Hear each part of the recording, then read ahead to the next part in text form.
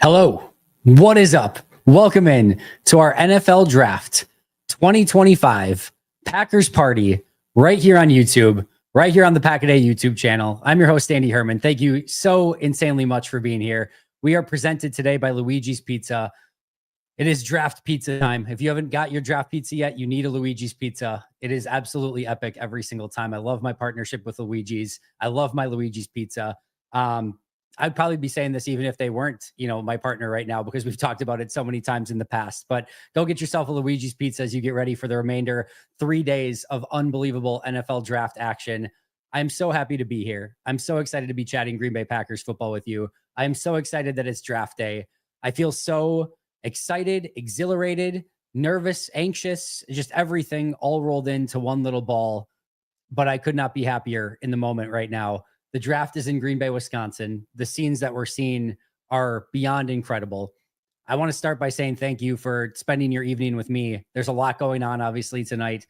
There's so many amazing people that obviously cover the draft in so many different ways. I appreciate you choosing to spend some time with me. We're going to have a blast. We're going to go through all of these draft picks one at a time, obviously, as they come in, go over my notes on the draft picks, answer all of your questions throughout the course of the evening.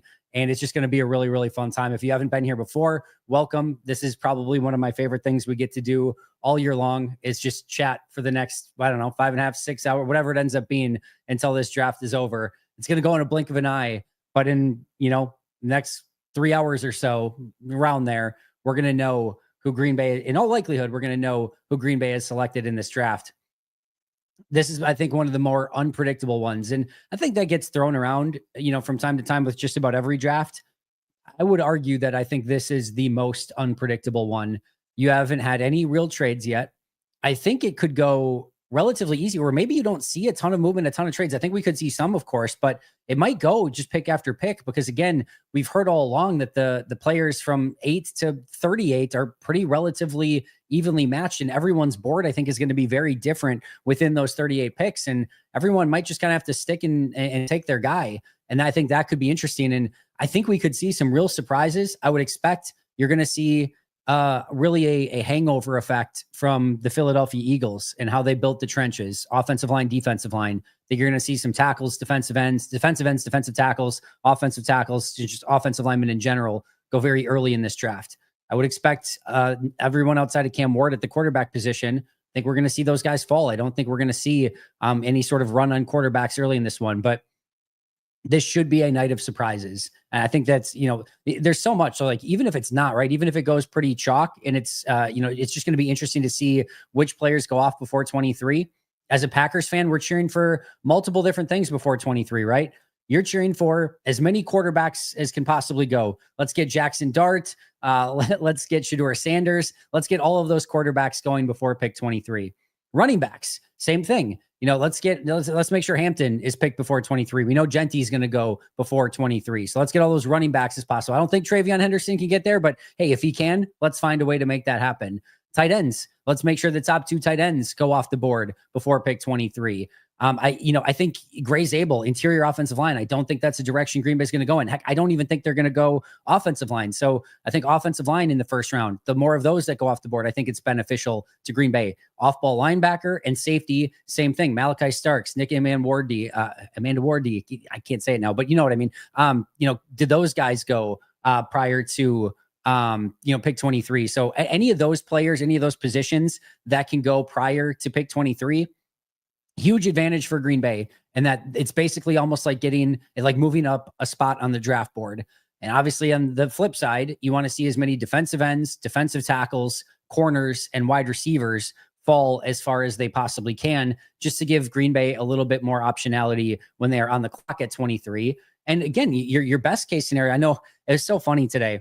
I posted the thing of Tom Pelissero and Albert Breer said it. There's been multiple people that said Green Bay has interest in trading down in this draft. And there's so much overflow of like, of course they're going to move down. What a pathetic franchise. First of all, moving down from 23 does not mean that it's going to be tomorrow. They could easily move down to 29, 30, 31, 32. Those are possibilities as well. And as I've floated the idea, even if they move down with the Giants or the Browns, there's so many teams that want to move down in this draft. Don't be surprised if Goody pulls a Jair Alexander situation where he goes and he trades down, to maybe the early part of round 2, and then comes back up at the end of round 1, trading with a team like Philly or Kansas City or someone like that. So just because he trades down does not mean he can't potentially come back up a little bit as well and still take somebody in the first round of the draft. I didn't know if this was going to happen this early, but friends, ladies and gentlemen, the one, the only, Justice Mosqueda. Where's the mask? No Lucha Libre mask today. It's out there. It's on the duck right now. All right. We'll see. What would it take? What pick would it take for the Lucha Libre mask to come on tonight? Who do we have to get? Shamar. All right. Shamar's the pick. He's wearing green. He's at Lambeau. It's fate, Justice. I need it. I wanted to pop in. I was watching your stream and then I'm getting a bunch of texts. I think I know the top 6 picks. Okay, let's go through it. Top 6 picks. We're gonna get spoilers right here from Justice Mosqueda on the top 6. Let me see if I can do this. All right. Number 1 is Cam Ward. We're going to go there. Number 2, I think, is still going to be Howard. Hunter. I'm off to thank you, Hunter. I'm off to a great start. Yes. Travis Hunter. I don't know who to, but I think it's going to be Travis Hunter. 3 is Abdul Carter. 4 is going to be offensive side. I'm going to say Will Campbell still, but we'll see. And then 5, I'm going to say is going to be Genty, but I don't know who to. And then Raiders at 6. Hold on. Let me think. Are we going Banks here? Are we going Banks at 6 to the Raiders? So you got it. The only big questions I have right now, right? So the conversations that are happening. Jacksonville's been trying to move up to 2 for Travis basically the last 4 days. They basically came down to a consensus of, okay, if we're staying at 5, Genty is basically going to be the pick because Carter and Hunter are not going to be available, right? And I think there are people in that organization who see that and are like, I did not like that. Let's try to either move up or move back out of this selection. I think because of the market, if they do move back, Genty is still going to be the 5th overall pick. It's just a question of like, is it the Bears trading up? Is it the Broncos trading up? Right? I think those are the conversations.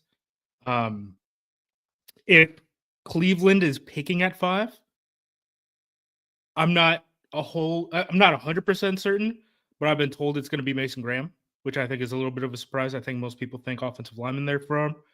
Doesn't seem like that's the way that they're thinking.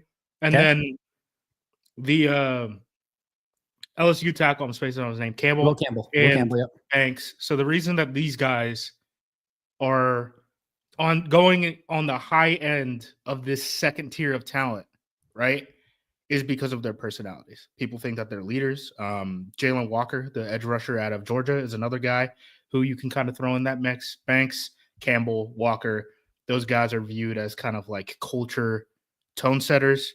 Mike Vrabel is in New England right now. Tom Brady is running a lot of the show in Las Vegas right now. So that's kind of their first year tone setting agenda is coming through these first round picks. So sure. That's my understanding. I think the only hiccup is if Cleveland doesn't pick 2 and they flip with Jacksonville, one, I still think it's Hunter is still going to be the pick at 2, right? The only question mark I have is who are the Browns going to pick at 5? But I really think this draft starts at 7 because I don't think anyone knows what the hell the New York Giants or New York Jets are doing. I just want to come in and kind of paint the picture of the draft before I have to dip out, which I'm probably going to have to whenever the draft actually starts. No, that's all good, man. So, all right. So we kind of know an idea of potentially what the top 6 is going to look like, which is fantastic. Then, as you're starting to get closer to this idea of what Green Bay could potentially do at 23, I'll give you the odds have not changed today, Justice. They've been remarkably consistent all throughout the day. Defensive lineman / edge plus 115, corner plus 145, receiver plus 470, and everything else basically might as well be off the books at that point. So still feels like those are the favorite positions. Have you had any sort of change of heart, any whispers, anything that you're sort of hearing or thinking as we could get to 23 tonight? Andy, here's my nightmare. Okay. Todd McShay, who's very well connected. Most of the things that I've heard throughout this draft process, McShay's also heard, which I haven't checked out McShay stuff until the last day. I watched his last mock draft. But that gives me a little bit of ease when I'm saying some of these things where I'm like, oh, okay, no one's sending me So down far a out there. wild goose chase. Or if we're on a wild goose chase, We're in it McShay and together. I are hand in hand. Yeah, exactly. Yep. We'll fall on the sword together. He said 3 guys are being linked to the Packers a lot.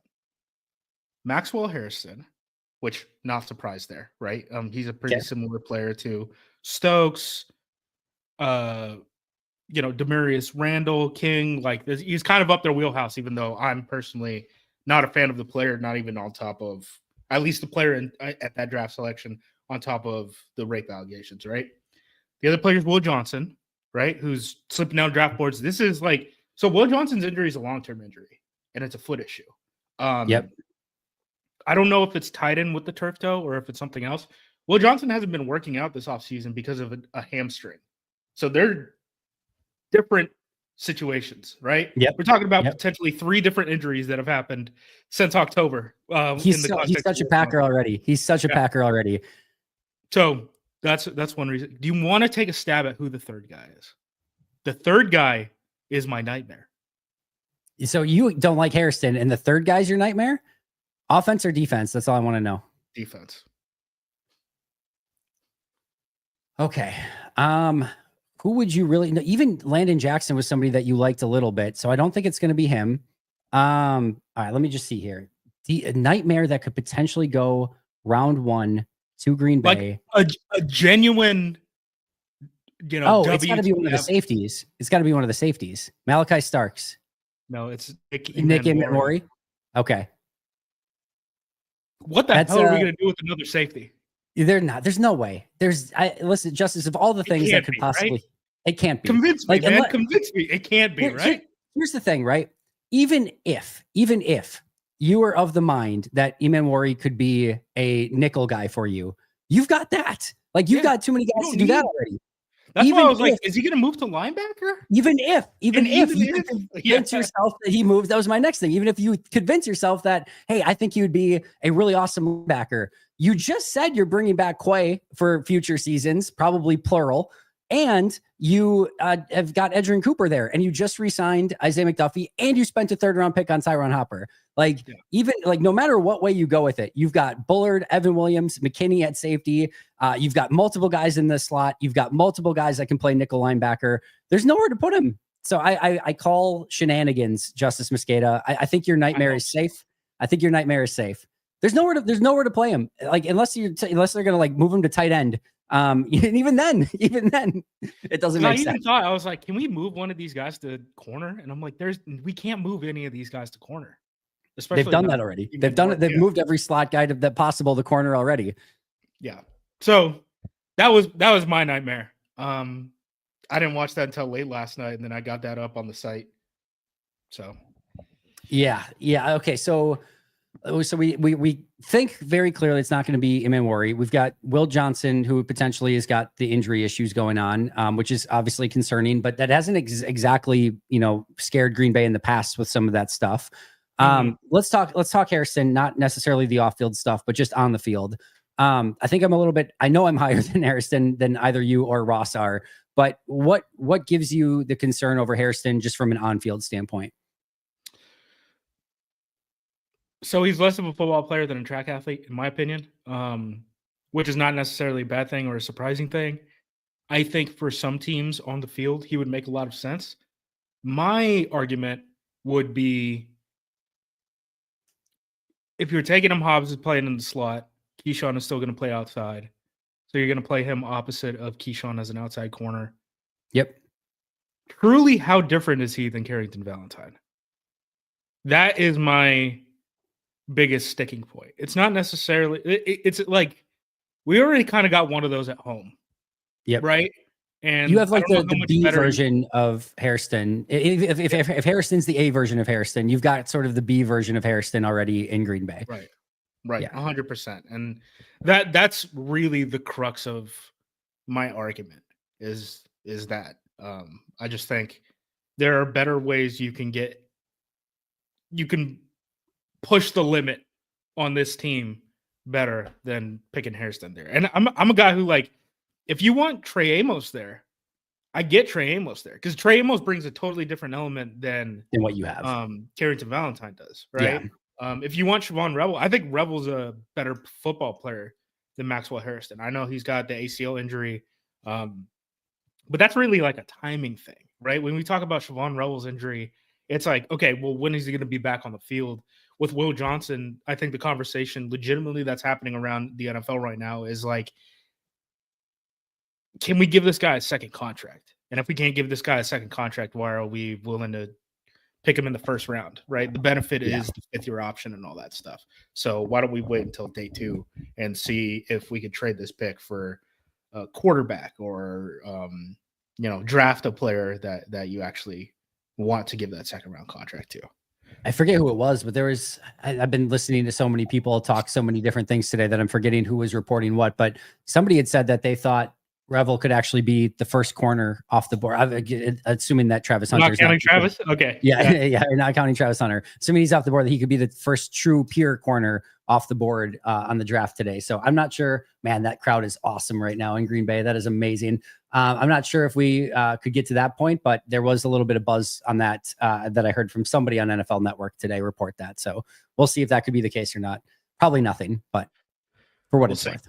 We'll see. As far as the draft crowd goes, John Meerdink, who works for us at APC, said like 15 minutes ago, he was like, yeah, I just got a text alert that they're at capacity at the draft. And I'm like, it's a half hour before the draft even started. I was like, the spillover is going to be interesting. So how can they be there's like, I can see, like, I guess, yeah, it is pretty jammed up. That's crazy. I don't know.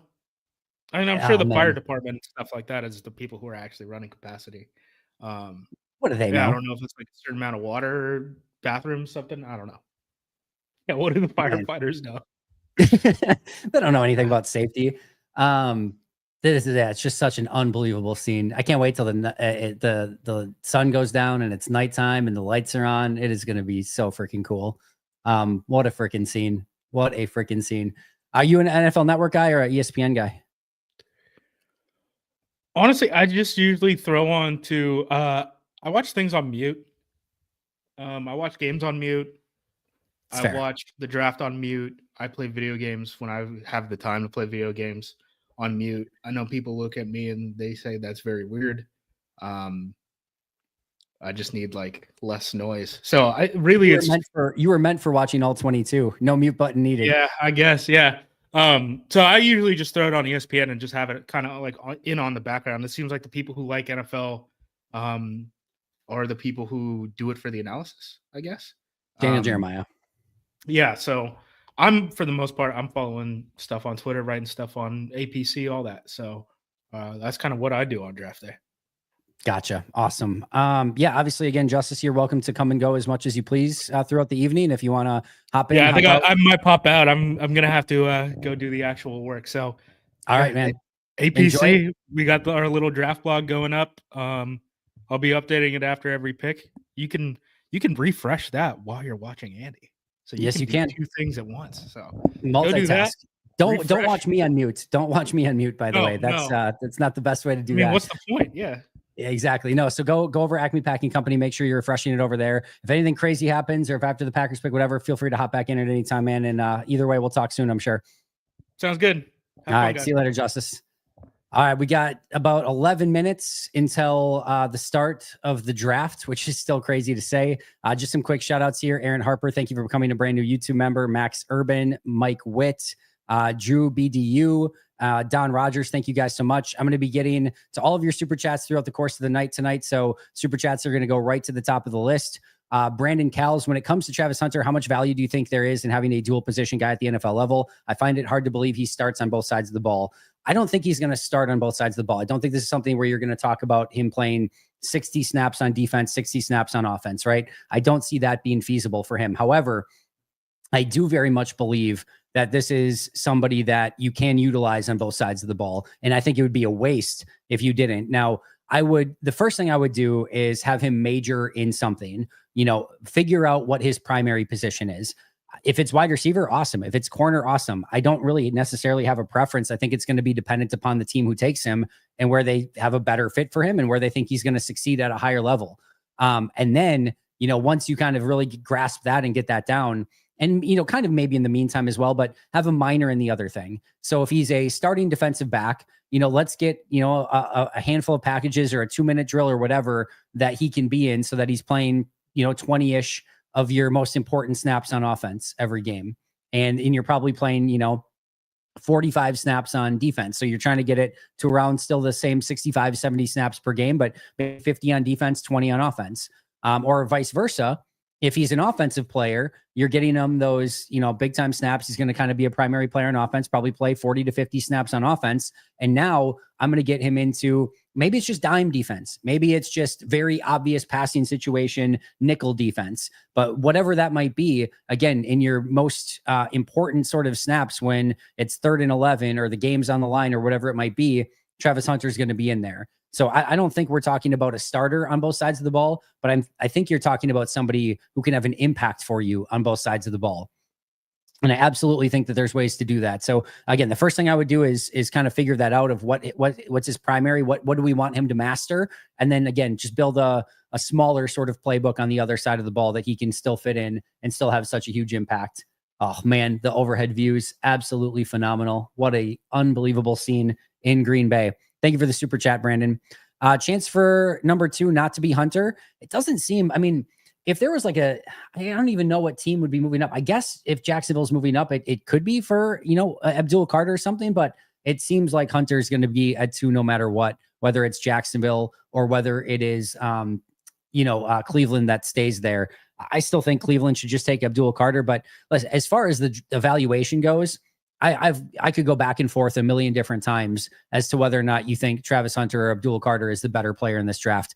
And whatever one is your cup of tea, it's fine. They're both unbelievably incredible players. They're the 2 true stars of this draft. Although I don't think, despite him going number 1, I don't think Cam Ward is getting the credit he deserves. I think he's a legitimate, worthy number 1 quarterback in this draft. And I think just because maybe it's been a foregone conclusion, and maybe B, because it's been labeled like a weaker quarterback draft and things like that, I think he hasn't maybe got some of the love that he deserves, but he is very much worthy. There's a reason that Tennessee has had no interest in getting off of that pick. He should go on. There's another reason too, where I think the Giants were so aggressive in trying to get up to the number 1 pick. Like I said, very, very worthy of being there. I actually have Cam Ward number 1 on my board, and then I have Abdul Carter, and then after that I have Travis Hunter. So those are my top 3, and then I have Ashton Genty at 4. So those are my top 4, and I think those are the 4 stars of this draft: Ward, Carter, Hunter, and Genty. There's a reason that all 4 obviously are going to go in top 5. I'm not having any big spoilers here, but in my order, it's Ward, Carter, Hunter, Genty. So as far as whoever takes Hunter at number 2, to me, that is not a indictment of him as a player. I think he's phenomenal. He's a really, really fun player and could add so much value to your team. If I were Cleveland, like I said on the mock draft that I did, become great at something. You're so terrible at everything. Become great at something. And to me, if you've got Myles Garrett and Abdul Carter that are working hand in hand together, you've now got something that is going to be a pain in the ass for 31 other teams when they have to go against Cleveland. You might not have to scheme much against anything else, but you're going to have a really tough time if you've got to go in some obvious passing situations against those 2 pass rushers at any given down. So that's what I would do. But, Cleveland's going to do their own thing. And it looks like if they stay put, they're going to take Travis Hunter. Red Dwarf Slayer, thank you so much for becoming a Pack a Day podcast member as well. So thank you for that. Obviously the chats are going to be wild today, guys. So I'm going to get to as much as I possibly can throughout the course. Again, if you want to make sure that you get your chat in, make sure to do a super chat. I'm going to get to member chats as much as I can as well. But you're all welcome to ask as many questions. And like I said, we're going to have a lot of time to get through pretty much everything as we go through tonight's draft. And again, I can't thank you enough for being here. Let's pay some bills really, really quick here. We've got Habish. I want to thank Habish sincerely for taking the time to sponsor our show all weekend long. So Habish, Luiges, both of them have been such amazing partners. Make sure that you're supporting both of those. Listen, serious injuries need serious representation, and that's exactly what you get with Habish Rotier. They've recovered millions for clients across the state of Wisconsin because to them, getting you the compensation you deserve is not just a game, it's a commitment. When you call Habish, you're going to talk to a lawyer directly. Their number is 800-242-2874 or 800-2HABISH, or find them online at habish.com. Habish Rotier, national reputation, hometown service. Again, make sure you're going out and supporting them because they are doing such an amazing job of supporting us. Charlie, just want to give you a big thank you for all that you've done for the draft. Charlie, you are more than welcome. It is a unbelievable labor of love. I'm so glad that we've got Ross Uglum to cover a lot of the individual draft reports all throughout this time, to kind of give a different perspective, all the mock draft Mondays. So yeah, I really appreciate all the work that he's put in as well. Andrew Merteg and Kyle Fellows for doing the On the Clock series, just so much really cool stuff. And obviously all of our Pack-A-Day podcasters that have gone on and talked so many cool draft topics. Dan, Monty, and Camille doing some really fun game show stuff. That's been awesome as well. So whatever your flavor of draft coverage is, we've hopefully had you covered in some way, shape, or form. And I really appreciate that, Charlie. Do you know if Green Bay attended Benjamin Morrison's workout this week? I do not know that off the top of my head. No, I apologize. Adam, thank you for that. The absolute best. That is very much an Andyism, so I appreciate you a ton.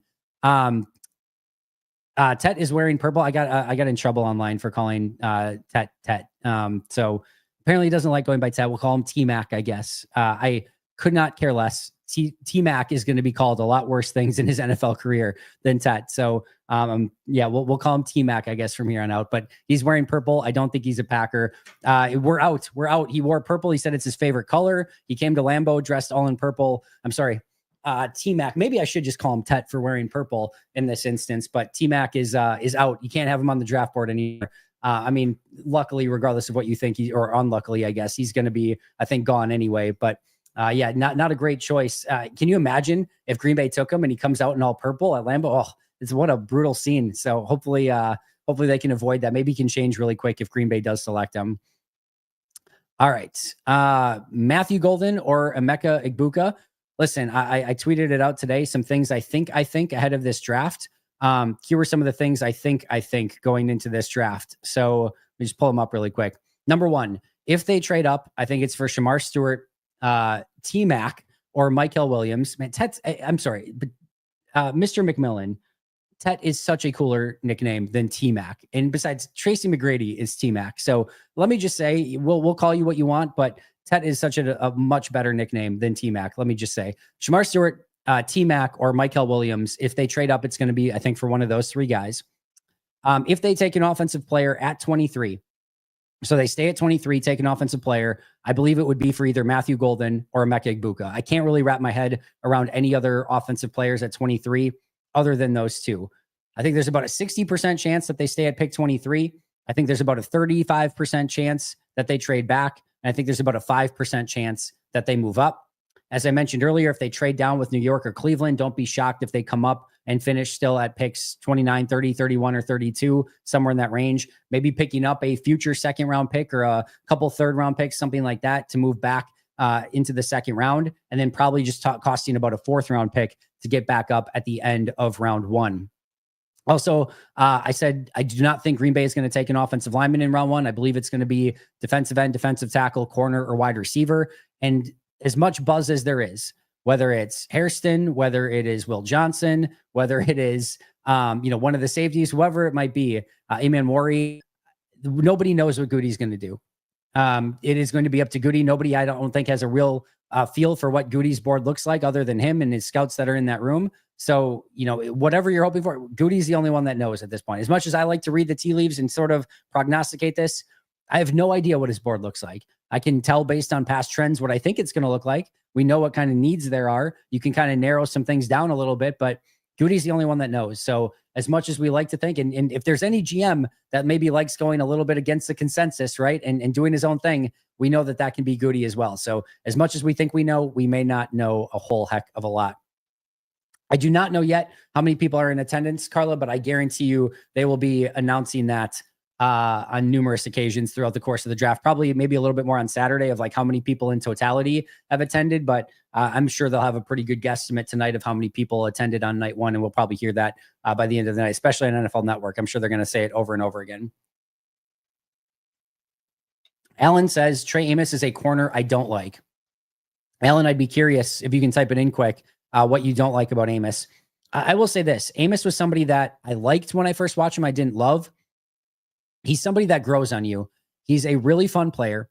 I don't know that he's like, I was talking to John Papadopoulos in lacrosse the other day, and I kind of equated him to, the draft is starting. I kind of equated him to Elton Jenkins. Like, I don't know that he ever becomes like this unbelievable, great player, but I think he's going to be a guy that you really, really appreciate having on your team. He's just good. He's long. He's breaks up a ton of passes. No panic at the catch point. Just a really, really talented football player. Again, maybe not the high end, super freaky upside, but just good at football. And you can never have enough of those guys. For Diana Rossini, the Denver Broncos are making an aggressive push to get into the top 10 per multiple sources. We'll see if they ultimately do that. It doesn't look like there's a ton of other stuff that's kind of going on here. All right, so that's it for now. Security temporarily stopped letting people in as they hit capacity. Yeah, that doesn't surprise me. That when I was in Vegas, they were getting close right before we got into the Vegas area. So it does definitely fill up fast. So I mean, people will come and go throughout the course of the night, and people will be able to get in. And like, it's all going to be insanely busy all throughout the draft area. I'm sure back in the Titletown district area, that's going to be packed. I'm sure at Lambeau Field is, filling up in the red carpet area. So it's going to be really fun to see. But I'm just taking a moment, guys. The 2020, man, literal chills and goosebumps. Like I would do a rock and show you if I didn't have a long sleeve shirt on, but man, just letting that soak in for a second. Man, so cool. So freaking cool. The NFL draft, pick one on the clock, or about to be on the clock. The Tennessee Titans, Roger Goodell will come out soon and officially start the draft. But wow, unbelievably awesome. All right, Shane. Regarding the replacement of Jair, cornerback is shallow this draft. If we don't go corner in the first, are we just hanging the season on Keyshawn Hobbs and CB? I was actually, Shane, I'm glad you brought that up. I was actually going to bring that up to Justice, and I didn't get to it before he had to go. But one of the reasons I do think that, corner could potentially be something that they look at in this early in round one is because it does sort of fall off a cliff a little bit more than maybe some of the other positions. So, sorry, I got the wrong thing up here. Yeah. So if you look at corner, you're kind of looking at in the first round, Travis Hunter, of course, is going to be gone. Jahdae Barron, Will Johnson, maybe Trey Amos, Maxwell Harrison, right? Then in round two, you're kind of going with maybe a couple of the injured guys, Benjamin Morrison or Spawn Revel. Those are two of the more, kind of injured guys that you have to kind of figure out. Azariah Thomas might be in that range as well.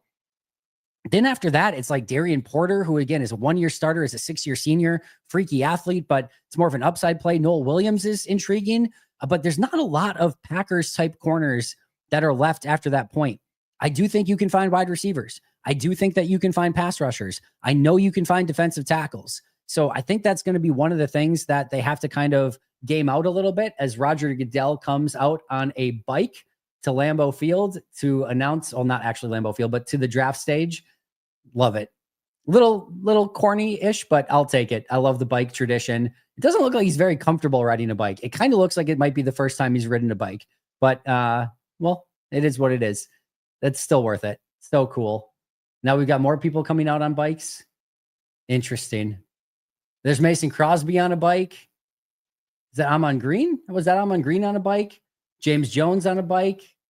Awesome. So cool. But yeah, the corner class, long story short, does fall off quite a bit once you kind of get past that first round. So that could be something that plays a factor in it to whether or not they kind of go aggressive at corner in the first round. Brandon, if we have Golden available, I think we'd be foolish to pass on him. I think he's definitely going to be in the conversation if he's there at pick 23. No questions asked. You have a very talented wide receiver. He can do a little bit of everything. I think he'd come in and make an immediate impact. He's got great speed, good hands, good route runner, solid after the catch. Not maybe spectacular at anything besides that 4.240, which doesn't quite translate as much on field, but still a very talented wide receiver. And if he's there at 23, I think he's very much going to be part of that conversation. Love the bike riders. Me too. It's really cool. Was that Lil Wayne at the end? That's awesome. I couldn't tell for sure if that was Lil Wayne or not. I thought it was, but I didn't know for sure. But that is very cool. I would be really pissed if we don't grab Thornton in the 4th or 5th. Let me just say this. If you're tethering yourself to one player at any round of the draft, like just be careful. There's 32 teams that are picking these players, and there's 300 guys that are capable of being drafted. You don't have great odds of the one guy that you want, regardless of the round, going to your team. So I like Thornton a lot as well. I think he brings something unique to this team that they're maybe missing, especially with Watson out. But for now, I think I think you just be careful tethering yourself to any one player. Andy, when will I be eligible for a gold jacket? I don't think it's going to happen anytime soon, Drew DB or BDU, but I appreciate that. All right. Where else we got here?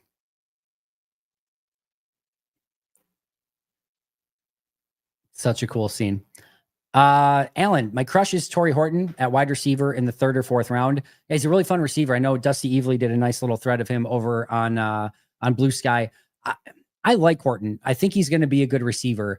I think he's going to take a little bit more time, and which is why he's probably going more in that late 3rd, 4th, I think even maybe 5th round range. I think he's got, again, a lot of talent, but I think it's going to take a little bit of time to unearth that, which is fine. You don't necessarily have to have him come in and play right away. You can take a little bit more of a draft and develop approach with him. That's not the worst thing in the world. I just didn't see a receiver that was maybe ready to come in immediately and have that immediate impact. But I mean, he can be a number 4, number 5 wide receiver. I'm not concerned about that. I think he can certainly do it. I just don't know that you're going to come in and get a big time contributor with him. But in the 3rd, 4th round, you're not necessarily banking on that anyway. And he's a fun player. He hits everything that they look for. So I'd have no issues with that.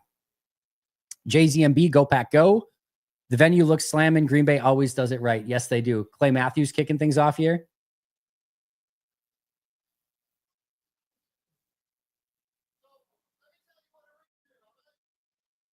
Clay Matthews. Gotta love him.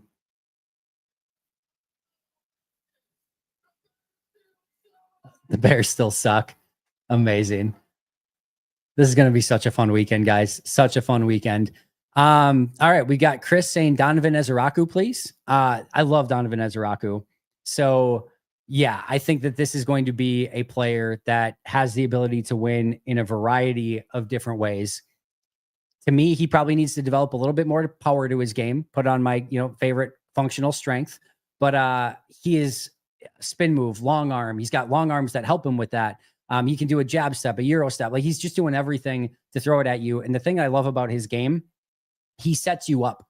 This is not an edge rusher that's just fast, get to the quarterback.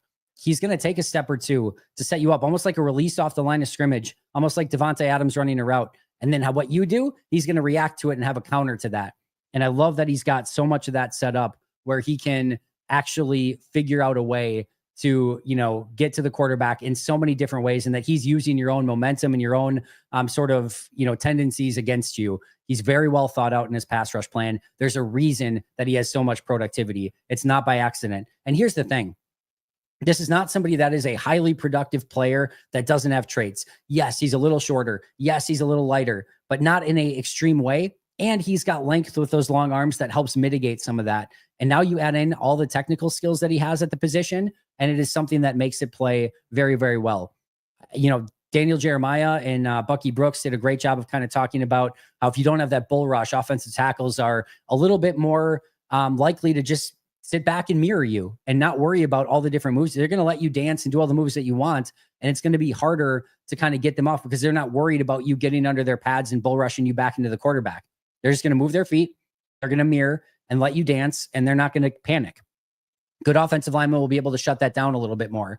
So when you ask, or thinking maybe why he's not going maybe top 10, top 15, or whatever it might be in this draft, that's what teams are concerned about. Everyone kind of thought Laiatu Latu was going to come out and set the world on fire, and he didn't. He was good, and I think made some impacts a little bit later in the year, but he was not a Jared Verse. How Jared Verse won was with pure strength, power, and physicality, violence at the point of attack, and could really, bull rush people and then get off of blocks at the point of attack.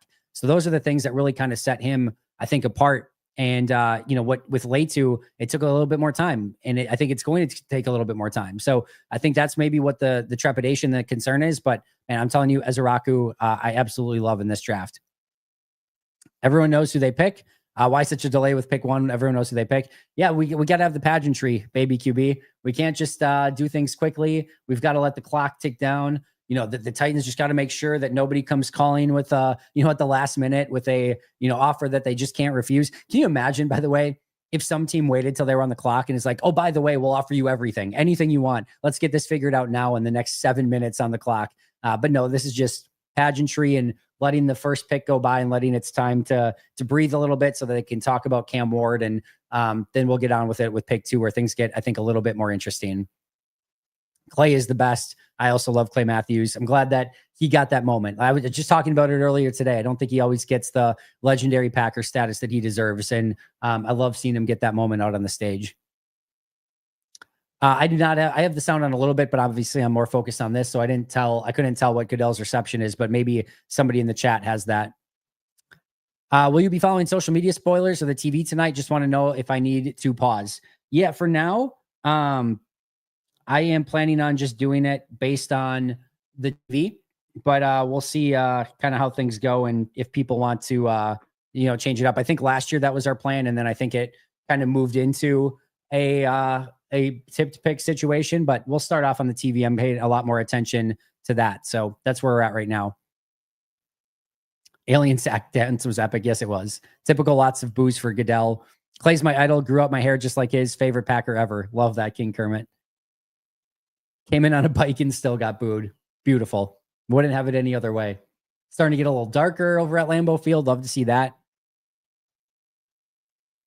I mean, that's just, you have to understand, like, it's like a heel coming out in wrestling, right? The boos are almost a sign of endearment at this point. Like it's like when Kurt Angle came out and everyone chants "You suck." Like they're doing it almost because they like him at that point, right? I don't know if it's exactly that much with Goodell, but it's just sort of a rite of passage with a commissioner. You're going to boo that guy no matter what. It just is, again, sort of goes along with it right now. So I don't think the Packers fans are anything. There's anything to be upset about with Packers fans. Exactly, it's more of a meme now. Still light over there. Yeah, Goodell knows what's going on. Exactly. I don't know if you heard Clay, but I think everyone was still cheering him to remember to boo Goodell. What's your best guess for the pick right before the pack? It's going to be someone we want. Oh, that's a great point. So the Chargers pick a pick before. They certainly could take a wide receiver. It could be a Golden or an Igbuka, and that would be one I'm sure fans would be a little bit disappointed in. Could be a defensive end. Could certainly be, one of the defensive ends or even a defensive tackle. It's a former Michigan head coach, right? So if you want Will Johnson or Kenneth Grant and they're on the clock, they could be the potential pick there. So yeah, I think there's a lot of different directions that could go for the Chargers. And especially if you're looking at somebody who could potentially get taken that maybe Green Bay wants, Chargers are definitely a little bit in a seat where they could potentially do that to Green Bay. Yeah. The contract for the Goodell thing is still a little bit crazy to me.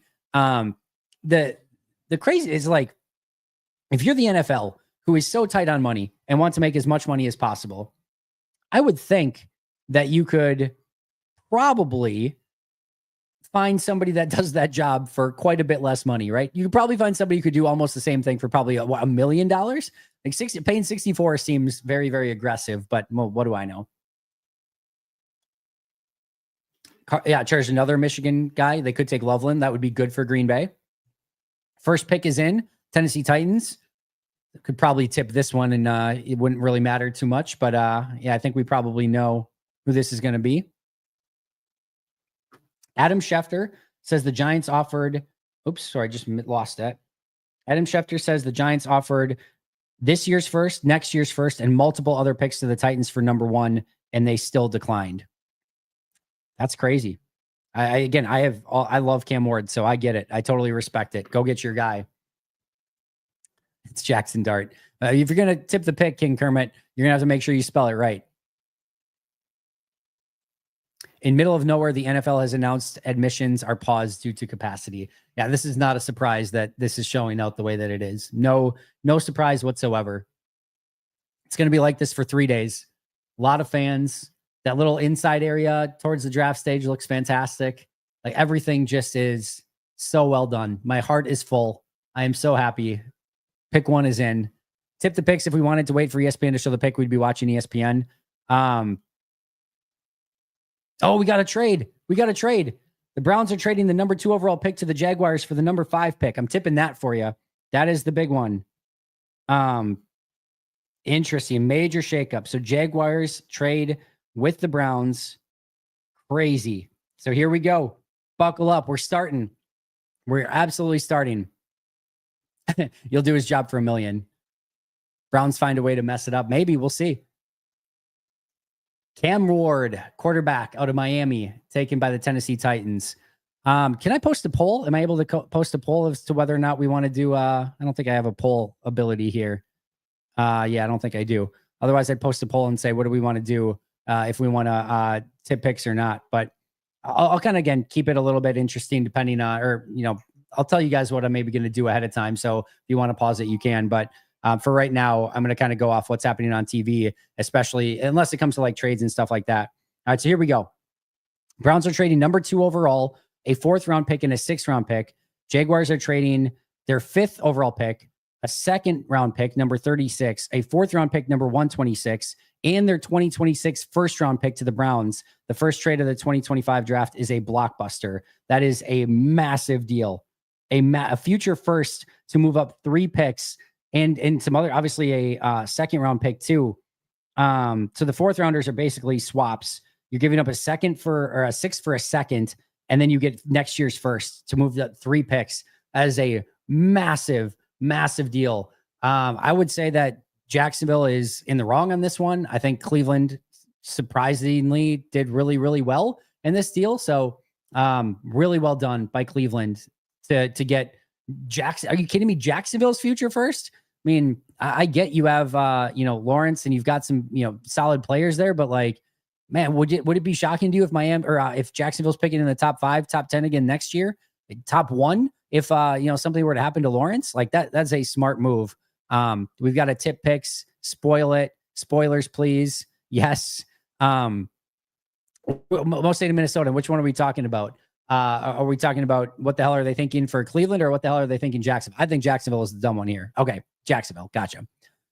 In the trade depends on what Travis Hunter ends up as. I mean, yes, but this is a major, major move for a non-quarterback. I think this is over aggressive, quite frankly.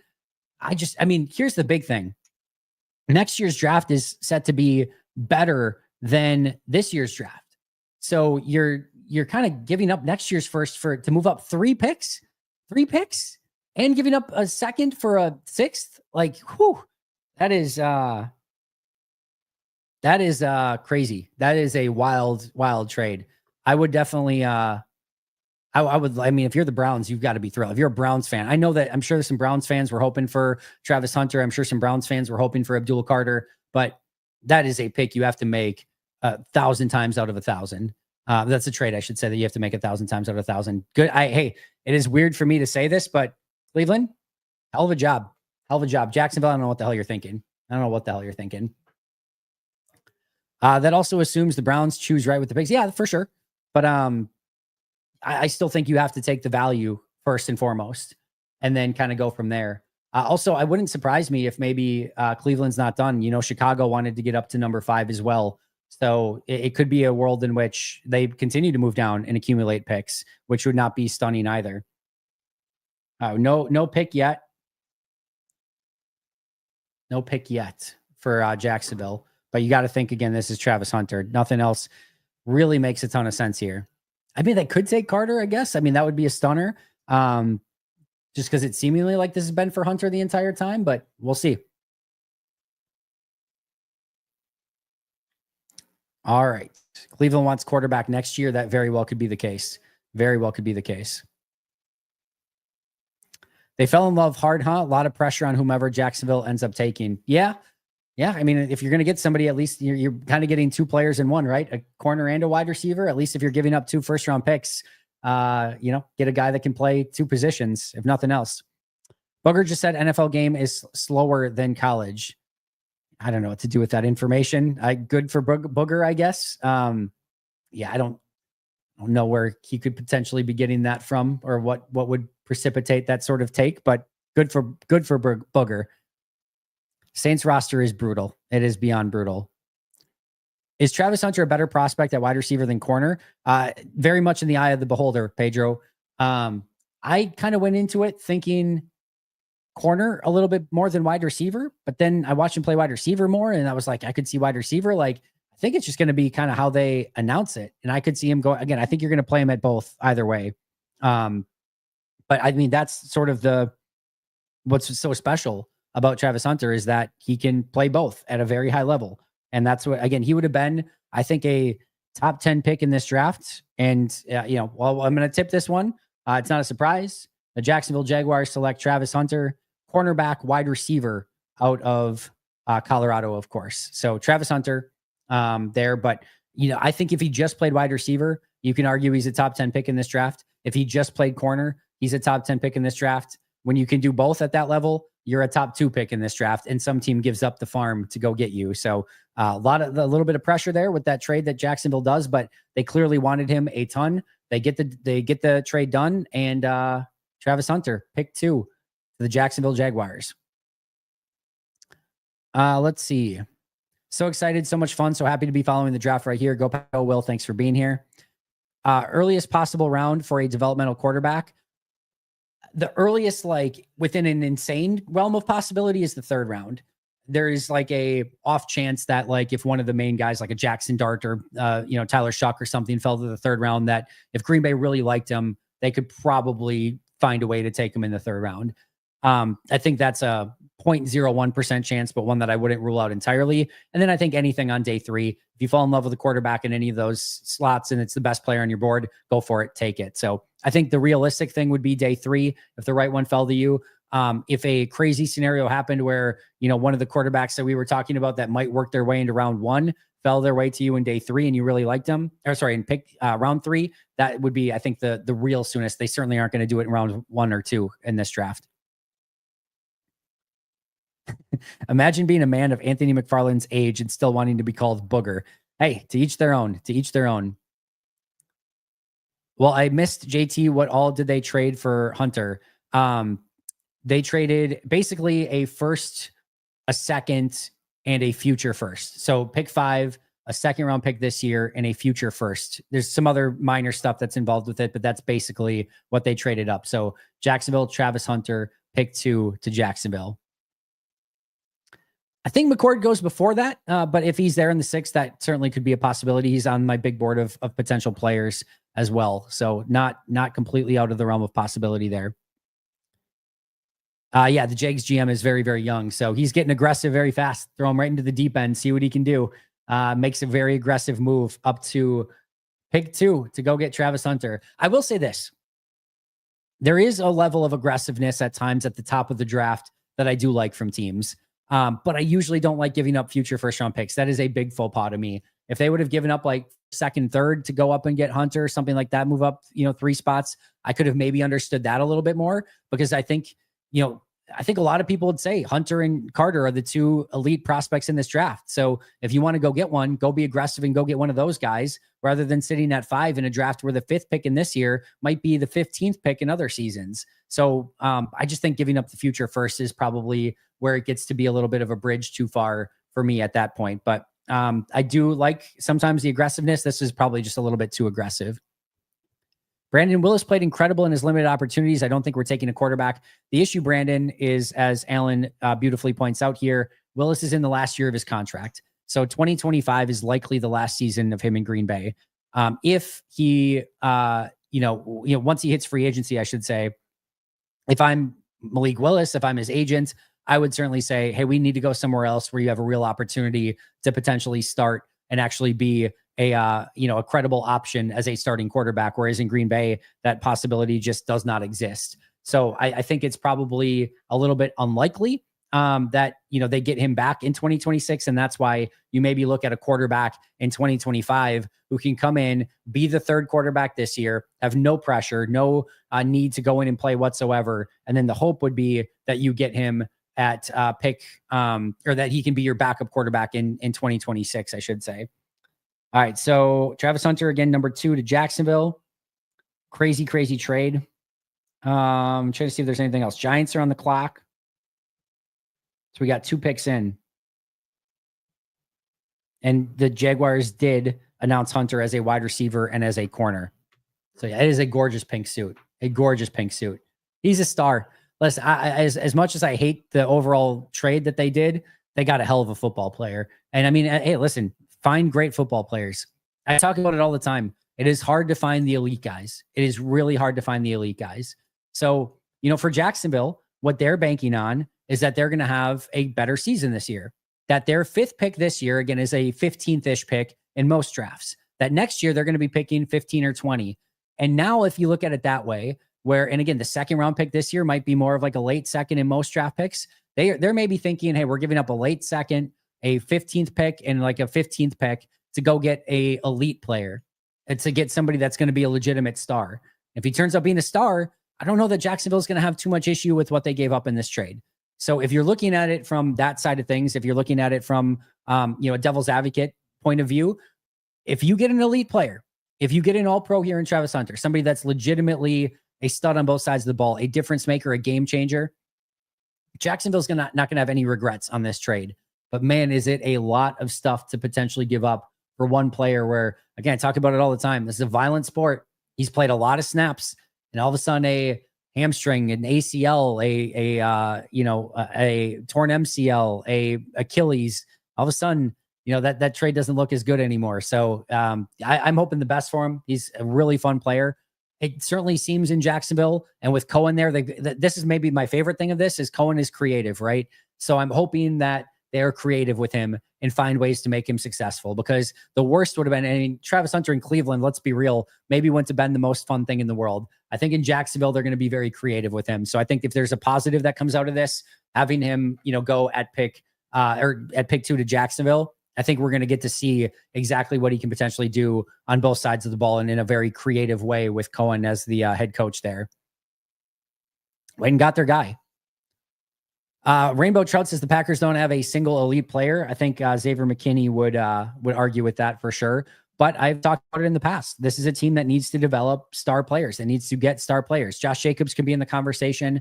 I think, it's hard to be a star at tackle, but I think Zach Tom has every right to be in that conversation as maybe the best right tackle in football. Maybe not quite there yet, but I think he can get there. And then they've got a lot of guys that are super talented that, again, if they reach their ceiling, you can probably go in a lot of different directions with it, right? Where they could become maybe stars in this league. But I do think that they need to continue to develop these players and get stars in this league. Obviously, Jordan Love has the ability. Now can some of these guys just put it together? Hilarious how Hunter was so excited versus Cam just was monotone. I mean, first of all, it's not anything crazy where you've got a wide receiver corner that's a little bit more exuberant, right? That's just the DNA of a wide receiver or a corner, and he's got both, right? Cam, he's more calm. He's got to be the quarterback. He's got to be the face of the franchise, a little bit more even keeled. So he's got to be a little bit more reserved in that. Whereas, if you're a wide receiver corner, you can be as eccentric as you want, right? By the way, what you're seeing here, if you're watching NFL Network with Travis Hunter, maybe the most elite ball skills that I've seen coming out of college. I don't know. Andre Johnson maybe is in that category. AJ Green, the wide receiver in that category. But I mean, just Larry Fitzgerald maybe. But as a corner, maybe the best that I've ever seen. Just unbelievable ball skills and body control. When you want to talk about elite superpowers, body control and ball skills, just through the roof elite for Travis Hunter. So, and again, some of the best that I think you could ever see in football. Like, they're that good. So again, there's a reason that Jacksonville wanted to go up and get it. Pick is in for New York. Let's see, I don't know if we have we have the pick is in. Number 3, tipping it. I'll give you guys a second if you want to mute it. Pick 3, the Giants are selecting, as you would expect, Abdul Carter, defensive end out of Penn State. Obviously a massive selection for them. I think this is about as good of a, the Giants were in a great spot where there's 3 elite players that they probably would have wanted, right? Cam Ward, they would have, I think, preferred the quarterback if they could have. And then they are just sort of in the situation where of the 3 main players, Cam Ward, Travis Hunter, and Abdul Carter, they didn't have to do any decision-making, right? Other than it sounds like they tried aggressively to move up to pick 1. They didn't have to do any decision-making. They were just going to get whoever was left of the 3. And it just so happens that it's Abdul Carter, and he was second on my board. I think they get a phenomenal player. This will increase some, Kayvon Thibodeau trade odds. I know some people were very interested in Kayvon Thibodeau as a potential trade option for Green Bay. I'm not a fan. I would probably not go in that direction, but he's an interesting player. I just think that there is now some possibility of that happening. I just think that Green Bay probably goes younger and tries to maybe pick someone up in the draft this weekend. All right. Woodson's definitely in that conversation as well. I mean, again, but that, Alan, that's the company that Travis Hunter is keeping, right? We're talking elite Hall of Fame level players is the company that he's keeping for some of the traits that we're talking about here. Abdul Carter is, again, one like the more that you watch him, the more that you realize he is such a pain to block. And I talk about this all the time. If you want to watch Abdul Carter, don't watch Abdul Carter. Watch the offensive tackle that's crapping his pants trying to block Abdul Carter. And you will gain such an appreciation so fast for Abdul Carter. He is so quick, so fast. And just when you think you got a beat on him, he changes speeds up on you. He's got a counter move. He is obviously an incredible athlete. He is going to be a stud in New York. This is a very good pick. The Giants found a way to not screw this one up, a franchise that screwed up a lot. There was buzz today that Jackson Dart could go number 3. I never really bought that. But if they would have done that, we're just like having a, crap on New York Giants party. But they got this one right. They took the best player remaining on the board. And this is now, I think, a little bit more where the draft gets interesting. And we may know still the next, at least the next pick for sure. I think it's probably going to go, with the offensive tackle here, Will Campbell, that we're probably looking at to New England. But, after this, I think it starts to get a whole heck of a lot more interesting. And we sort of knew the order of the top 3 players, we already had a major trade with Jacksonville and Cleveland. So very, very interesting in that regard. And again, I think it only gets more interesting from here on out. Drew, I'm so sorry, my man. He was close, just 20 small picks away. Very, very close. All right. Have we been talking an hour already? Holy crap. That was the fastest hour I've ever had, I think, in anything that I've done, maybe in my life. Elliot Wolf on the clock for the Patriots, of course. Yeah, it wouldn't surprise me if the Browns are moving back. No, listen, the Browns should try to move back as much as they can. Pick is in for the New England Patriots. They wasted no time whatsoever. Again, it seemed like the consensus was, to tip picks. So Will Campbell, offensive tackle out of LSU. I think we did this last year. Here's the thing. If I'm going to tip picks for now, if you want me to stop tipping picks, then do a super chat. And then if somebody supersedes that super chat to tip picks again, I'll go back and forth. So whoever is the highest bidder, I will continue doing. But for now, I'm going to continue to pick at this point in time. But LSU offensive tackle, Will Campbell, 4th overall pick. Again, a little bit chalkier so far with going back to back players that we expected. But the big move, of course, Jacksonville and Cleveland switching spots. And now Cleveland on the clock at pick 5. All right. What Packers pick gets you to shotgun a beer? None, because truth be told, I've never shotgunned a beer before. I've drank a lot of beer. I've drank beer in a lot of different ways, but I've never shotgunned a beer. I think me doing that live on camera is not beneficial to me at the moment. Also, in the studio is probably not a great idea. And also, I need to work the rest of the night. I need to put out the emergency podcast as soon as we're done with round 1. Got to continue to do this. And then, of course, put together tomorrow's podcast as well. So we've got a lot to go over. But yeah, for now, I think shotgunning a beer is probably not in the cards for me. So sorry about that. Keep tipping picks. So we're gonna keep doing that for now. All right. Time flies when you're having fun.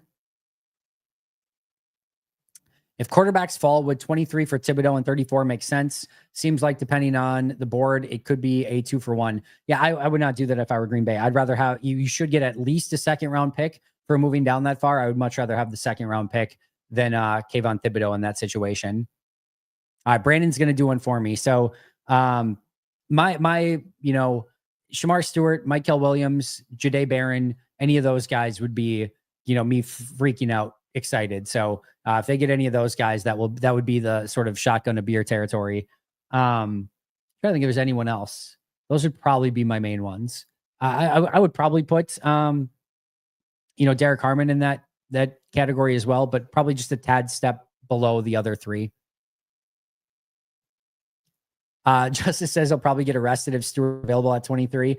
What is he going to do if he's available at 23 and Green Bay passes on him? Then what does he do? Browns are back on the clock at 5th overall after trading back with the Jaguars and picking up a ton in return. Let's see. Yeah, I don't think any buzz yet for what Cleveland's going to do at pick 5 if they're going to trade out or not.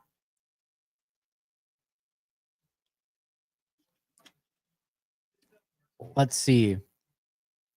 100. No, it's going to take, it's going to take more than that. I just have no interest in that at the moment either. I don't even know if I have a good beer to shotgun at the moment. I definitely have, beer in the fridge. I don't know that I have one that I would want a shotgun. I would want a lighter beer for sure if I'm doing it. I'll chug a beer. Even that's going to take too long. So yeah. Yeah. Also, for the Giants, Abdul Carter, Dexter Lawrence, Brian Burns.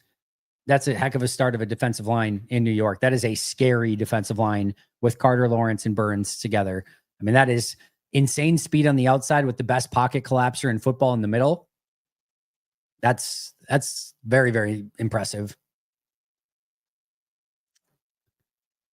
There's no way that's true. And is it? There's no way that can be true. I don't believe that. There's no way. I mean, they had to have known, right? They had to have known that they needed like all the beer. How would you not have all the beer? Like, what are they going to do tomorrow and Saturday? Like, that can't be real. That absolutely cannot be real. That's crazy.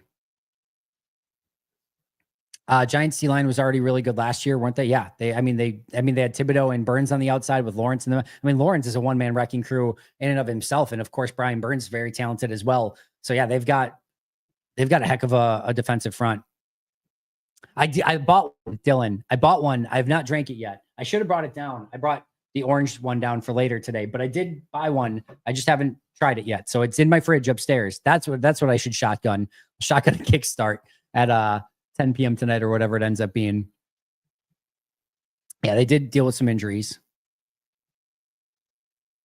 All right, so we've got Campbell going 4. Browns are picking at 5, so there is not a trade. Browns have selected out of the University of Michigan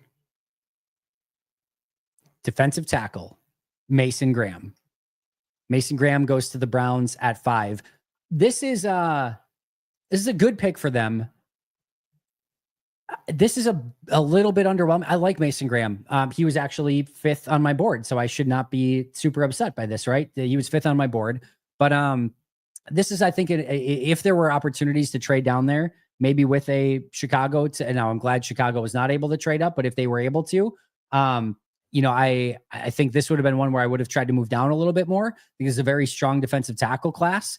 I don't know how much a defensive tackle changes that franchise right now, but I will say, again, what I mentioned earlier is start building something special with Myles Garrett. I do think Mason Graham next to Myles Garrett is still a very good pick. So not maybe an A+ here, but they got an A+ on the trade. I think a solid B+ here for Mason Graham, but very, very talented player. Graham's another one of those where he grows on you very quickly when you watch him on tape. He's one of those where you watch him immediately and you're like, he's fine. And then you watch the intricate details of what he does. I mean, very heavy hands, very violent, very physical, quick first step, rarely gets moved off the ball, holds up incredibly well at the point of attack, good lateral agility to get to his spots on the field so he can hold up and then get to either of his gaps, can 2-gap really easily. Great work to get inside and control the offensive lineman, plays with incredible leverage. You can stand him up over guard. They did a little bit of that with him at Michigan. He's a really fun player. This is maybe I'm even wrong on my grade for this. This is a really good pick from Cleveland. Again, he's one of those where we all want the sexy players, right? The Travis Hunters, the Abdul Carters, and the Ashton Genties, and all these players. But you watch Mason Graham, and he is it's meat and potatoes, getting you exactly what you need on the interior defensive line. You're not going to go wrong there. It's a good pick by Cleveland. I maybe take it back a little bit. Yes, Campbell went to New England at 4, and then we've got Mason Graham to the Browns at 5. So Campbell went to New England at 4, Graham to the Browns at 5. Salute to you, Andy, for creating the community you've created. Packers winning the Super Bowl this year. R.R. Smith, speak it into existence, my friend. It's going to be a fun year. Cannot wait for it. We got a lot of suit chat today. Horrible suit on Campbell. I didn't see it. Also, it's one thing that I just do not care about at all. I don't even pay attention to it. The pink one was cool. Was that Hunter, right? That had the pink one? But I did not even remotely look at what anyone's wearing. He's got a pinstripe on? I guess, yeah. I don't know. It's fine, though. Whatever. To each their own. think Genty, well, New England doesn't have 6. Vegas has 6. So I think Genty, there's a good chance to the Raiders at 6. Raiders are now on the clock at 6 overall. That's where we're at right now. Yeah, I also hate wearing suits. As you guys can tell, I'm a hooded sweatshirt and long sleeve shirt kind of guy. No, I already announced the Campbell one earlier. I tipped that one. And then later we tipped the Mason Graham one. So no, I went through both of them. I just maybe did it quick. How many third round picks would you have to get to trade out of the first round? 5?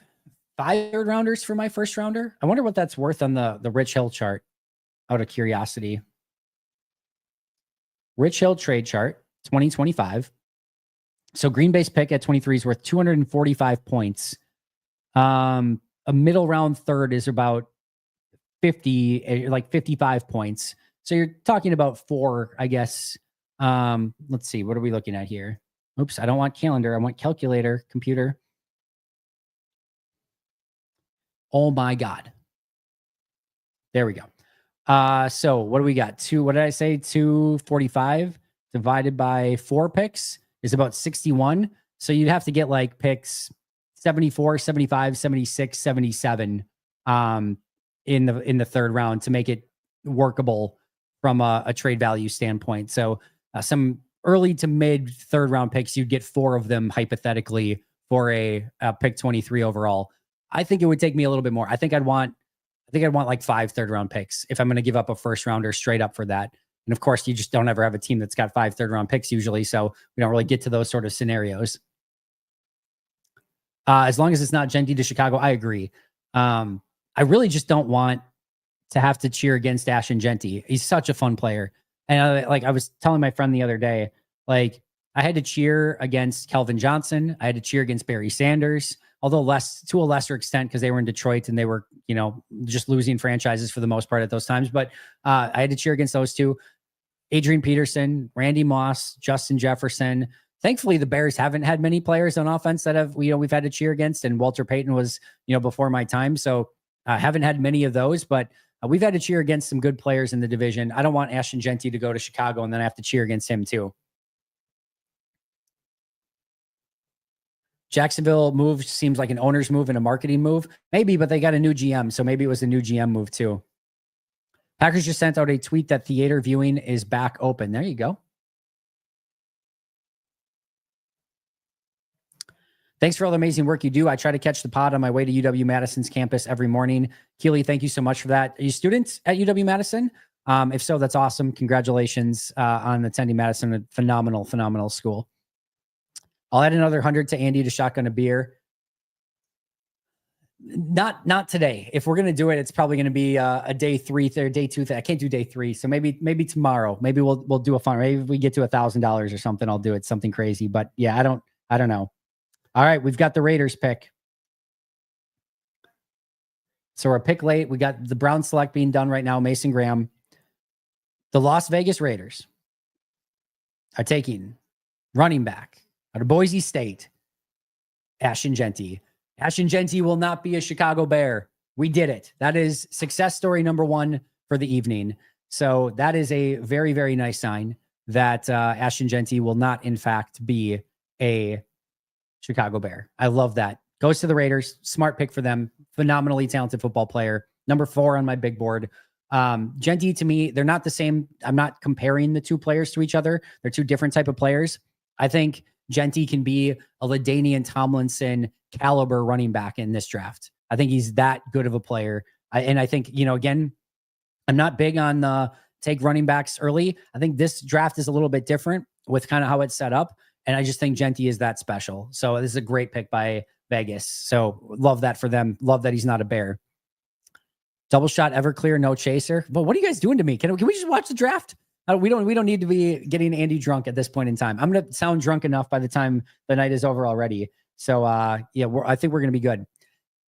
He was just messing with people, young Feezy baby. Ross is apt to do that from time to time. He had absolutely nothing that the eye emoji. I actually tweeted him immediately. I'm like, what do you know? He's like, absolutely nothing. So Ross is just being a little Ross right there. Is there a more Pete Carroll pick than Ashton Genty? No, probably not. Probably not. What, can I stand? I've never even tried this. Can I? Nope, I definitely cannot stand. That does definitely not work. I guess.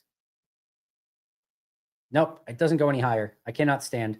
All right, now I'm going to fix my camera. That was very worthless and pointless. All right, there we go. Ish. Down a little. I don't know. That's good enough. All right. Genty's a fantastic player, but the Raiders are not. I mean, yes, Sean, you were 1,000,000% correct, but the Raiders are not anything away from success, right? So just get the best player. That's a start. You've got something. You've got something now. You've got a phenomenal running back. That's at least something you can start with. Damn it, Ross. I agree. I too will add $100 for Andy to shotgun a beer. Tomorrow we can have the conversation.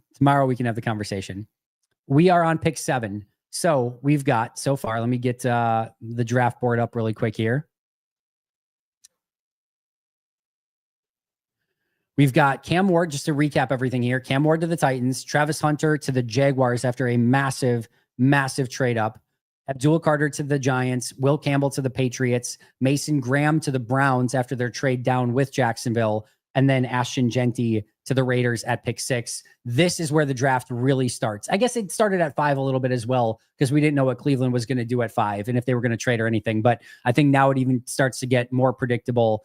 Genty goes to the Raiders, and now 7 to the Jets is where I think things start to get a little bit more unpredictable. Should be fun. Should be very, very fun. See, baby QB, Johnny, we're not getting Andy hammered. We can do this at some point. All right.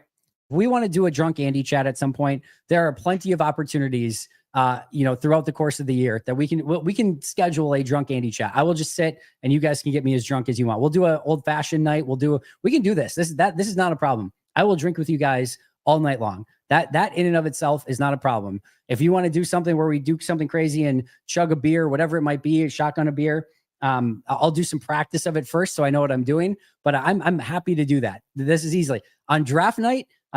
We do not need this. We have enough content that we can get through. This is not going to be boring enough where we need to see me completely drunk. I will get drunk on Mellow Yellow, on Orange Citrus Kickstart, on a very mini can of Coke Zero. That's my weapon of choice tonight. So again, at some point in time, I'm happy to put together a drunk Andy podcast. We can do this. That is not a problem. We'll figure out a date and a time. Sometime this summer, we will do a drunk Andy night on live. We do a live Q&A. Maybe we'll do something for charity with it. But we'll do something, and every something I've got to take a drink or whatever, until I pass out on camera, and then somebody can come check on me. But we'll do it. I promise that. With $1,000, we get Andy Herman for shotgunning a beer. Can we get him a high-low desk? Yeah, I've never wanted a high-low desk. I usually hate standing. Today, standing sounded kind of nice. All right, do we have anything pick 7 yet? Yeah, it's still weird seeing Geno Smith with the Raiders. I don't think we have anything for pick 7 yet. Jets are on the clock. Nothing as of note yet. I got to turn my space heater off. Give me 1 second. Yep. Easy enough. Mellow Yellow. I know. Mellow Yellow is very underrated. I am a Mountain Dew guy, big time. And of course, I got my kickstart here as well, but I do love myself some Mellow Yellow. All right. Couple things really quick. Just want to shout out Luiges again for sponsoring tonight's show. Awesome partnership with Luiges. So many different options. Here's the thing. What I struggle with the most with Luiges, if I'm being honest, other than their olives pizza, which we need to have a conversation about, is I can never decide if I want the thin crust or if I want the rising crust, the fresh dough pizza. It is a struggle for me every time to figure out which of the two that I am more in love with. And it's like a Sophie's choice, in which one that I'm going to eat on any given night. So right now I am craving, even now, I don't know. I think I want the ultra thin crust, but if you haven't tried their ultra thin crust, unbelievable. And if you're more of like a thicker crust, doughy crust, their self-riser, their fresh dough pizza is unbelievable as well. So check both of those out. After the draft is done, I will be having my yearly victory pizza or post-draft pizza. And it is definitely going to be a Luiges pizza. So make sure you're checking them out if you have not already. And again, thank you to Luiges for sponsoring tonight's show and all of draft weekend here on the Pack a Day podcast. All right. Alex going rising crust. Not a bad choice.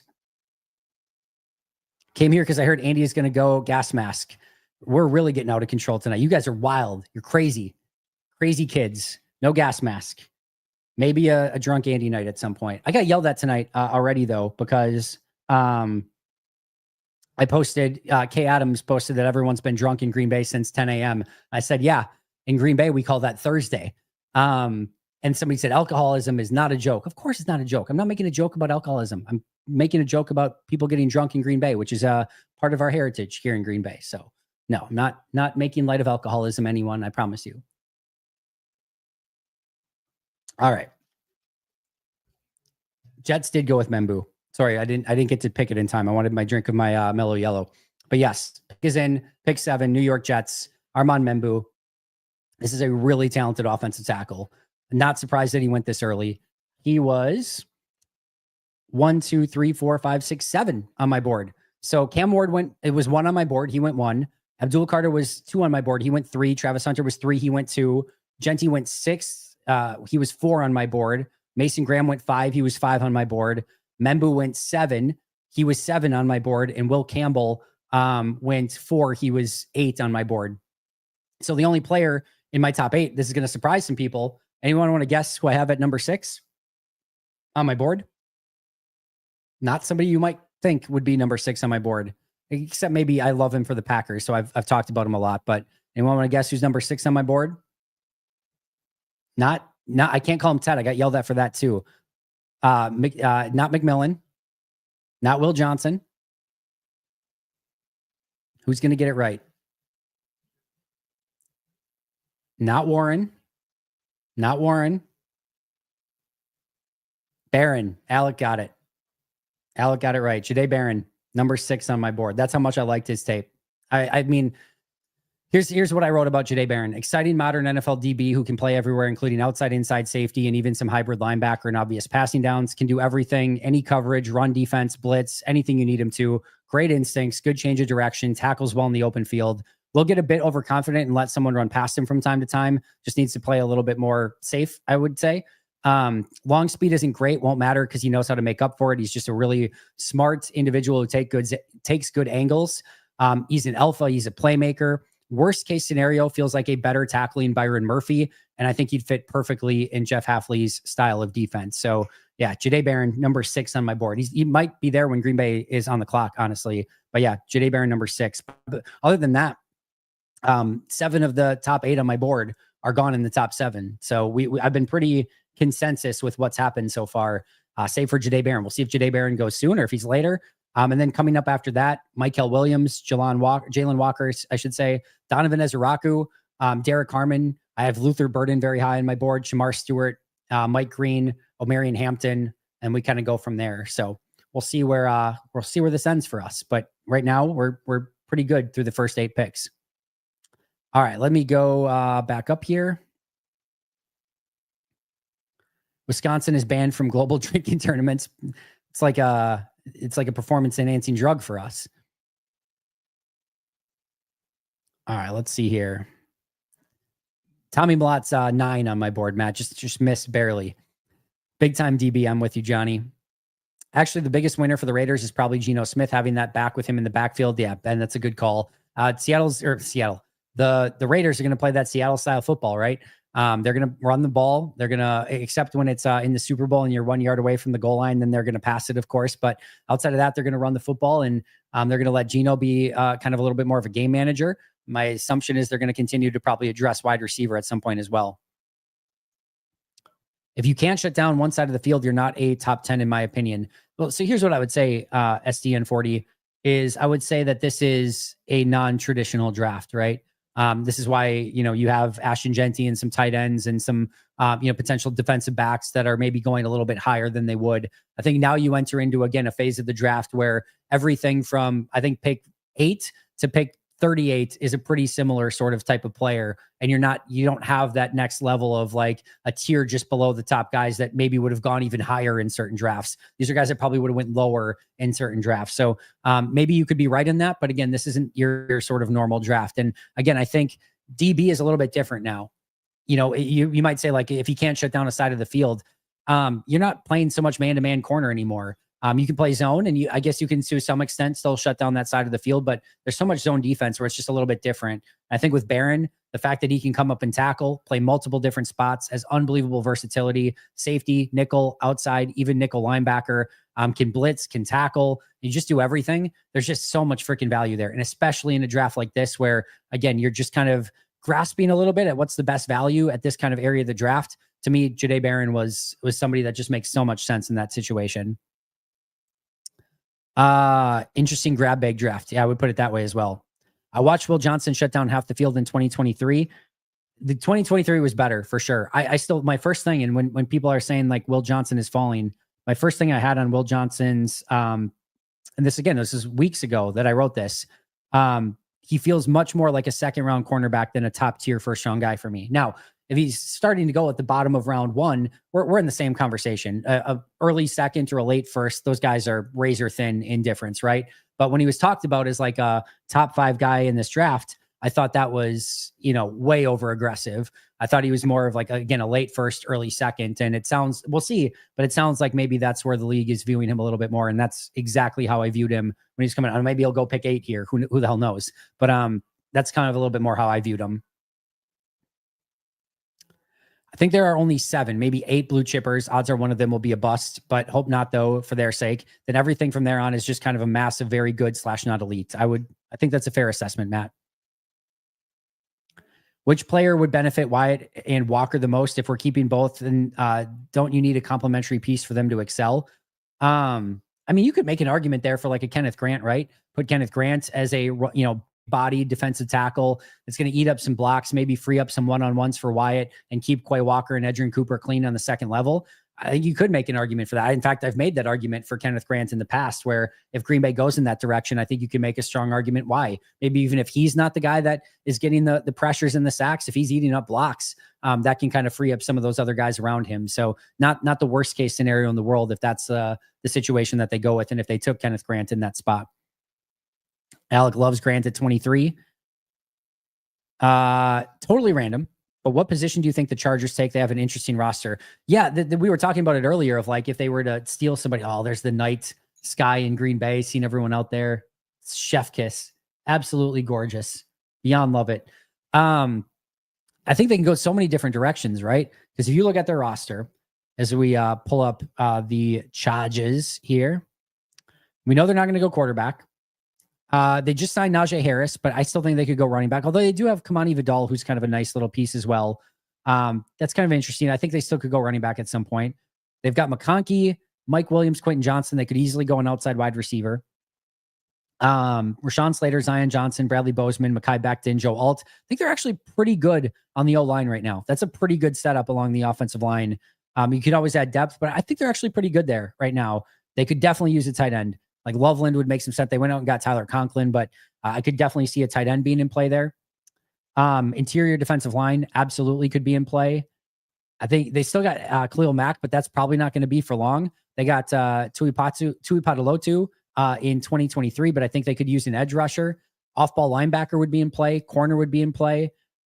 So there's a variety of different spots that I think that they could go with the Chargers. Steven's a new member. Welcome. And Johnny, thanks for welcoming him. Welcome to the membership community, Steven. Appreciate that. All right. Ooh. All right. We've got our first Packer potential guy off the board. We can't call him that. T-Mac to the Carolina Panthers. They go with the big time wide receiver. He will not be going to Green Bay. Was never apparently in play. They were never going to get up in the top 10. So for those of you who are T-Mac dreamers or T-Mac believers, he is not going to be a Green Bay Packer. He is going to be somebody that starts with P and A and ends with ER, but is a Panther and not a Packer.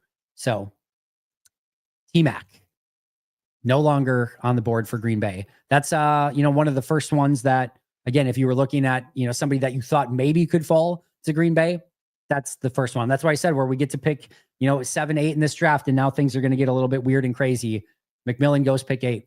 And Dane Brugler all over this, saying, he's had him in the top 12 of his mock draft since day one. His second mock draft in the top 12, third, fourth, his most recent one in the top 12. He's like, he's never moved him. Always thought he was going to go in the top 12. he was supposed to be a guy that was going to maybe even go top 5 or 6.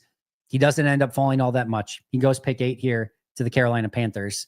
Going to be very interesting to track his career. Remember, this is a team that took the wide receiver that they traded to Dallas, at the end of the first round, and then have already traded him away to Dallas. Why can't I remember his name? That is going to make me so insanely mad. Jonathan Mingo. They took Jonathan Mingo, kind of a big bodied, a little bit more, he's 6'1", 220, but 6'1", 220. They took him just a couple years ago. And now, they passed on him, got rid of him. And now it is T-Mac who is in for Carolina. We'll see what he can do. He gives Bryce Young, a super accurate quarterback, a really big weapon that's got a huge catch radius.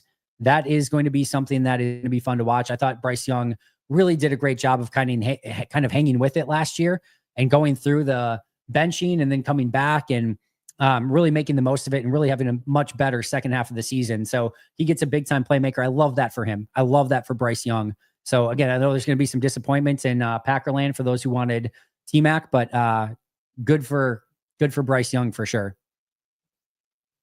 And yeah, Leggett was end of round 1 last year too. So yeah, they're going big bodied wide receivers. I guess they certainly have a type. Mingo did not work out. Leggett was okay. But yeah, they're going to have some big wide receivers on the outside in Carolina and they still got Thielen as well. So they're going to have Leggett, Thielen probably in the slot.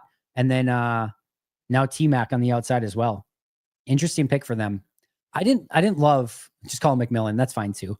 I'm just going to call him Tet. Tet just feels right. But either way, I wasn't totally in love with McMillan. I had him as, where did I have him here? 1, 2, 3, 4, 5, 6, 7, 8, 9, 10, 11, 12, 13, 14, 15, 16, 17, 18, 19, 20. I had him 20 on my board. So still ahead of where Green Bay was selecting. Still, again, if he was there at 23, certainly would not have any issues with it.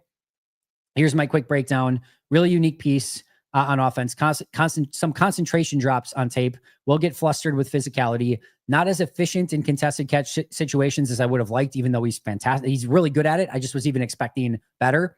Can see some of the Drake London comparisons. Like him lined up inside in the slot as a big move piece, almost like a big move tight end at times. Fantastic wingspan and size, and definitely is a tough cover for most cornerbacks. He's crafty after the catch. Would like to see him be a little bit more precise with his routes. Keeps working after the catch. Knows how to exploit zone coverage. Does a great job of coming back to the ball. Sells double moves with head, eyes, and changes speed. Yeah, there's a lot to like. And if this was a note that was on as well, I forget who posted this, but McMillan delivered his breakout season as a sophomore in 2023, joining Malik Neighbors and Roma Dunze as the only 3 FBS players with at least 90 catches, 1,400 yards, and 10 touchdown grabs. So he's definitely had some success as well. Mingo was a teammate of Malik Heath. That is 1,000,000% true. All right. So Most Hated Minnesotan giving out 5 Pack-A-Day podcast memberships. Thanks so much for that, Most Hated Minnesotan. Appreciate that a ton. Beer chugging money for Andy. Thanks for all you do, sir. Hairston all the way. We need to contain all of the receivers in our division. It's a good way to look at it. It is a very talented group of players in the division with Jameson Williams, Amon-Ra St. Brown, DJ Moore, Roma Dunze, Justin Jefferson, Jordan Addison. It is not an easy division to have to go against at cornerback. So thank you for that, Wasa Aaron. Appreciate you. Might be a run on wide receivers now. Could be. Who we got coming up here at pick 9? The New Orleans Saints. Do we have any moves on the Saints yet? Nothing yet. All right, we'll see what they do. All right. They are not drafting a quarterback. That is the first spoiler that we get on the Saints pick. They are not drafting a quarterback. So no Shedeur Sanders here. See if it sounds like they're making the pick, but it is not a quarterback.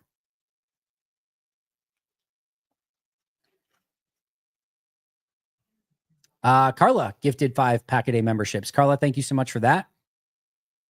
Saints. I read Banks here. Saints, the most doomed team in the NFL. That is very much a true statement.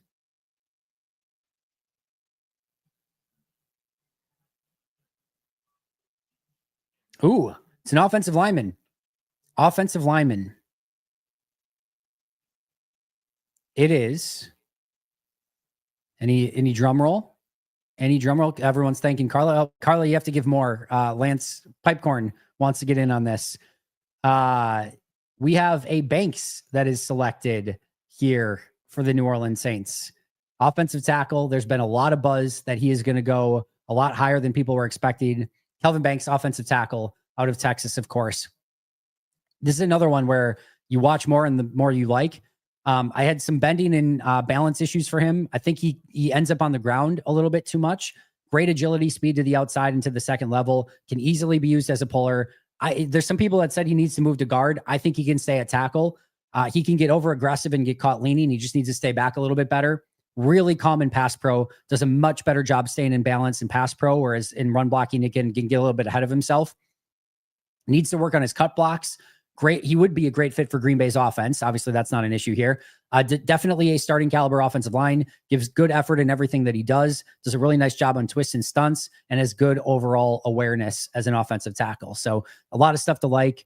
They just did not for Penning's fifth-year option. So Ryan Ramczyk just retired with all the injury issues that he had. So this is a pick that certainly makes some sense for New Orleans.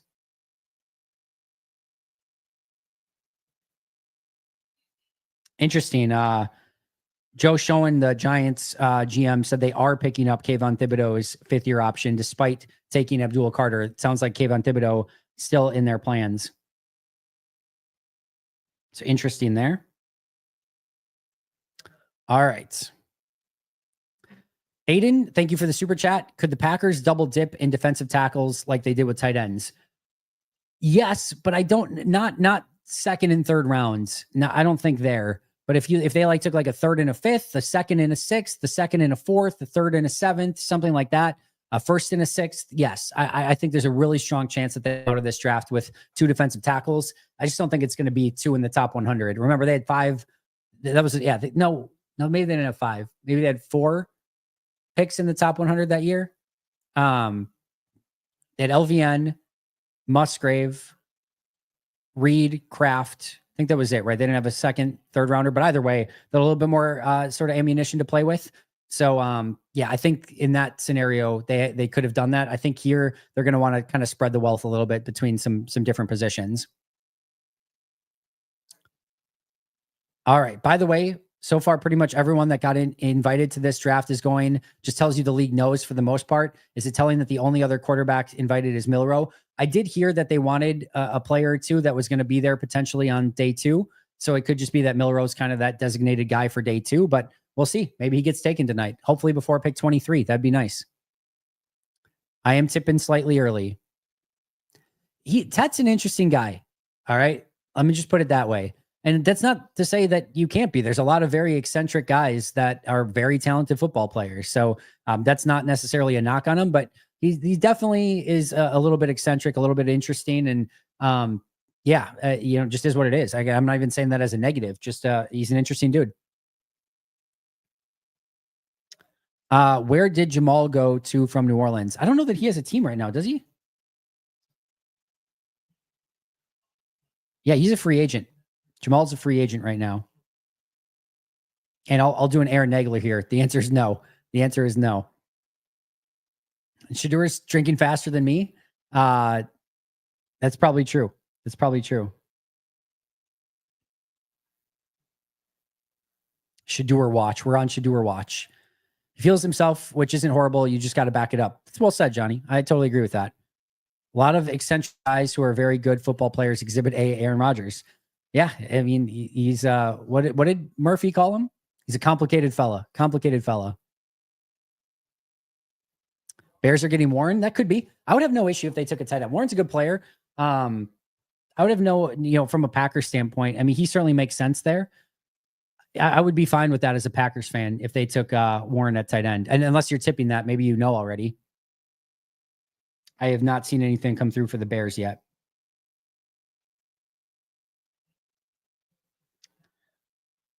No, I don't want Jamal back in the Packers because of our current room, but I still love him as a person. Absolutely. He's an enigma. That's another good word for him.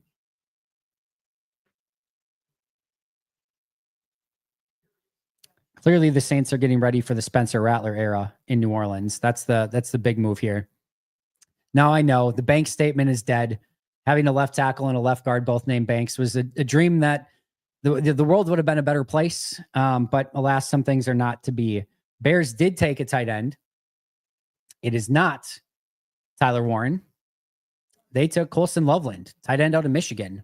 So that they got their Laporta. You know, they're building Detroit 2.0 in Chicago is what they're trying to do. They got their Laporta.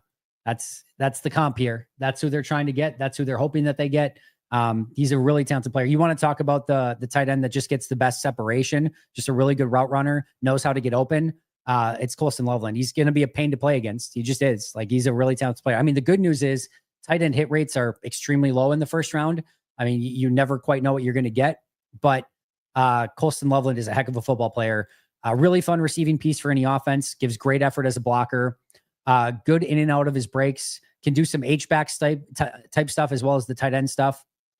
Can even be used outside and in the slot as a big wide receiver. He's going to do most of his work intermediate and run after the catch. He's not like a deep ball guy, which again, most tight ends are not.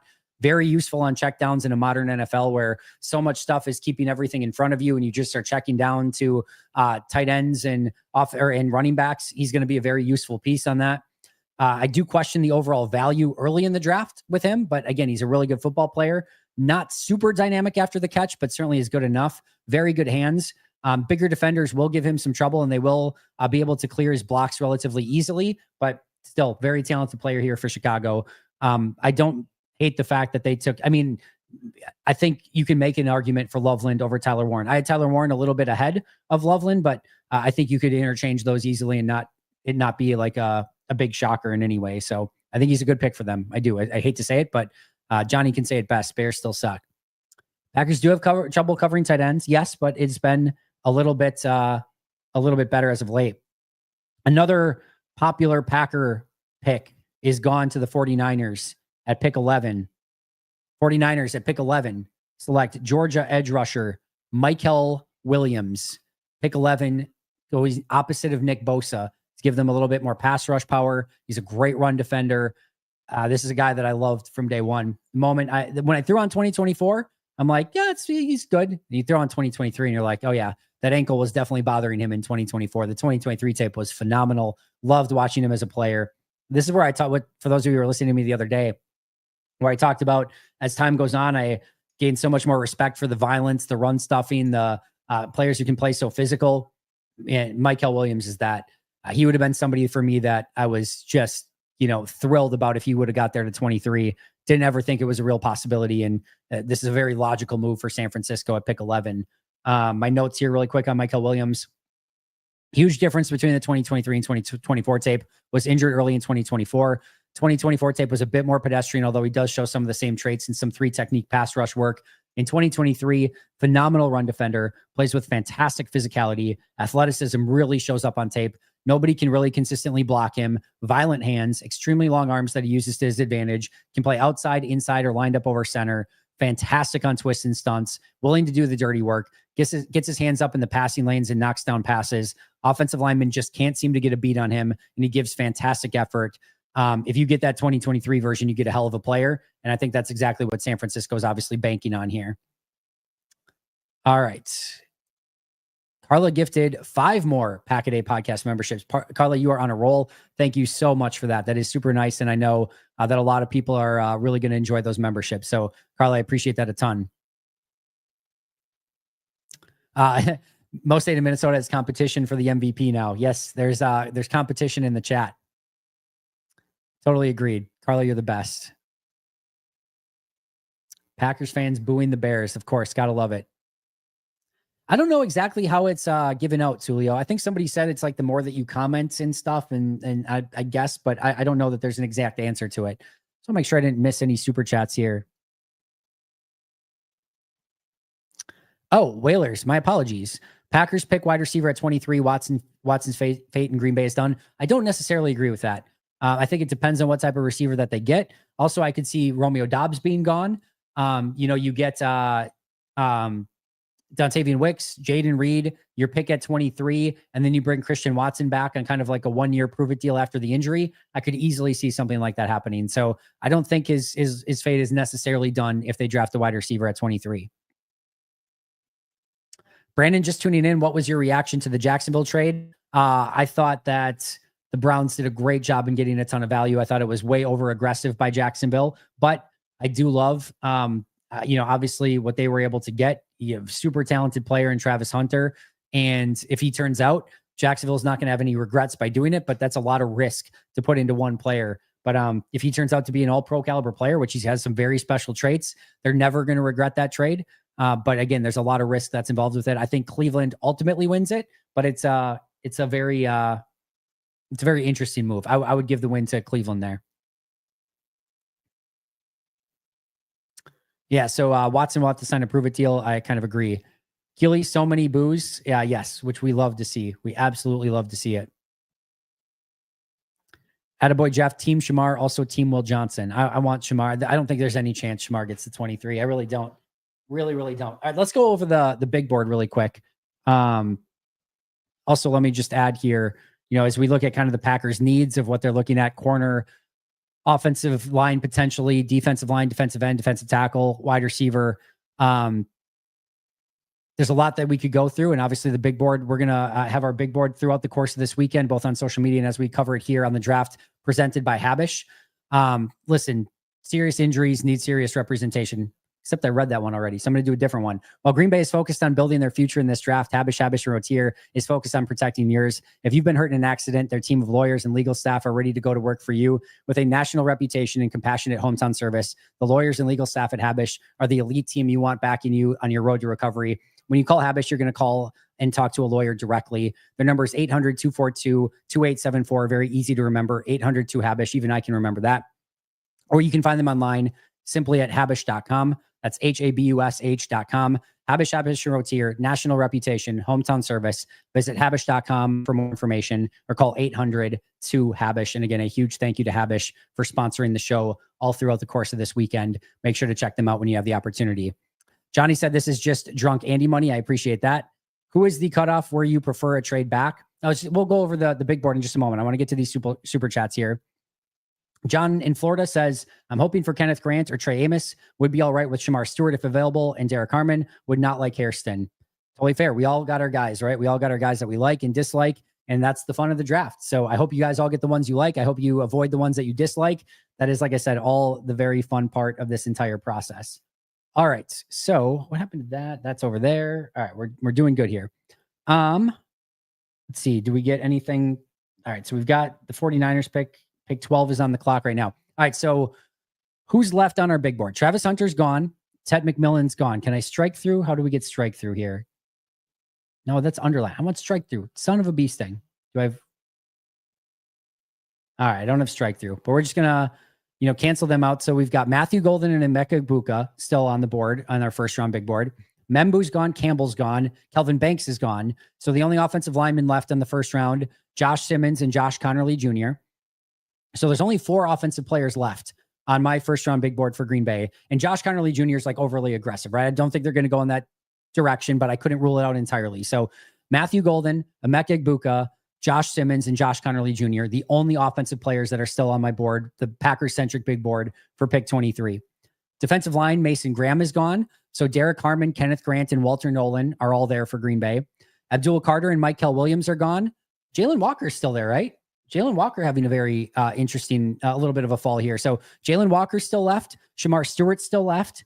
And then Landon Jackson, again, that's a little bit aggressive there, but I couldn't rule him out entirely. So those are the 3 edge rushers that are left. Chris Hunter's gone at corner. And then you have Jahdae Barron, Will Johnson, Trey Amos, and Maxwell Hairston all still left at corner. So 2 wide receivers, 2 offensive tackles, 3 defensive tackles, 3 edge rushers, and 4 corners still left on the board as potential options for Green Bay. As far as like move out territory, to me, if Golden's there, you could take Golden.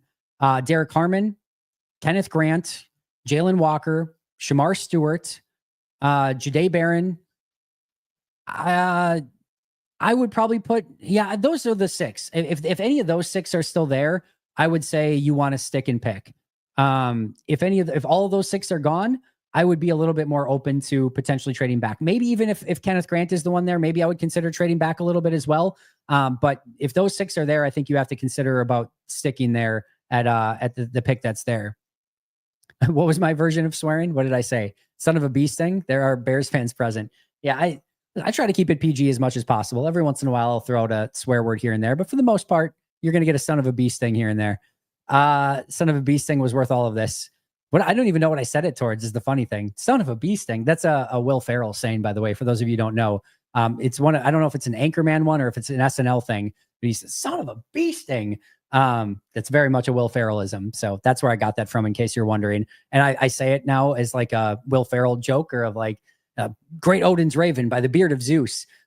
Son of a bee sting. So yeah, those are some Will Ferrell ones that just happen to be in my vernacular from time to time. I didn't even know I did it. Grant, Stewart, or Harmon would be good with me. Jeff, those are good options. Late to the party. Hello from Virginia. Jeff, thanks for tuning in from Virginia. I appreciate that.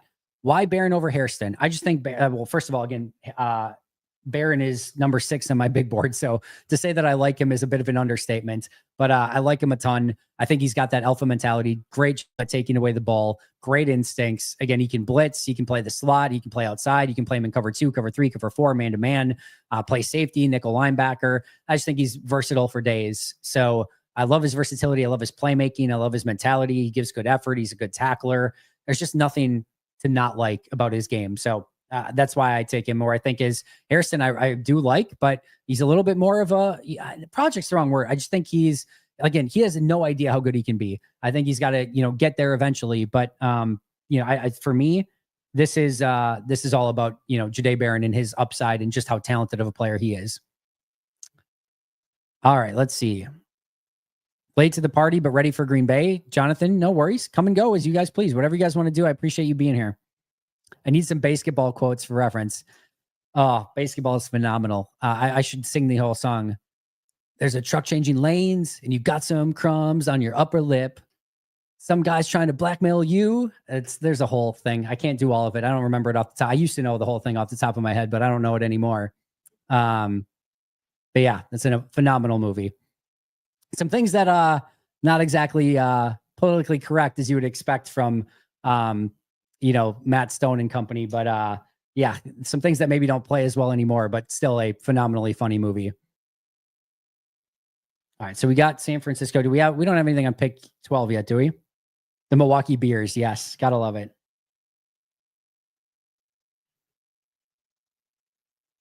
All right, so Cowboys are on the clock at 12th overall, but nothing yet. Chester's hoodie is hilarious. Hey, as a hoodie stan, all the power. Hey, let's get hoodies as a dress item. I am all for it.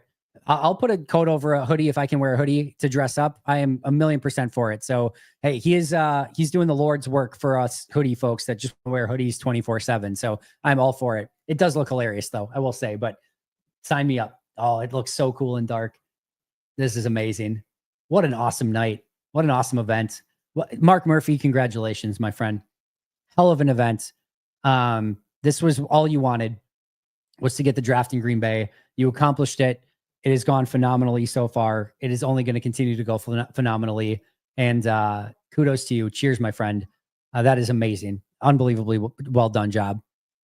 Gabe, we should sign Will Levis. Well, you can't sign him. You got to trade for him, but I know what you mean.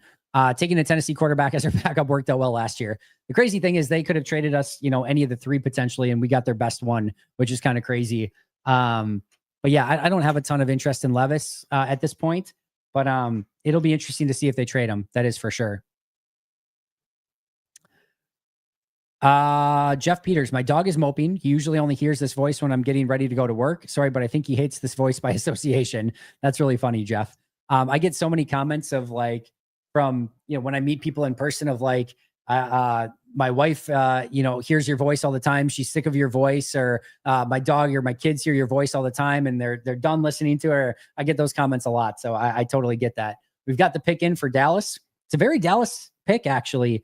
And I actually think this is a great pick with Zach Martin retiring, of course, and them just continuing to get better in the trenches. Tyler Booker, guard out of Alabama. Another one of my guys. I loved him. I don't care about the RAS for this player. He is an ass kicker at guard. Really, really talented football player. People cannot say enough amazing things about his character as well.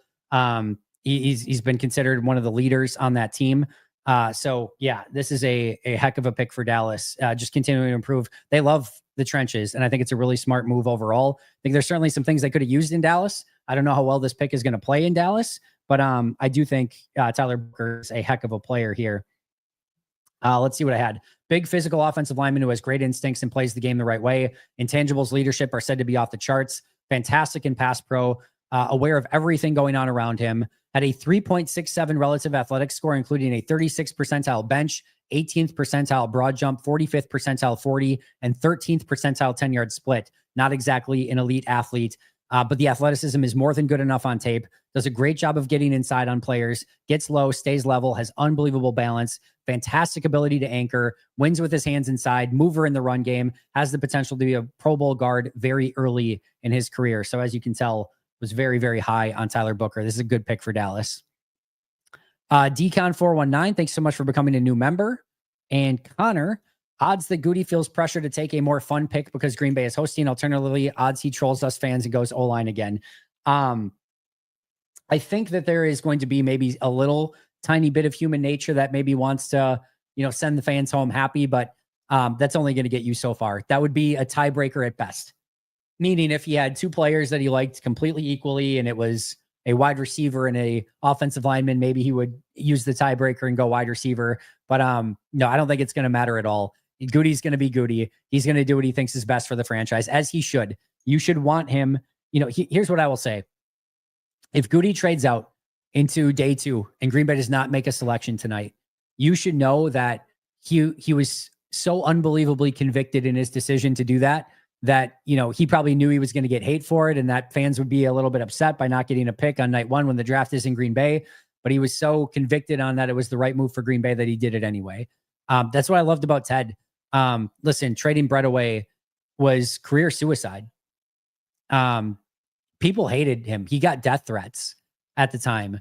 And one of the things that I said, whether you agree with trading Brett or not, and obviously a lot of people did not, the fact that he had the conviction that he believed it, that it was what was best for the football team, that it was time to move on from Brett and go to Aaron, knowing that he would be a vilified human being in the entire state of Wisconsin, that it was going to split the fan base in half. But he still felt convicted that it was the right move for the team. I was so impressed by the ability to do that because so many people would completely chicken out and say, I don't want to do that. And you trade away a Hall of Fame quarterback and it doesn't turn out, you're fired within 3 years at most. So yeah, that is a bold thing to do. The fact that he had the conviction to do it was still one of my favorite things to this day that any GM has done in Green Bay. And not because of the move, just because he had the gumption to do it. And I have so much respect for that. Even if it didn't turn out, the fact that he believed in it, he had the conviction in doing it, was, I thought, really impressive. If Goody feels like trading to the second round, the fact that he has the conviction in it, I think that's what you want from your GM. He's not always going to make the right move. Sometimes he's going to get it wrong, but you want your GM convicted on what he's doing. And you don't want him convicted, but you want him to have conviction on what he's doing. And I think if he decides to move to round 2, I will have full faith that he has conviction that is what's best for this Packers team. And we'll understand it for sure. And by the way, this is a draft where you want to move down. This is a trade down draft, not a trade up draft. So if you can move down and you have the opportunity to do so, by all means, that's probably the right move. Who is your favorite character in this draft? Any Jaws, Jameis Winston's, Jamal Williams out there? I mean, one of the hard parts for me is I'm watching all 22, right? So I don't get some of the highlights. I don't get the background stories. I don't get, some of the personality as much. On some guys where it's a little bit more of that could be picked by Green Bay. I could try to go out and listen to some YouTube videos of them, doing press conferences and stuff just to get a little bit of a feel. But I don't know that I have a good answer for that question as to some of the more outgoing personalities in this draft. But yeah, that's one of the downfalls of all 22 is you kind of miss out on some of that personality stuff sometime. The toilet bowl video is always a 10 out of 10. Always makes me smile. That guy was so convicted in his beliefs that was going to be such a hot take. Just he was sitting all day being like, I'm going to get my question in and I'm going to tell you that Aaron Rodgers is only going to bring you to the toilet bowl when the other one could bring you to the Super Bowl. And just chef kiss amazing. All-time cringeworthy moment. Do you think there's a small premium to pay if a team wants to trade up to boot the host city team out of the first round? Nah, I don't think so. Green Bay might have it of saying hey, if you want to move up, or if we're going to move out of the first round, it's going to cost you. But I don't think any other team is going to feel like they owe a premium. But Green Bay might put a premium on it, and then it's up to some team if they want to come in and actually come up and actually make that sort of value. But I don't think so in any real way. No, Danny Joe. No. Stewart needs to stay on the clock for, up until Green Bay's selection. He's the guy. He is the one. All right. Andy, thanks so much for everything you do every day. Just wondering your thoughts on Deion Walker from Kentucky. I haven't heard anything from you or Justice on him. Yeah, super big guy. I don't expect him to be Green Bay's type, but he is a fun player to just kind of watch and see how he's going to potentially fit with any team. But I don't think he's going to be in the plans for Green Bay, which is why you probably haven't heard a ton of people kind of talk about him from a Green Bay standpoint. I heard somebody say that this is the third Tyler on the offensive line for Dallas. So they got Tyler Smith, and then obviously now they have Booker. Who's the other one? Trying to think. Who's the other Tyler? It is Tyler Guyton, of course. Tyler Guyton, Tyler Smith, Tyler Booker. They need to complete it. They also got a Terrence. It's not too far away. But yeah, that's pretty impressive. Just collecting Tylers along the offensive line. If they could somehow get an all Tyler offensive line, it'd be pretty badass. Carla coming through again. 5 more memberships, unless I skipped back somehow. No, I don't think I did. That. Yeah, Tyler Guyton. Yeah, no, I would not say nobody's Calais Campbell. That dude's still playing at age 39. He is unfreaking believable. All right, so pick is in for Miami. I don't know that I have a spoiler yet. Interesting. So we'll see if we get one soon. Since the pick is in, we should get something soon here. All right, we'll see. Keep you guys posted. I mean, this is one where Jahdae Barron could potentially go, but who knows? It'd be a fun, like, if they took a quarterback out of nowhere and they kept it secret under wraps the entire time and are worried about Tua long term. Hey, 1,000 people in the chat. Let's freaking go. Tyler Biadasz was on the roster. They could have had 4 Tylers. That would have been amazing. Wow.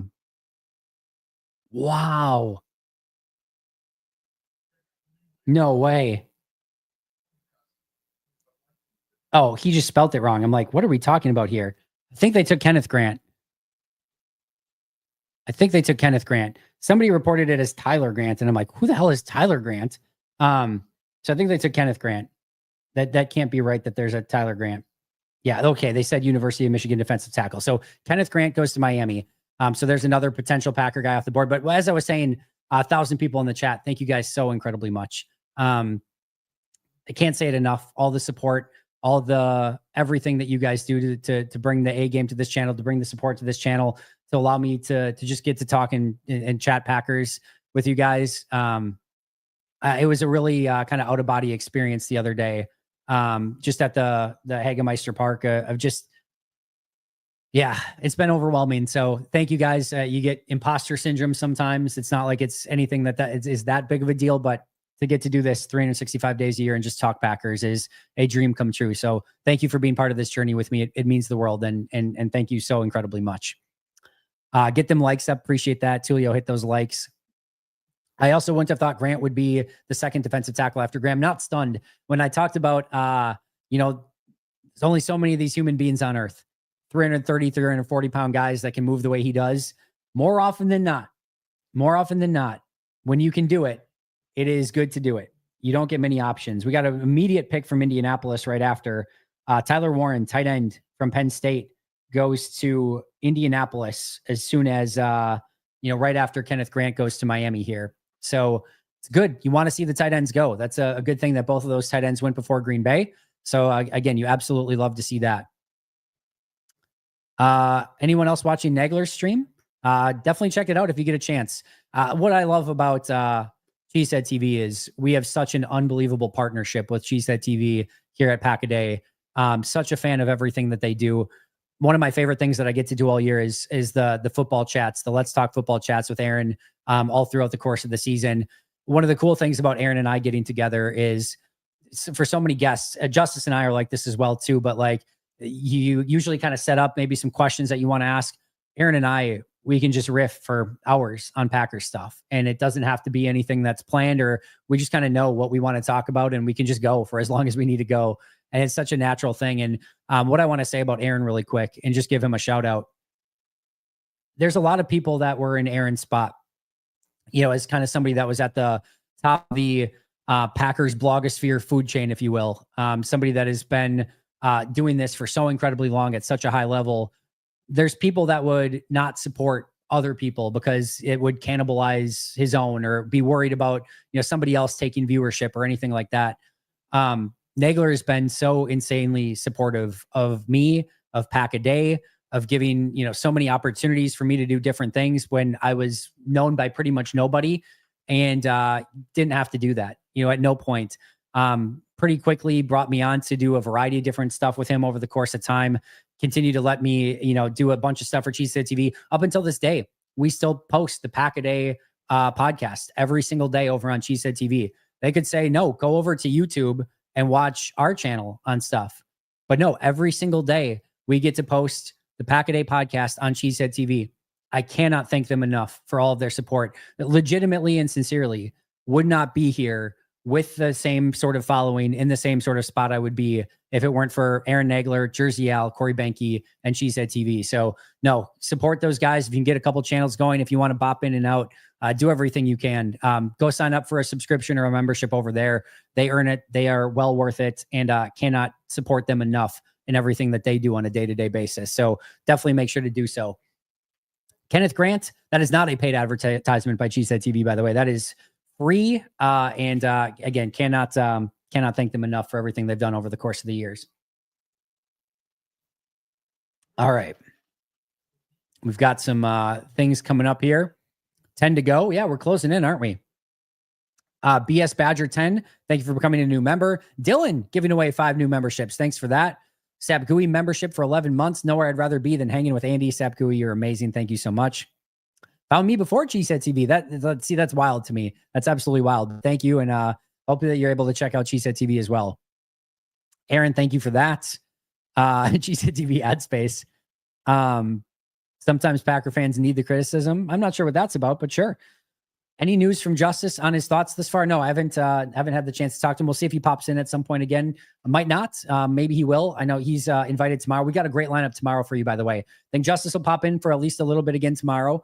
I think Tyler Brook might pop in for a while. I think Maggie Loney is going to pop in for a little bit tomorrow. But for sure, Andrew Merteg and Mark Oldacres will be here for a good chunk of tomorrow. So we're going to have a little bit less Andy, a little bit more from some of the gallery, and it should be a really fun time talking Packers all throughout rounds 2 and 3. Really looking forward to that tomorrow. And Andrew and Maggie do such an incredible job covering the draft. I'm so excited to have them on. And then, of course, Tyler Brook, if he comes on, he's incredible at it. And, of course, Justice as well. So should be really fun tomorrow. Love the team over there big time. Fireworks from the Packers pick? Better. Absolutely better. Oh, the pods with Nagler is how I found them. That makes sense. It's Tyler Warren to Indianapolis. I don't think we got anything else yet. Pick 15 is up. The Colts have not had a tight end reach 500 receiving yards since 2018. It's probably time. Falcons on the clock at pick 15. This is a defensive end spot. So Mike Green has been one that's been often talked about here. And then we'll see if we get Shamar Stewart as a possibility here. There's a lot of different defensive ends here. So we'll see. Andy, I'm feeling we might actually take Matthew Golden. Could this be the year? He was my runner-up. I had Hairston as one. I had Golden as I went back and forth between those guys so many freaking times. But ultimately, at the end of the day, decided to go with Hairston. But would not shock me. I want to see if there's I don't think we get odds anymore, would be my guess. Yeah, I don't think we get odds anymore. So I don't know anymore where the odds are. But we'll see. Jalen Walker is interesting. I mean, can you imagine if they took another Walker out of Georgia that has versatility to play multiple positions, can play off-ball linebacker, can play edge? That would be another Georgia defensive player. I mean, Goody's just drooling right now. If you see a trade up, maybe it is Jalen Walker. Maybe I was wrong. I said if there's a trade up, it's for Shamar Stewart, Mykel Williams, or McMillan. Well, maybe, just maybe, it could be for Jalen Walker, another Georgia defensive end. I love seeing the green constantly in everything the networks are doing. I'm drooling. Fair enough. As a Packer fan, want the Falcons to go Pierce Jr. or Green. Don't think either edges make sense for Green Bay. Douglas, I agree with you. Or obviously a different position altogether. But yeah, I think if they could get somebody like that, that'd be a huge or like just nice for Green Bay that you have one less player off the board for sure. Green Bay trades down. How close to pick 23 would they announce it? I mean, probably right when they're on the clock would be my guess. I don't think anything really before that. I don't think it's going to be something that you're going to get a huge heads up on. You should do an episode with me, Justice, and old Packers lineman. I think, Mike Wall. You three are the best. Yeah. Just some of the logistics stuff with that is always difficult. And then you're sort of, as a host, you're kind of balancing who do you want to answer what and things like that. I'm sure it'd be fun, but like I said, sometimes there's just more logistical issues with that than anything else. Also, Mike's in Germany, Justice is in Oregon, and the time differences there are pretty massive. So there's definitely some major logistical issues there. Hey, super sticker, Smiling Beagle. Thank you for that.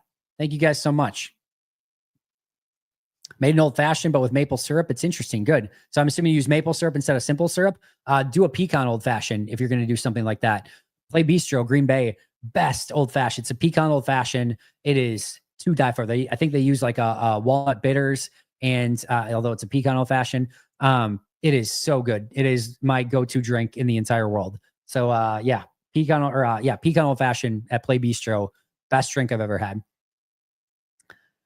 Speaking of best things I've ever had, shout out to my guys over at Luige's Pizza.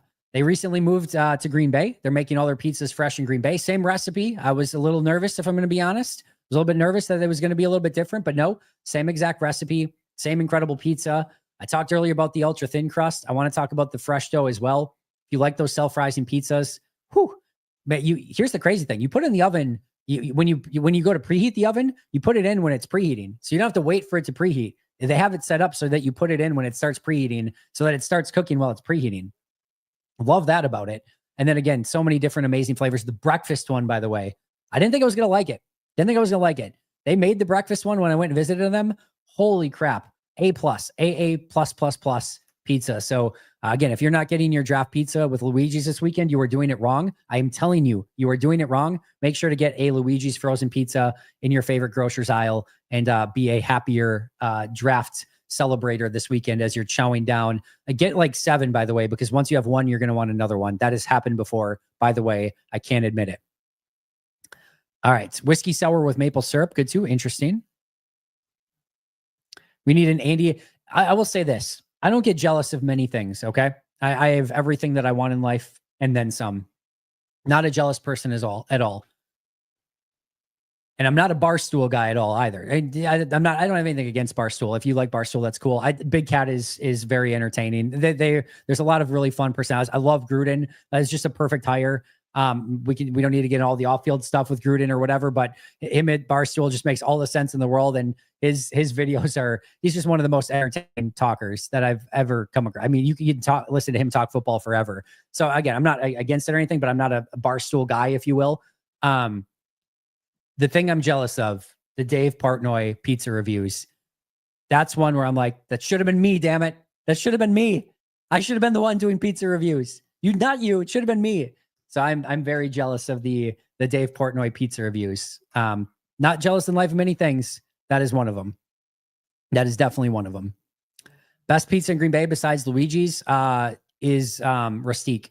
Right here in Howard. Love their pizzas.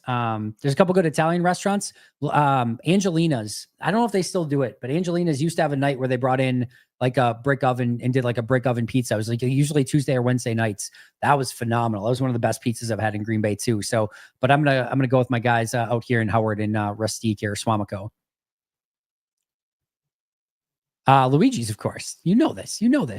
Wally, I did think of this. I actually did think of doing a series of going to every restaurant in Green Bay that has cheese curds and doing a cheese curd review.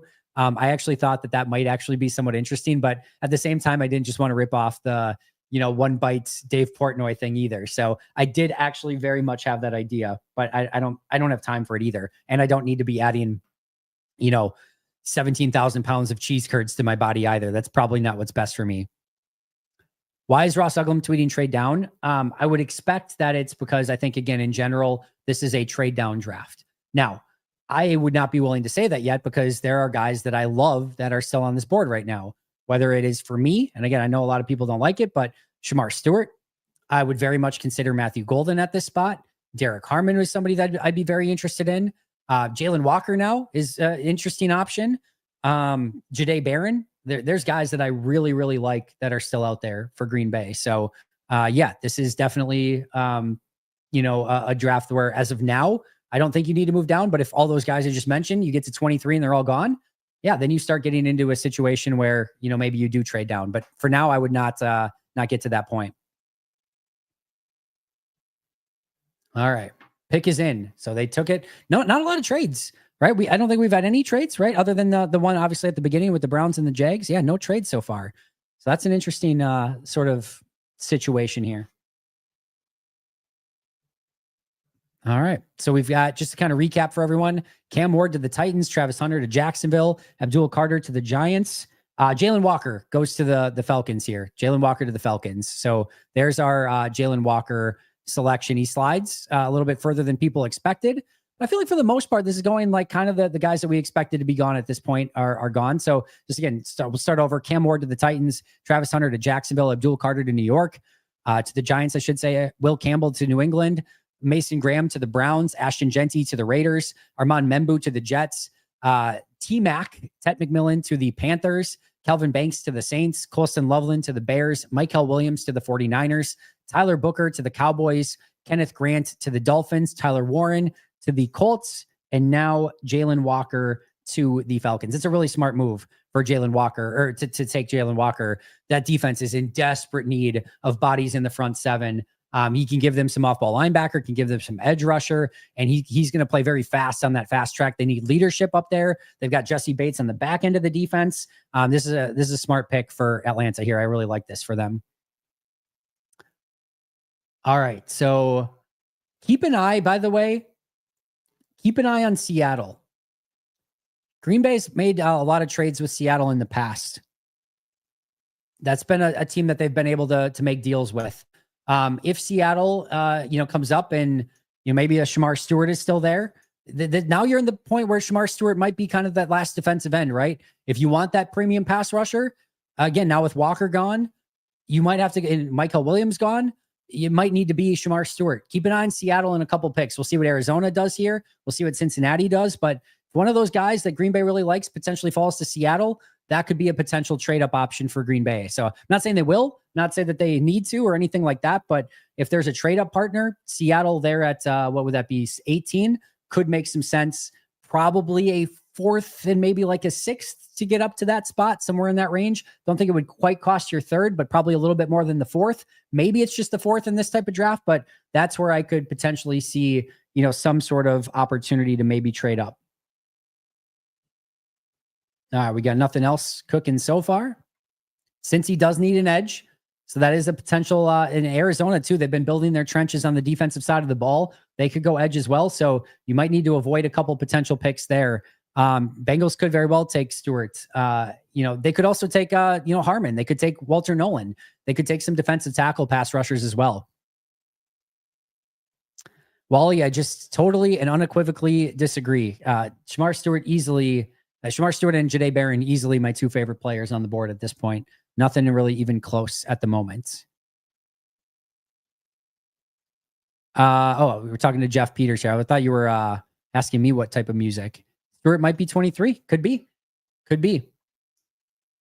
My guys that I narrowed it down to for my pick the other day, or I guess today it was. That seems forever ago now.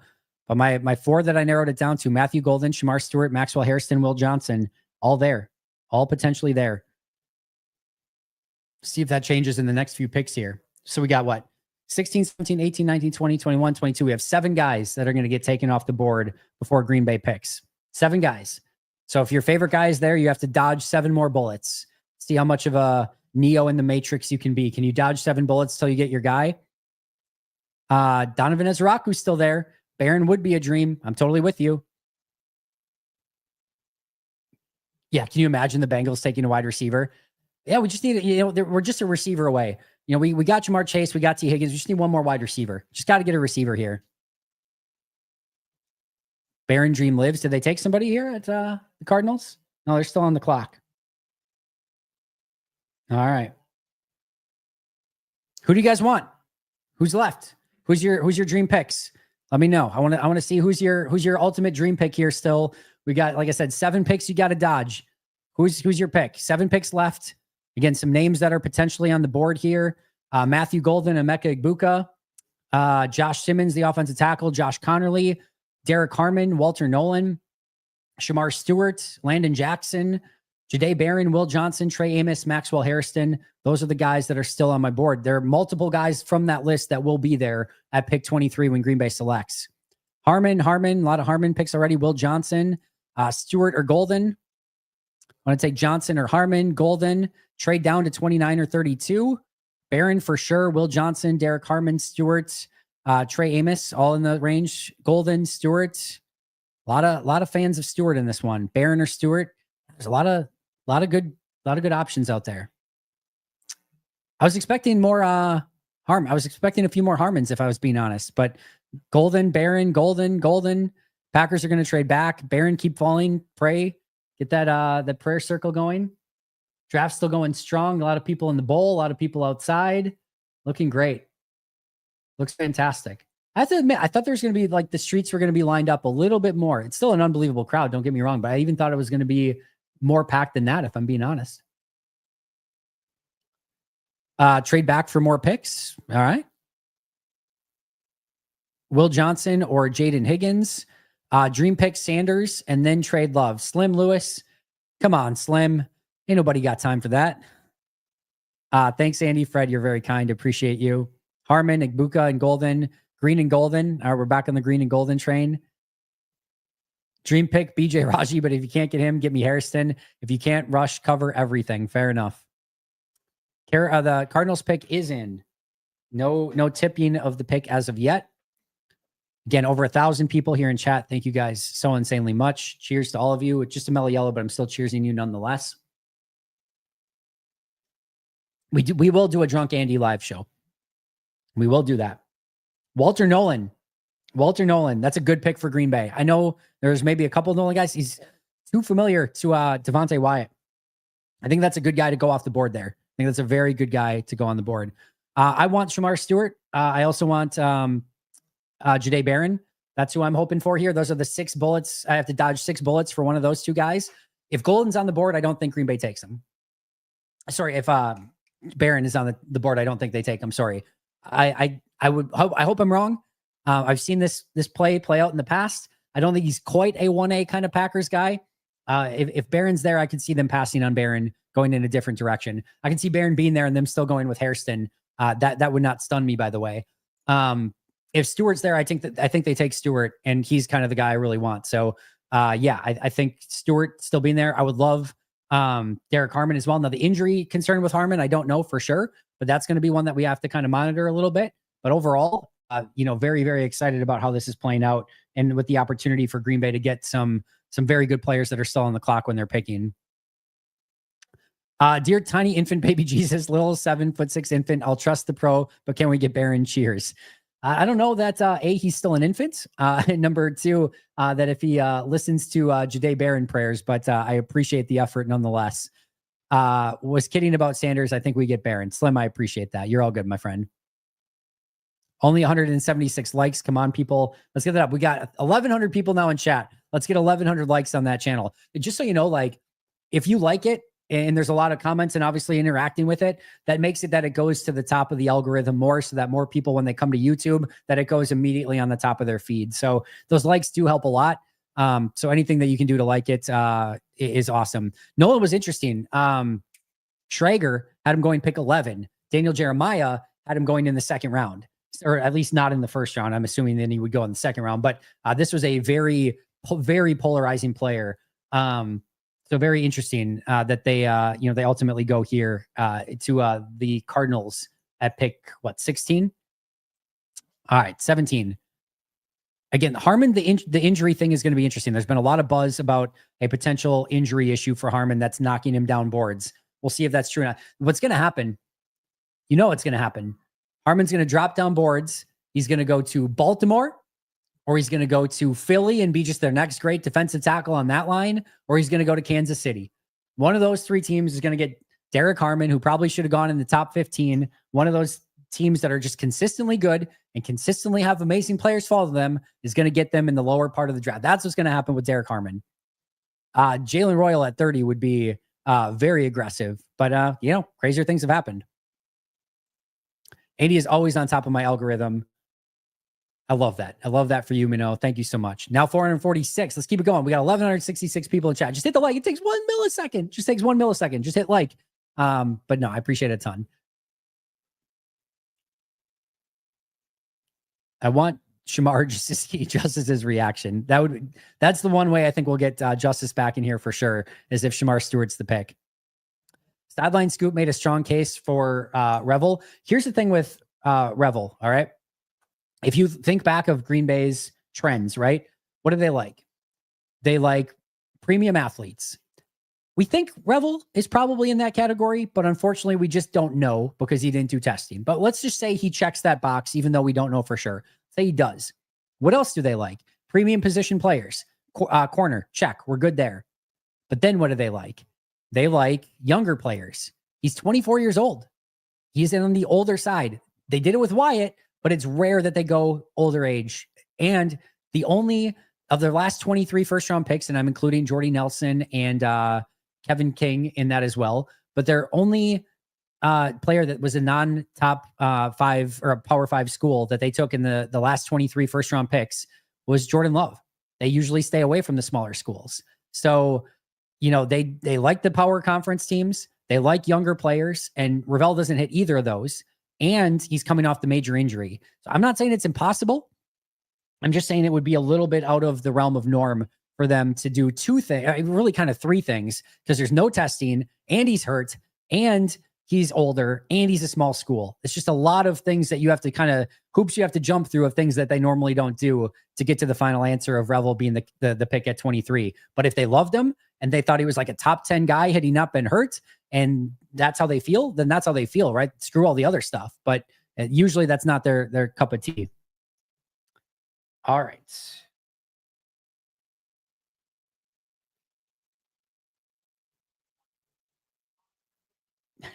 My friend says people pay to have Andy comment. What a country. Yeah, Bill, from time to time, it does happen. From time to time, it does happen, my friend. All right. Nothing yet. The pick is in for Cincy. No Shamar Stewart. No Shamar Stewart. Or for those of you who are really hoping that Shamar Stewart's not the pick for Green Bay at 23, then you can be, please Shamar Stewart. Please Shamar Stewart. No! Mother! Shamar Stewart. 23. That was what I was hoping to be at 23. Some of you just breathed a huge sigh of relief. Other of you are very pissed off. This is the world that we live in. Shamar Stewart is a Cincinnati Bengal. It is Shamar Stewart. Fudge. What did I say before? Son of a bee sting. Son of a bee sting. Shamar Stewart is a Cincinnati Bengal. Some of you, like I said, having huge sighs of relief. Others very pissed off. Nothing in between. This is just a bunch of bee sting. It really is, Johnny. It very much is. Ooh. Ooh. Ooh. Ooh. All right. King Kermit, you have my attention. I'm intrigued. All right. So Seattle, as Ian Rappaport just said, wants to get out of this pick. But again, now you're running out of people that Green Bay wants to trade up for, right?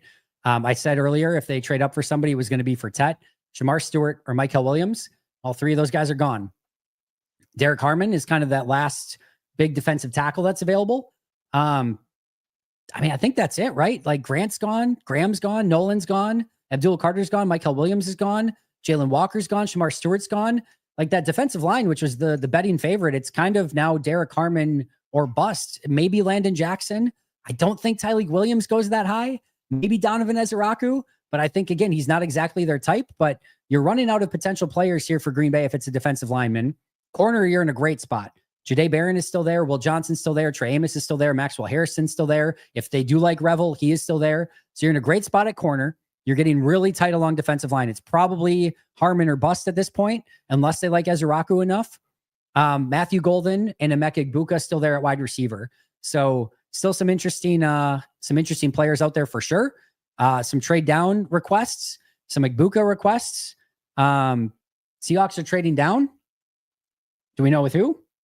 I heard that they want to trade down. They are talking trade down. We'll see. We'll see. Is there a team that needs a quarterback that could come up? We don't have a word yet on who they're trading with. Could we have a Green Bay on the clock? Could we have a Green Bay on the clock? I doubt it. I don't think there's a move up here for Green Bay. Craig, thank you for the super chat. What would it take to move up here? Probably a third. Maybe you get back like a fifth, sixth, seventh, something like that. But probably your third to move up here. And then again, I think you get a little bit something back on the back end of that. But that's probably what you're looking at.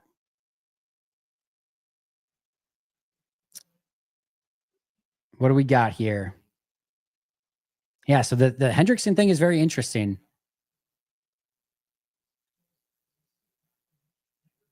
Wisconsin Andy. Thank you so much for becoming a YouTube member. I love the name Andy, by the way, Andie. Love it. Rob Domofsky got his pick wrong again this year. He had Shamar Stewart. Poor Rob Domofsky. One of these days he'll get one right. Like I said, Shamar Stewart to me was the 1A guy that was a Packer all day, every day. Just didn't think he was ever going to get there. Pick 10 or pick 23 for Green Bay, and that certainly ended up being the case.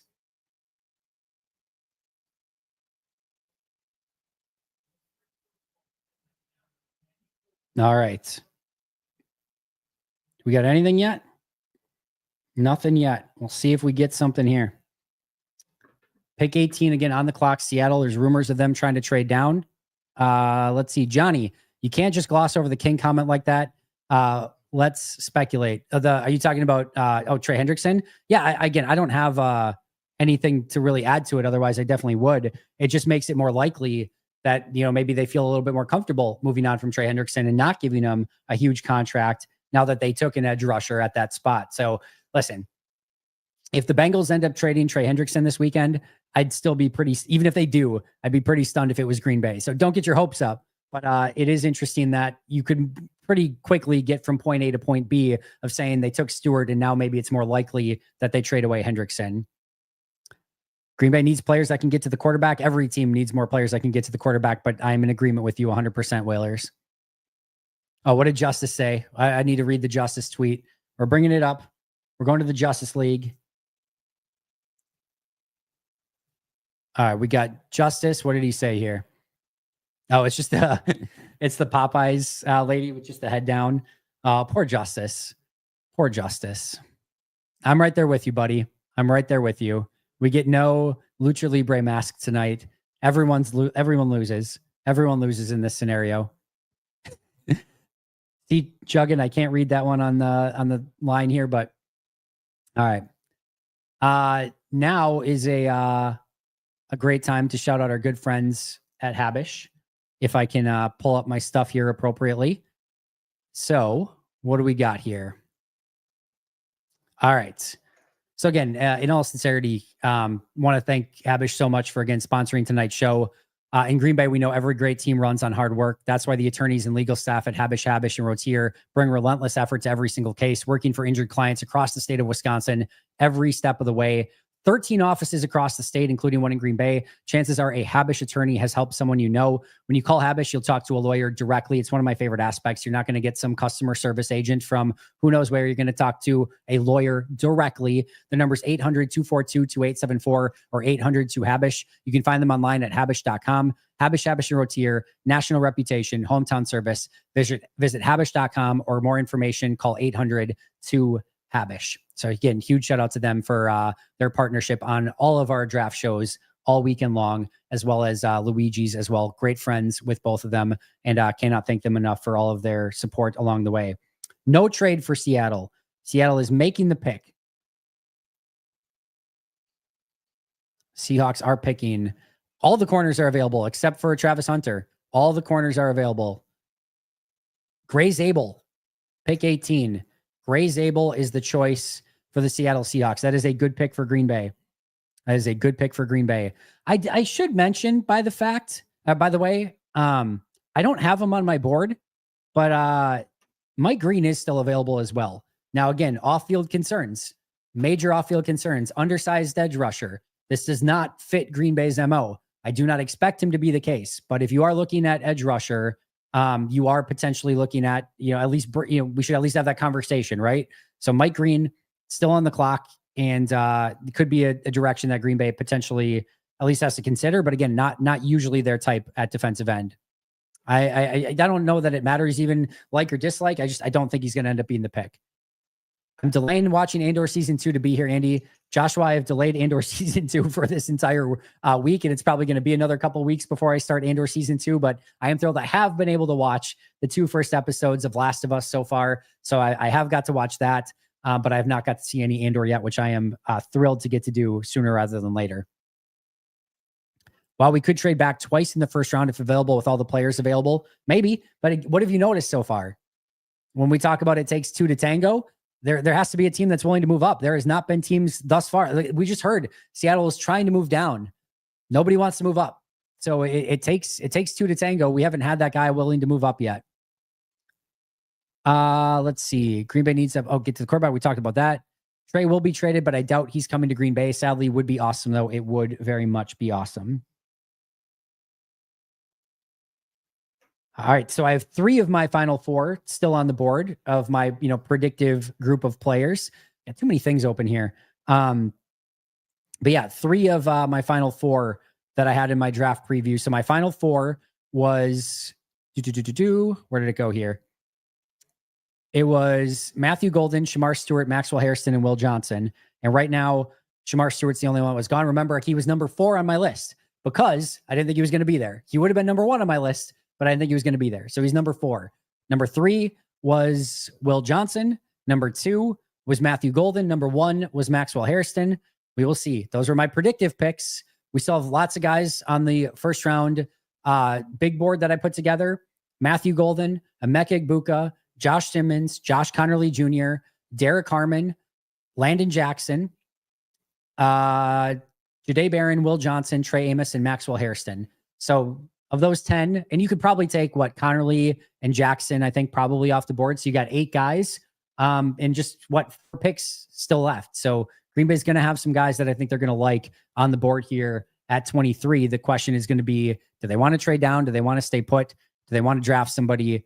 We have to wait and see, but it's going to be very soon. We're half hour, 40 minutes away, probably somewhere in there, 9:45, 10 p.m., somewhere in that range before we get to that, maybe even sooner, depending on how some of these picks go. No, Barron's number 6 on my big board.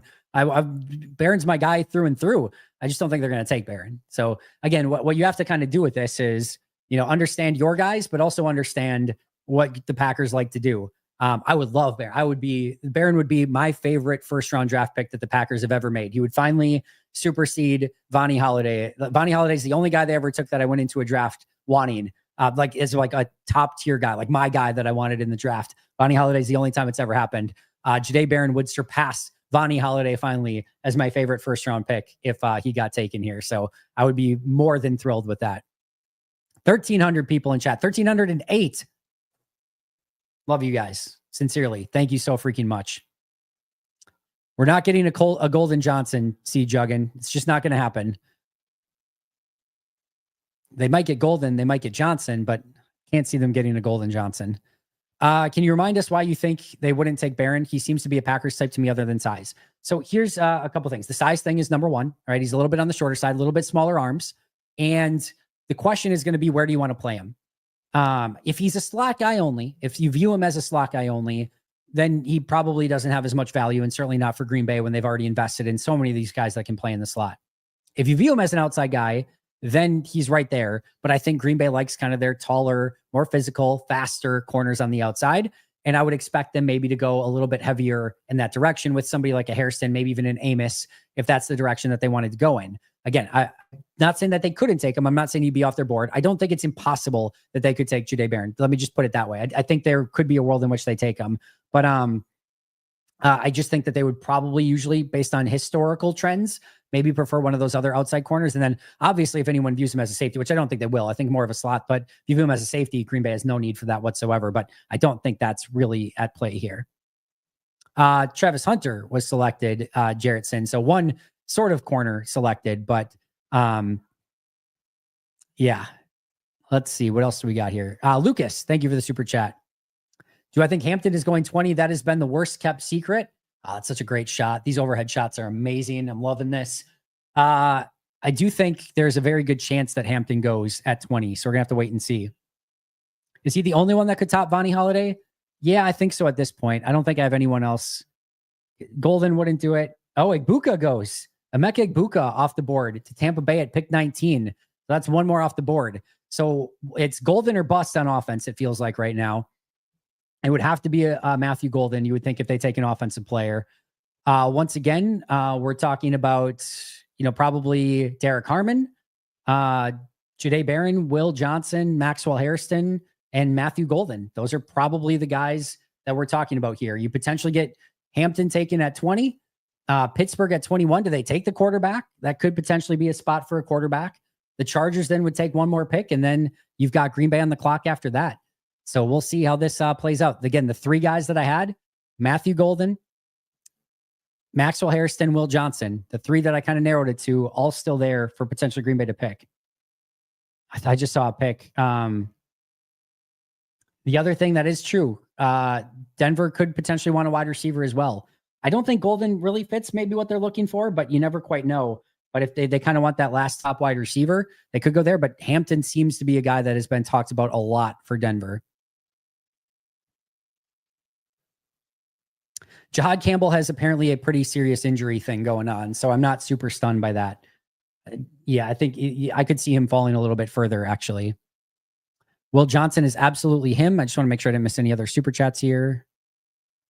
Don't think I did. All right, perfect. 1,360 in chat. Thank you guys so much. Igbukah just got taken, Mike. Sorry for the bad news. Igbukah just got taken by Tampa Bay at pick 19, so it will not be Igbukah. If Harbaugh passes on Will Johnson, we don't want him. That's an interesting way to look at it, Mike. But there's, I guess all the other Michigan guys did get taken, right? So Kenneth Grant's gone. Loveland is gone. So yeah, he's the last Michigan guy there. But maybe they just don't feel like they need corner, although I do think they need corner. That's an interesting way of looking at it. What do we think about Green? He's just, undersized and has off-field concerns. So it's not, again, Green Bay's usual way of doing business, but he's a hell of a pass rusher. I would put him right there in the Ezraku sort of range of, like, if you get a super, he just knows how to get to the quarterback. He's a hunter. So again, if they picked him and they felt comfortable with it, again, there's going to be some awkward conversations with some of the off-field stuff. But as far as on-field, he's a heck of a pass rusher. No question about it. Tough to say. I think there'd probably be, if nothing else, great intel from him, right? And Ogabasi, the assistant defensive line coach, mentored him at Boston College. So they definitely know all about him. That's for damn sure. Would you take 23 for Seahawks 50 and 52? Ask me maybe when they're on the clock at 23, because I think it's going to be very dependent upon who's there at 23. If I could get Barron, I would probably say no, just give me Barron. But yeah, that doesn't mean a whole heck of a lot to me, John. If I'm being honest, their grades are a little bit wonky with that stuff, but hey, well, who knows? Yeah, we knew Igbukah was gone. So again, you're probably looking at Matthew Golden, Derek Harmon, Jahdae Barron, Will Johnson, Maxwell Hairston. I think those are your five very likely picks. If it's not one of those, then we get weird. We get in weird territory. Maybe a Landon Jackson, maybe a Donovan Ezraku, maybe a Tyleik Williams, maybe a Josh Connerly Jr., maybe a Josh Simmons, but maybe a Jaden Higgins. But we start getting into weird territory very quick. If it's not Golden, if it's not Harmon, if it's not Jahdae Barron, Will Johnson, maybe Trey Amos or Maxwell Hairston, if it's not one of those six, something weird has happened. And I don't know what that is, but something weird has happened.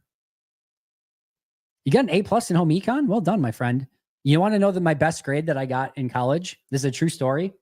My best grade, maybe my only A. No, I don't think that's true. I think I got a couple A's in college, but my best A was in a little class my sophomore year that was called Coaching Football. And that class was set up for all of the football players on the team to take so that they could raise their GPA and get a very easy A to help them on their way as they were, playing college football at UW Oshkosh.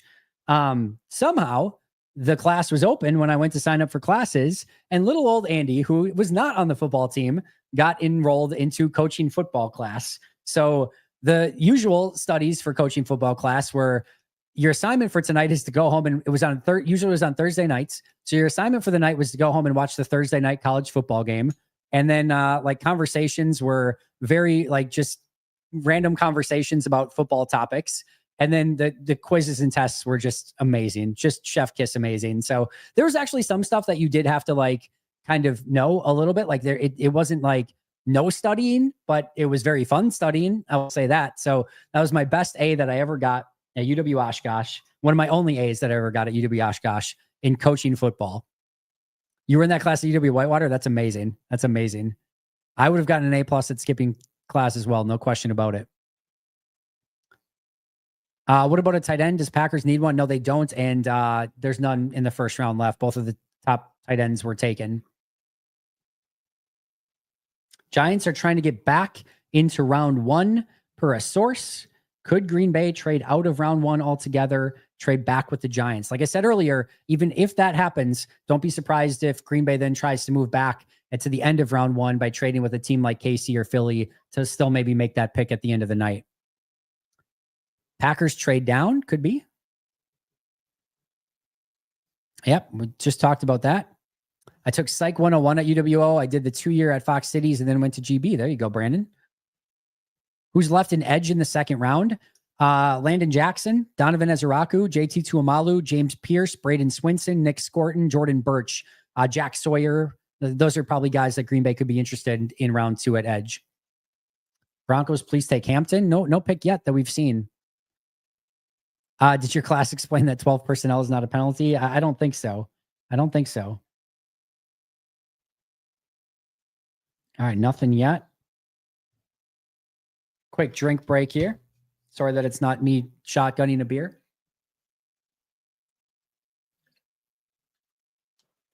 That is the stuff. Number 33 would be interesting spot for Packers, a whole day of speculation. That would be fun. That would be very fun. Although wasn't Kevin King at pick 33? He was at pick 33. So you got some Kevin King vibes going on there. I don't know if we want Kevin King vibes. I don't think that we want it. Who are we picking? Why do I like Jack Besh so much? I can give you my, maybe can give you my scouting report on Jack Besh. I have him very high on my list here. Where did he go?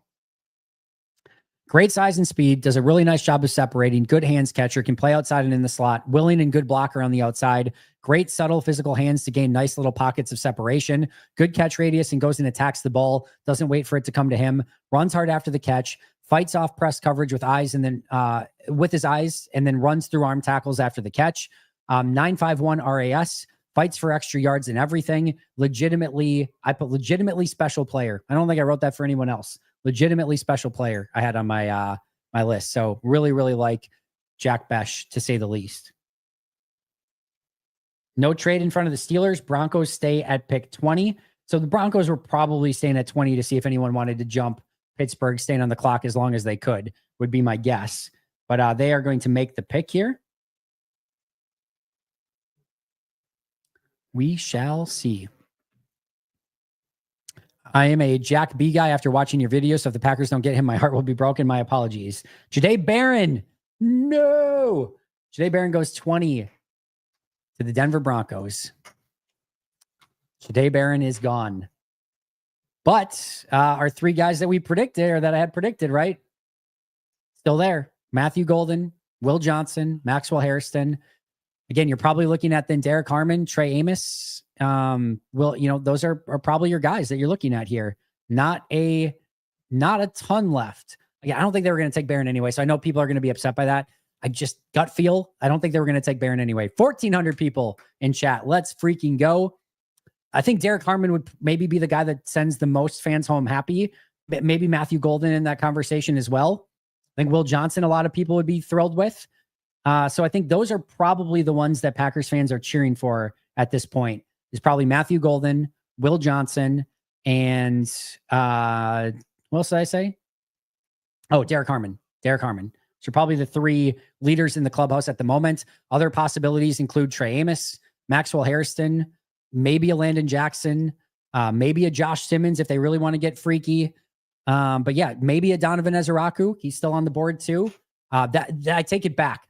I take back what I said before. Donovan Ezeraku could be in that conversation for Vonnie Holiday. Ezeraku is very high on my board as well. So he would be in that conversation as well. Harmon very much in the conversation for being a great pick as well. Harmon is the Steelers pick, or Harmon's the Steelers allegedly. That is very much a Steelers type pick. I don't think we have any update on it quite yet. Hopefully they take a quarterback. Hit that like button, everyone. All right, so Barron goes 20. No movement there. Okay, not saying that they took him. Got it. Just a Steelers type. I don't like the Kevin King hate. He's a good dude, a team player, and was hampered with injuries. Give him a break. I mean, sure. I mean, there's a lot of guys that are good dudes. I don't know that anyone's like saying he should, suffer. Saying he didn't live up to the pick at pick 33, which is a fair thing to say. Injuries or no injuries, he did not live up to expectations. Just kind of comes with the gig sometimes. I'm not wishing ill upon him by any means. I hope he goes. I mean, I'm thrilled that he's gone on to have a really nice career at the end of his career here with Atlanta, kind of reinventing himself. That's awesome. But I think it's still fair to say that he did not have the career that anyone wanted him to have at pick 33. So still no confirmation that I've seen on Steelers taking Harmon, but definitely could be in play here. It is Harmon. We're seeing multiple people in the chat saying it's Harmon. But I haven't got any confirmation yet. But you guys might have better leakers than I do. You're confirming it. All right. Adam's confirming it. Would the Packers take Travis Hunter if he was there? Sure. That is long gone. Oh, Dove said, we don't talk about Dove on this channel. No, thank you. Nagler said it too. All right. Harmon to the Steelers, apparently. That is a very Steelers pick. How many Pop-Tarts have you had? Not sure how you attain this much energy, bro. No, just one pack of Pop-Tarts. Had some cereal for lunch, and I don't know that I had dinner. I think I just had some, like a bag of chips or something. It wasn't much. Yep, Derek Harmon, there it is. There's the official confirmation that I have. So yeah, Harmon is in fact the pick. So that is another huge one. If they go defensive end, you're talking Landon Jackson or Donovan Ezeraku, I think at this point. Maybe a Tyleik Williams, although that'd be a little bit aggressive. So would Landon Jackson, to be honest. Man, this just feels wide receiver or corner. Matthew Golden, Will Johnson, or Maxwell Harrison, the three guys that I limited it to. At least two of them will be there. We've got one pick ahead of Green Bay, the Chargers on the clock here after the Steelers, and then it is Green Bay. So again, if you were looking for some potential heartbreak, if you're looking at the recent draft picks, right? You have Shamar Stewart going 17, Egbuka going 19, Barron going 20, and then Harmon going 21. That's a pretty solid list of potential Packers that are a little bit heartbreaking, on that list. So we'll see. Again, 3 picks left. This is how these things go. The guys that you want, guess what? Shocker. The other teams in front of you also want those guys. We very much get, main character syndrome when it comes to the Green Bay Packers, but all these other teams and fan bases are hoping for the same guys that we're hoping for. And they just happen to be picking, 22 teams ahead of us. Right. So this is what usually happens, but still good players on the board. I would think of like realistic choices. My favorite pick here is probably Matthew Golden. I think now I'm probably more in the trade down camp. That's probably more where I would go. My favorite player to pick here, where I don't think they're going to go, is Donovan Ezeraku. So Ezeraku is my favorite. Golden is, I think, my realistic favorite. I would be totally fine with Maxwell Harrison. I would have no issue with that pick. And I think Will Johnson, kind of the other one to keep an eye on here. Maybe a Trey Amos.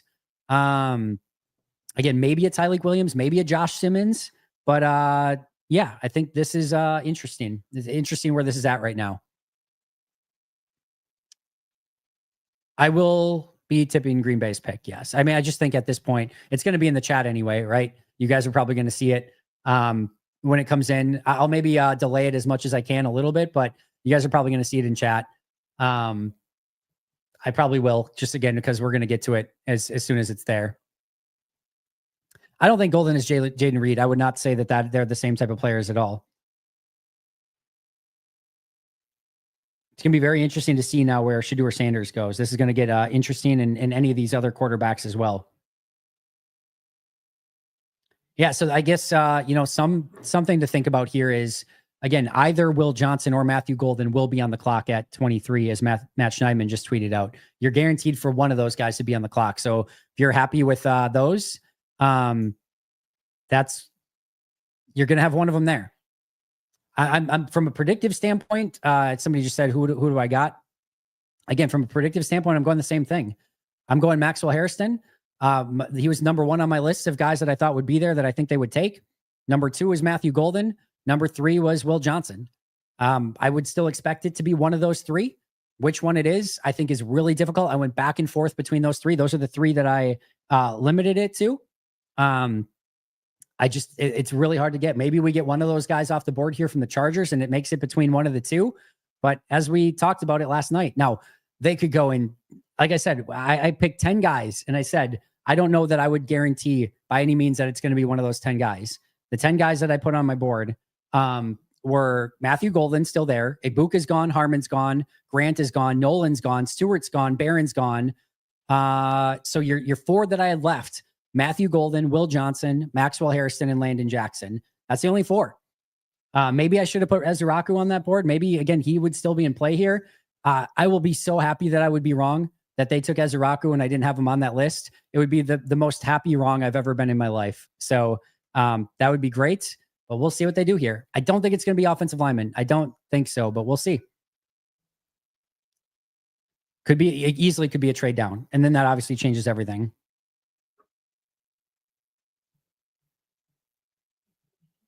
What is Huber saying? Oh, gotcha. That Harmon's off the board.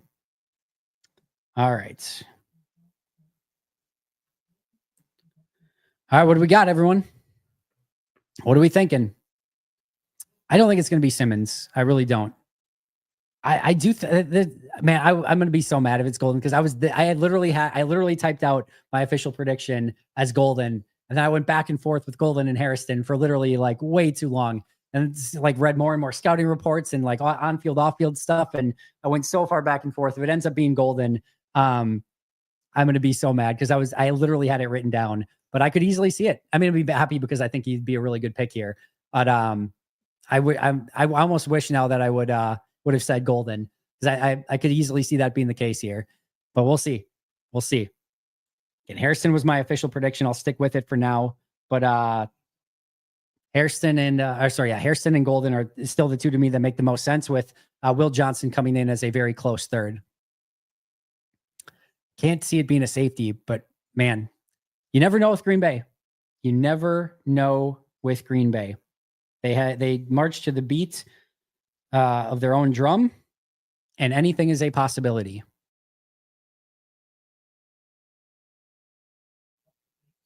Golden is him. I just get what did I get here? All right. No Sanders. No, I don't think it's going to be. I don't know if you mean Simmons, but it's certainly not going to be Shedeur Sanders. That's for sure. Definitely a possibility of a trade back. Well, what have we not seen? We haven't seen trades. There's no teams that are looking to come up right now. We heard the Giants. Maybe they could trade back with the Giants. Maybe that's a possibility here. But yeah, we'll see.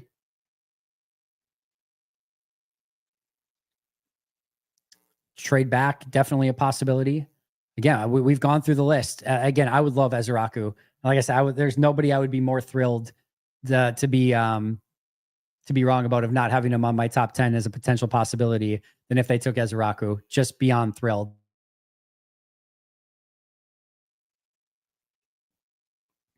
First round wide receiver could be. That was honestly one of the things that like led me to do Hairston over Golden. Is this is what's people are going to be so mad if Golden is there and they take Hairston. People are going to be livid. That's what's going to happen here. Golden's going to be there, and then Hairston is going to ultimately be the pick. Was it Mike Green to the Chargers, or is that just you're hoping that the Packers take Mike Green? So again, it's another interesting one. Fantastic pass rusher. What I usually say about these players that drop due to off-field concerns, Green Bay is usually not going to be the one that stops the fall, right? They're going to continue to drop, and Green Bay is usually not going to be the one that takes them. So we'll see. But I guess it's at least one other name to put on there, but I just don't see it. 1,600 people in chat. My goodness, you guys are incredible. Thank you so much. Thank you so incredibly much for being here. We are one pick away from Green Bay. The Chargers are on the clock. It's 3 minutes left on the clock for the Chargers. So we should know easily in the next, 13 minutes or so at the most. So by like 9:45 at the latest, we're going to be talking about Green Bay's pick and who they're taking on the clock. Reminder that today's show is presented by Luige's Pizza. They are our presenting sponsor all weekend long for the draft.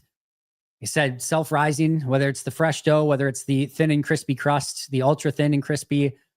Big fan of the ever versatile pepperoni pizza. I could probably eat 2 ultra thin and crispy pepperoni pizzas right now. That's how hungry I am, and that's how amazing they sound. As I mentioned earlier, actually, there's a very good chance that I actually have a Luige's Pizza tonight. I am starving, and it sounds incredible. So get yourself a Luige's Pizza.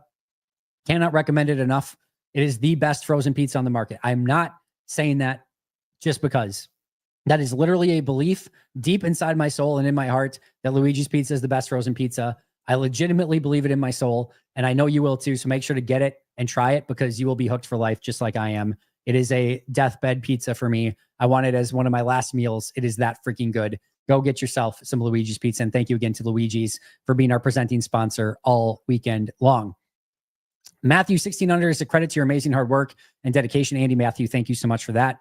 Go put it in the microwave. I know I'm not going to put it in the microwave. That is a malpractice of a good Luige's Pizza, my friend.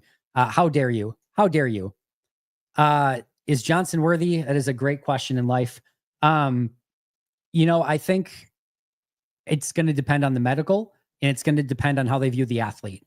When I initially wrote up my scouting report for Johnson, I wrote him as an early second round guy. That was when he was considered a top 10 guy. I had him more as like an early to mid second. If he goes end of round 1, that's well within that range, right? That's totally fine. And the thing that leads me to believe where like normally if I had that and Green Bay took him, I'd be like, oh, why are they taking that? He fits great in Jeff Hafley's defense. So I would have no concern over how he would fit in this team. I think he'd be a good player for them. But as Justice mentioned earlier, you've got some multiple injury issues that you have to kind of sort through. He is, obviously did not play as well this past year. And there's questions about his long speed, which is not a great thing for a corner. So those are things you have to weigh out. But man, if they took him at 23, no real issue on my end. And I do think, like I said, the saving grace here for me is that he's such a great fit within this defense, great ball skills. You're talking about a defense here that is predicated on allowing their defensive backs to be in positions to take the ball away. And Will Johnson is a player that does that at an incredibly high level. So you're thrilled about that aspect of it. Yes, a team has run out of time. The Minnesota Vikings are that team that ran out of time. The Packers are on the clock. I repeat, your Green Bay Packers, your 13-time world champion Green Bay Packers are on the clock. Of course, the team right before Green. Here's the things that are going to happen in order. The Chargers, of course, take the full 10 minutes to make the pick. And now we will get our commercial break on both ESPN and NFL Network as Green Bay's on the clock. So you can put both of those things in the bank right now. Minnesota ran out of time twice, which was incredible. So anxious right now. All right. On the clock, Green Bay Packers. I don't think we've got a pick 22 yet. Does anyone have it? Chargers took Hampton. Oh, wow. Wow. Interesting. They took Omarion Hampton, huh? That's a very interesting pick for them. I'm in chat. Jared, good to see you. We're not taking Sanders. If we took Burden, Nesrell, that would be another one of my favorite ones. Again, some of these I just don't put in my mind because I think they're so impossible. But Luther Burden and Donovan Ezeraku would be dream picks for me. I just don't think they're going to do it. But man, would I love to be wrong. So my 3 guys that I narrowed it to are all on the clock here. Will Johnson, then obviously Hairston, and Matthew Golden. So there's 3 guys left on the clock for Green Bay that I think make a lot of sense here, that fit their types, and I could see them going with any of them. And of course, that means they're going to do something entirely different. The 23rd pick in the draft, by the way, of the Green Bay Packers is presented by Habish Rotier. Big hits belong on the field, not in real life. If you've been injured, call Habish Hero Tier. Again, super easy. 800-2-HABISH or 866-2-HABISH. See, I almost forgot it already. But yeah, they are sponsoring this particular pick. So again, make sure to go out and support them as well. Chargers take O'Marion Hampton. The Packers take. Who are they going to take? I thought there was a leak and it was not a leak. And I thought it was a leak. And that was a very fun leak, but it was not a real leak. So I got very excited for a second. I thought it was Matthew Golden, and I was about to freak out because that would be a very fun pick. But it was more of a predictive tweet than an actual tipped tweet. All right. Who do we got here? Chargers turned out several trades. Green Bay has options to trade back. It would be very Green Bay. We'd be very Green Bay if they traded back. Ben thinks Matthew Golden. I don't know if Ben knows Matthew Golden. Golden or Donovan. Hometown Packers are on the clock. What do we got? My hope to be clear. What do we want? What do we want, everyone? I'm waiting. As soon as I know. Who is it, Andy? I wish I knew Sergeant Dan. I'm going to say my same guy. I'm going to say Hairston here, but Matthew Golden, very much a possibility, as is Will Johnson. I hope it says Araku. I hope it's Luther Burden. I don't expect it to be either of those guys. This is what we live for. This is what we've been waiting for. What we've been waiting for all offseason to get to this moment right now. The Green Bay Packers taking a selection at pick 23 in Green Bay, Wisconsin. Unbelievable. Love it. Absolutely love it. What do we got? D. Cole says Golden. I don't have anything to back it up yet. These are just rumors. As of right now, we have a trade down. I don't know if that's a request or expectation.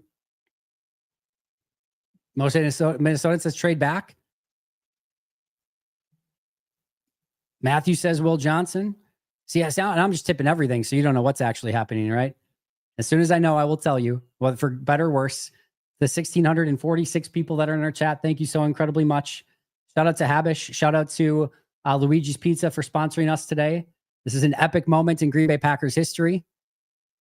They're not taking Jesus. Don't think he's on the board. Brewers have Jesus already. He's going to be a hell of a player for them. I will warn when I announce. At 23, the Packers are getting trade calls similar to the Chargers at pick 22 per Ian Rappaport. Packers are getting trade calls. We got a live look at the draft room in Green Bay. Gonna have to play this back, see if we can see anything on the draft boards. Still trade calls. Drew DBU says it's Ezeraku. Again, I haven't seen anything. Man, this is intense. Like, because I think Golden is a really interesting, piece here. Again, I would love Ezeraku. This is just unbelievable. Again, Will Johnson's still there, a player that I think if you would have said to people 3 months ago, they would have been freaking out. Maxwell Hairston's been the popular name as of late. Trade down still very much in play here. We have not had a pick is in logo as of yet. Whew. Nervous moments, anxious moments, exciting moments. This is what we're waiting for, guys. People want to trade. What would you want in a trade down? I don't know. A lot, as much as possible. I just got 2 tweets at the same time. Nothing yet. We're gonna make sure to sweat this out. This is exactly what we would expect, right? We didn't get the commercial though. I guess with it being in Green Bay, you probably don't want to go to commercial while it's in Green Bay. That probably makes a little bit more sense. Do.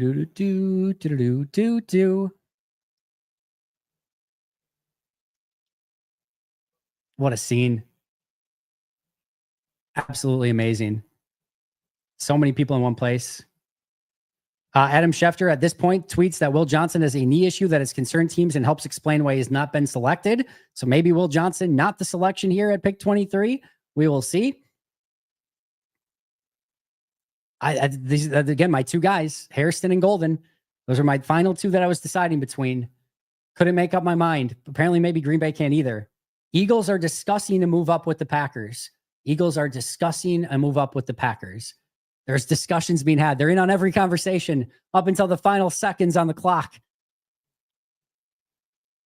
Got 190 seconds left on the clock for Green Bay. 188 seconds on the clock. 3 minutes exactly. We don't want Harrison, according to Bray Markable. Do they make a trade? It would be kind of cool if they traded down with Philly at pick 32 and ended the night with the very last pick in the draft. Pick up a second rounder. They should, if they trade with Philly, they should get their second rounder as well. That would be a huge pickup for Green Bay. Probably getting a very similar player at 32 that they would get at 23 anyway. End the night with the final pick for the Packers and pick up the last pick in the second round as well. That would be, I think, a pretty dream scenario if you're Green Bay at this point, based on what's on the clock. Here's the other thing that you probably need to know too. Green Bay either is in a position where their favorite guys are not there, or they have multiple guys that they like. Because if they loved somebody or they only had one player left on the clock, this pick is in already, right? They're not waiting or discussing anything. They just run that thing to the podium if there's a player that they absolutely loved. So just kind of keep this in mind. If they're at least considering, oh, we got handshakes. We got handshakes. We got handshakes. The pick is in. It would seem that the pick would be in. We got handshakes in the room. Or I don't think they traded with the Eagles. We got handshakes. I don't think they do the stand up and handshake for a trade. Maybe they do. But usually a stand up and handshake is a draft pick. Talking to Halfley, so as a defense, that would be no Golden then.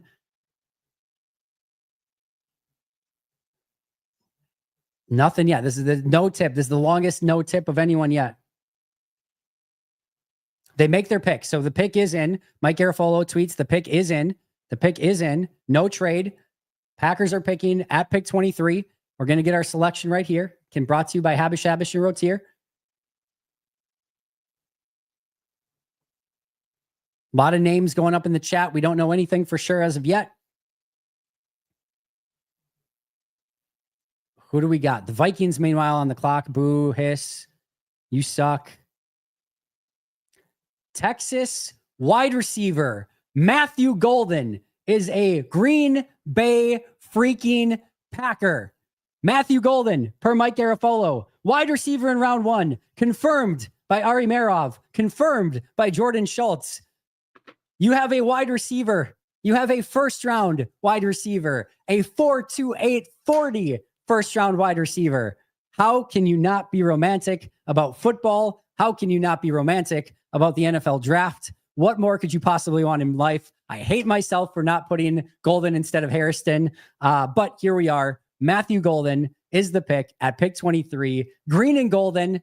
He is your new, I don't know if I want to say top number 1 wide receiver or anything quite yet, but they got their number 1 wide receiver. Green and Golden it is. How are we feeling, chat? How in the hell are we feeling? Matthew Golden is the pick.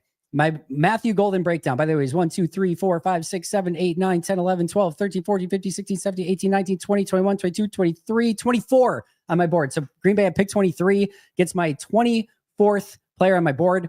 Here's my notes. Natural hands catcher. Can play outside or in the slot. Very fluid, complete wide receiver. Great speed after the catch. Doesn't show a 4.29 40 on tape, but he's very fast. Natural receiving ability. Good change of speed within the route. Good route runner. Will get more nuance with his route running and releases in the pros. He is a willing blocker on the outside. Not a great blocker, but a willing blocker.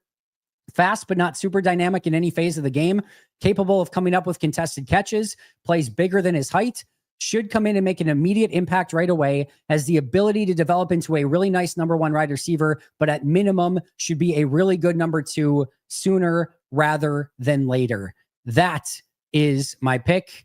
What did most hated Minnesotans say or do? What do we say really about the curse is broken of no number 1 wide receivers? I'm not sure if that was what it was in about, but man, what a unbelievably interesting pick there. Oh, and Mark Murphy gets to do it too. Let's listen in. Wisconsin and everywhere, because our fans are everywhere. It is my pleasure to welcome you all to the NFL Draft at Lambeau Field. Just listening in, allowing you guys the moment to listen. In our community, particularly since we are the only community-owned Wausau passed out.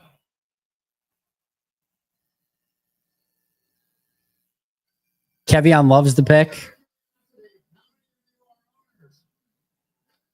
A lot of owners in the crowd. Come on, John. What are we doing? Appreciate the super chat, though. Shregs did call it. Shregs did call it after all. Nobody, Was Iron. Nobody as of now. the 13-time world champion Green Bay Packers for the first time since 2002.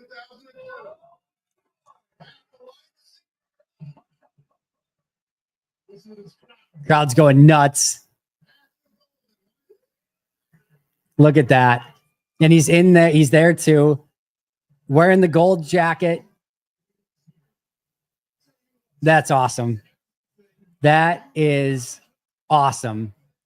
You paid off the years of not taking a wide receiver by taking a wide receiver. He's got the G chain on already too. Man, some things are just meant to be in life. Matthew Golden, wide receiver.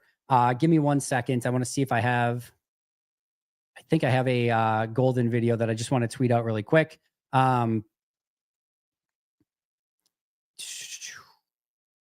Sorry for the wait here, but yeah, I just want to get that out if I can for a second. What the heck? I swear I had a Matthew Golden one. All right, we'll do that later, I guess. I don't want to wait and keep you guys waiting at all. But yeah, what an unbelievable moment in Green Bay. Matthew Golden is a Green Bay Packer. He gets to go out on the stage, gets to stay in Green Bay. What a cool moment for him. This is a unbelievably fun draft pick for the Packers. We'll do Lance Zierlein's breakdown here in just a moment. So cool. Adding the Packers hat on. It's a great draft hat, by the way. Yeah, he's excited.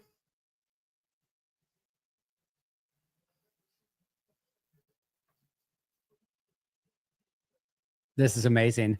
All right, it's from Lance Zierlein. Golden works all three levels of the field with similar consistency and productivity. His route running needs refinement, but he does a decent job of altering tempo and separating at break points.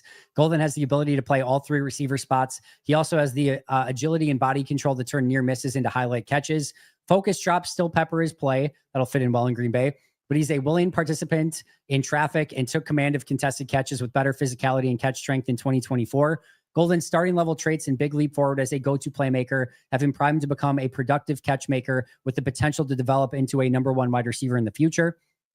His strengths are meets the moment with big plays and big games, adequate linear speed to work past corners on vertical routes, agile feet allow quicker gather and cut as a route runner, good alteration of route tempo and intermediate work, shows ability to sink slow and open quickly from hard vertical push, twitchy pluck and tuck, protects the catch through contact, displays body control and focus for highlight reel adjustments and grabs, big play kick return talent with 2 touchdowns as a sophomore at Houston. Weaknesses, routes can be too nonchalant and unfocused, takes foot off the gas if he feels like the route is covered, pops up right into route breaks, providing coverage a tell, needs to play stronger at the top of his route, inconsistent working back on throws to protect the catch point, poor hand timing causes focus drops underneath. So some positives, some negatives there for Matthew Golden. How are we feeling, chat? How the heck are we feeling? So sorry for Wassa. Nobody out of the receiver room. Vikings taking guard tackle Donovan Jackson, by the way, at pick 24. Go Pack Go from Dalton. What do we want? What a showman from Mark Murphy. You got to love it. Yeah, no Besh in round 2. Now that's the odd man out here that you're probably looking at. So you're any of those round 2 wide receivers, Jaden Higgins, Jack Besh, any of those are off the board for you now. You're looking at more of the defensive tackles and edge rushers for round 2, but that's not the worst thing in the world. Not the worst thing in the world at all. Corner, another one that you could be looking at in round 2. Gotta love the G necklace, of course. What a cool moment though. He gets to be in Green Bay for the selection. They get to keep him there. Matthew Golden, Green Bay Packer. He says, let me get a Green Bay on 3. That's awesome. So Philly's still trying to trade up, apparently. Wow. Here's Golden talking to NFL Network. Yeah, it was all a part of the plan, man. God let me wait this long, and it was for a reason, man. I can't thank him enough. So he's just talking to the reporter right now. Man, I want to get back to my grandma. You know, Says he wants to give back to his grandma. I just want to get back to my family, man. You know, they did so much for me, and they put me in this position, so all I can do is get back to them. They love you for that, and you got a whole lot of new family here today. Thank you. Congratulations. Cool. What an awesome moment. So just let's kind of go over what this means for Green Bay at wide receiver, right? Let's start there and then kind of look at how it affects maybe some other positions as well. Carla, thank you so much. 5 more Pack a Day podcast memberships. This is incredible. You've been killing it all night. Yeah, Jamie Yerdle. Sorry, I was looking for the name and I couldn't remember it off the top of my head. So thank you for that. As far as wide receiver, right? They now have a much more well-rounded group. You've got Dontavian Wicks, Jaden Reed, Matthew Golden, Romeo Doubs, and he's going to be able to provide you an outside wide receiver that's different, certainly than Wicks, and is certainly different than Romeo Doubs. So Romeo Doubs is going to be more of your possession wide receiver. You're going to get a speed wide receiver on the other side of him, a true 4.28 40 guy, and then you're going to get a lot of Jaden Reed in the slot. I think for a good chunk of this season, you're going to see a lot of Golden, Reed, and Dobbs. You're going to get Wicks added into that. And then as the season goes along, you obviously get some Christian Watson sprinkled in as he comes back from injury as well. It gives you a lot more depth and competition at that position. Listen, the wide receivers last year, all of them, every single one, Christian Watson, Romeo Doubs, Jaden Reed, Dontavian Wicks, all of them had the ability to make a name for themselves and say, I'm going to be the guy in this offense. You don't need to go get a wide receiver because I'm going to be the guy. And nobody did that. And it's not to say that none of them can. I have a lot of faith in Jaden Reed. I still have faith in Dontavian Wicks. Also, the Giants are on the clock. We have a Giants trade. They are officially back on the clock. I would assume this is going to be for Jackson Dart or Shedeur Sanders. But the Texans trade out, Giants on the clock. So yeah, this is an opportunity to get somebody that has maybe a little bit more ability to step up and or provide competition for those guys, to tell Jaden Reed, to tell Dontavian Wicks and Romeo Doubs and everyone else in that room. They signed McCole Hardman. They draft Matthew Golden. Your job is not safe. Your starting spot, your snaps are not safe. If you want those snaps, you better work your ass off. You better hit your ceiling as a player. And going back to Brian Gutekunst's urgency, you better have that urgency, because if not, there is a lot of talent and competition in that room now as to what you can do. So that is what we are looking at. Somebody that immediately has the ability to come in and compete at wide receiver. That's going to put pressure, on all of those other wide receivers. And I think is going to make the entire room altogether better. This is a really, really fun pick for Green Bay. And again, I don't know what more that you could kind of want at this point. If you were looking for a wide receiver, one of the 4 or one of the 3 really outside of, I guess, Hunter fell to you. You got a really talented outside wide receiver. You don't have to worry. Is he a slot guy? Is he an outside guy? He's very clearly an outside guy. Just catch the damn ball. You have a lot of now depth and competition at that position. Should be very, very excited. How are we feeling in chat, everyone? Yep, Giants trade back in the first. We hit on that for a second. Yeah, Watson and Golden, but maybe if Watson's there, maybe they don't take Golden. Maybe it's a little bit different, right? So this is somebody, one of the names that I brought up with Matthew Golden, Jackson Dart for the Giants. So they take Dart at pick 25. They get their quarterback. It is not Shedeur Sanders. Shedeur Sanders is not the second quarterback taken in this draft. It is Jackson Dart. One of the things I said about Golden, are a player that I don't, again, compare him as the exact same player, but Greg Jennings, the value that Greg Jennings brought to that team, I think you can get in Matthew Golden. Somebody, as we heard in the scouting breakdown from Lance Zierlein, can play all 3 positions at wide receiver, outside, slot, other outside, who's got some special teams ability. You look at everything that he can kind of do. Greg Jennings can do that. Win down the field, win short, win intermediate, run after the catch, have good speed. Jennings was stronger, more physical. Golden's allegedly a little bit faster, although I thought Jennings played a little bit faster than his time speed. Then Golden might play just a tad slower than his time speed, but they're both ridiculously fast. And I think you get that kind of impact. Again, not similar players to speak, but a very similar impact of a player that you got when you drafted Greg Jennings is what I think you can get with Matthew Golden here. So again, I think a lot to be excited about. Still pissed I didn't do Golden instead of Hairston, but alas, here we are. But this is a very, I think, wise pick for Green Bay. And then now how we kind of transition moving forward, right? You have to look at what this means for the other positions of need. Corner, you still have all the corners still available. So what you're now hoping is the group of, I mean, not all of them, Jahdae Barron and Travis Hunter are gone, right? But you're hoping that Will Johnson, Trey Amos, Maxwell Hairston, Benjamin Morrison, Siobhan Revel, Azarae Thomas, you're hoping that those guys fall to Green Bay. They could all be in play for Green Bay in round 2. Edge rushers, Landon Jackson, Donovan Ezeraku, JT Tuamalu, James Pierce, Braden Swinson, Nick Scorton, Jordan Burch. There's a group of edge rushers that you're hoping falls to Green Bay. Defensive tackles, Tyleek Williams, Darius Alexander, Alfred Collins, TJ Sanders.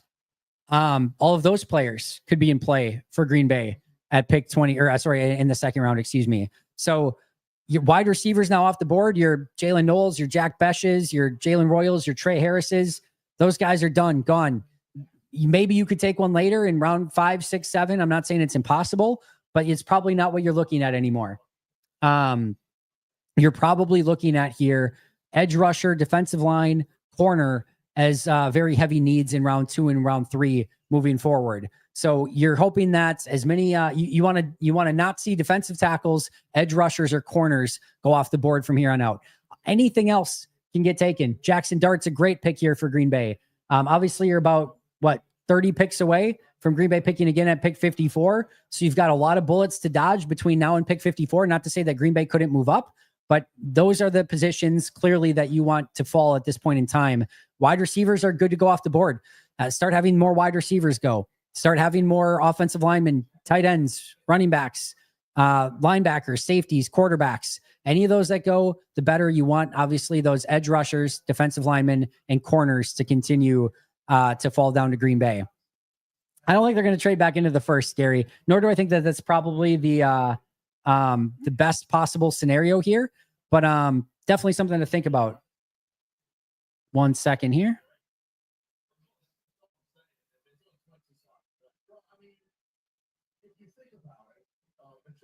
All right. Give me 1 second here.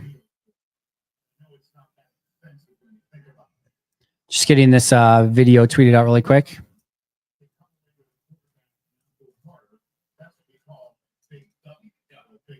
All right. There's our Ross Uglum video posted. Just wanted to make sure to get that out. That is perfect. All right. So again, kind of where Falcons traded back up too. So they're at 26. Mike Green, maybe. Do they double up? Get 2 edge rushers? They could certainly use it. That would be a very interesting one for Green Bay if they wanted to go in that direction. So we'll see what they want to do here. Andrew's pumped for our guys. For us, that's awesome. Falcons trading with the Rams. Yeah, I don't think that's going to get you that far, Matthew. He doesn't have that value, unfortunately. All right, let's see what we got here.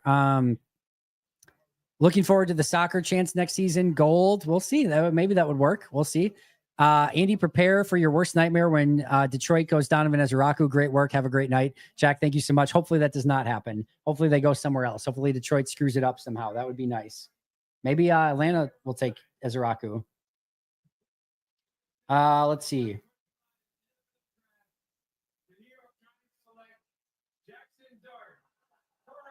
So Dart goes, that's a very interesting pick at 25, obviously. What a very cool moment still. Still not over the golden one.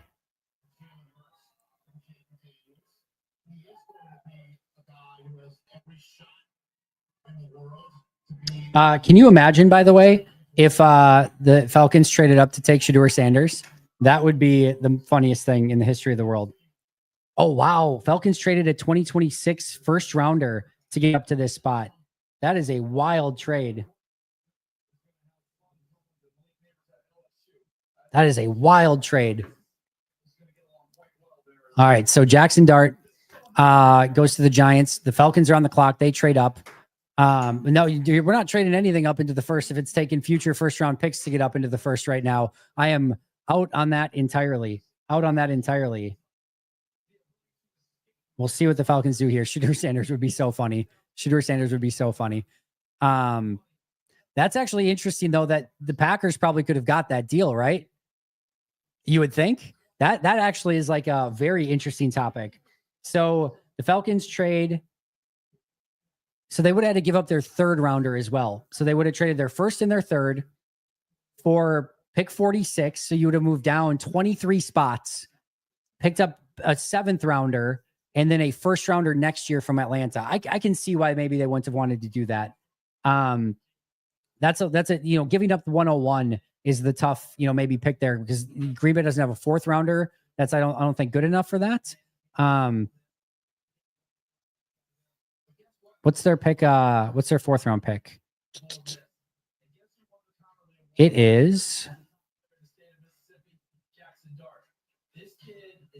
Yeah, theirs is 124. So they probably would have had to give up their third. That would have been a little bit more tricky there. So that's interesting, though. If they could have gotten Atlanta's future first, that would have been something to at least think about when you're on the clock at 23. For sure. That would have been very interesting.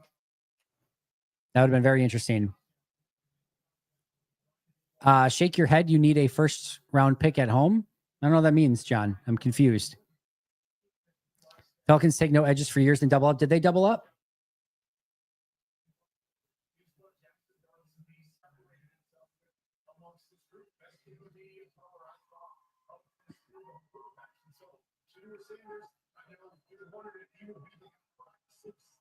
All right. I don't know that we have a leak yet here for the Falcons of what they're actually taking, but I'll keep an eye on that for you. All right. Wanted trade down more picks, but what a moment. Can't even be mad. Wow. Very memorable. Thank you, Andy. I was watching you exclusively through the process. Ariane, thank you so much for that. I appreciate it a ton. James Pierce goes to the Falcons. That's actually a fine pick. I don't think Pierce was Green Bay's type at all. So, even though he's a defensive end and you kind of want those guys to fall a little bit, it's not the worst trade or not the worst pick in the world for Green Bay with it being Pierce here. All right. 3.5 hours in. We've got what? 27, 28, 29, 30, 31, 32, 6 picks left. 6 picks left after James Pierce.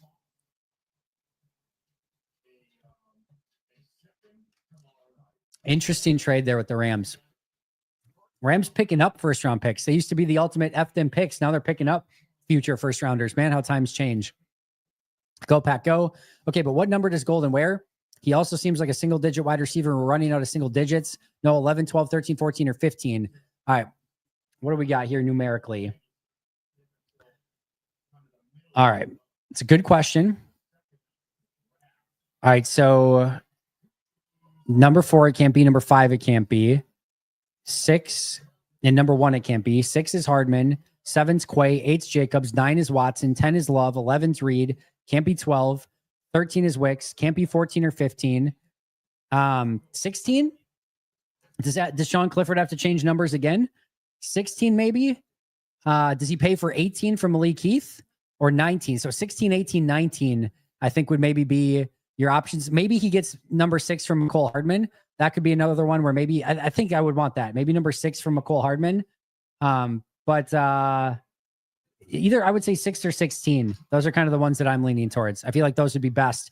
In the 80s, 80 would be available. That's not terrible, although it doesn't feel right. 82, 84. Yeah, those are numbers that are available as well. Although you could get 86 from John Fitzpatrick, 83 from Cornelius Johnson, 81 from Julian Hicks. All of those would be available as well. 2 is Malik Willis. Maybe you could get that as well. Maybe that would work. I don't know that I want to see Malik Willis move off of number 2, but you probably just have him for a year. So, yeah, we'll see. We'll see what happens there. What did Malik Willis wear in Tennessee?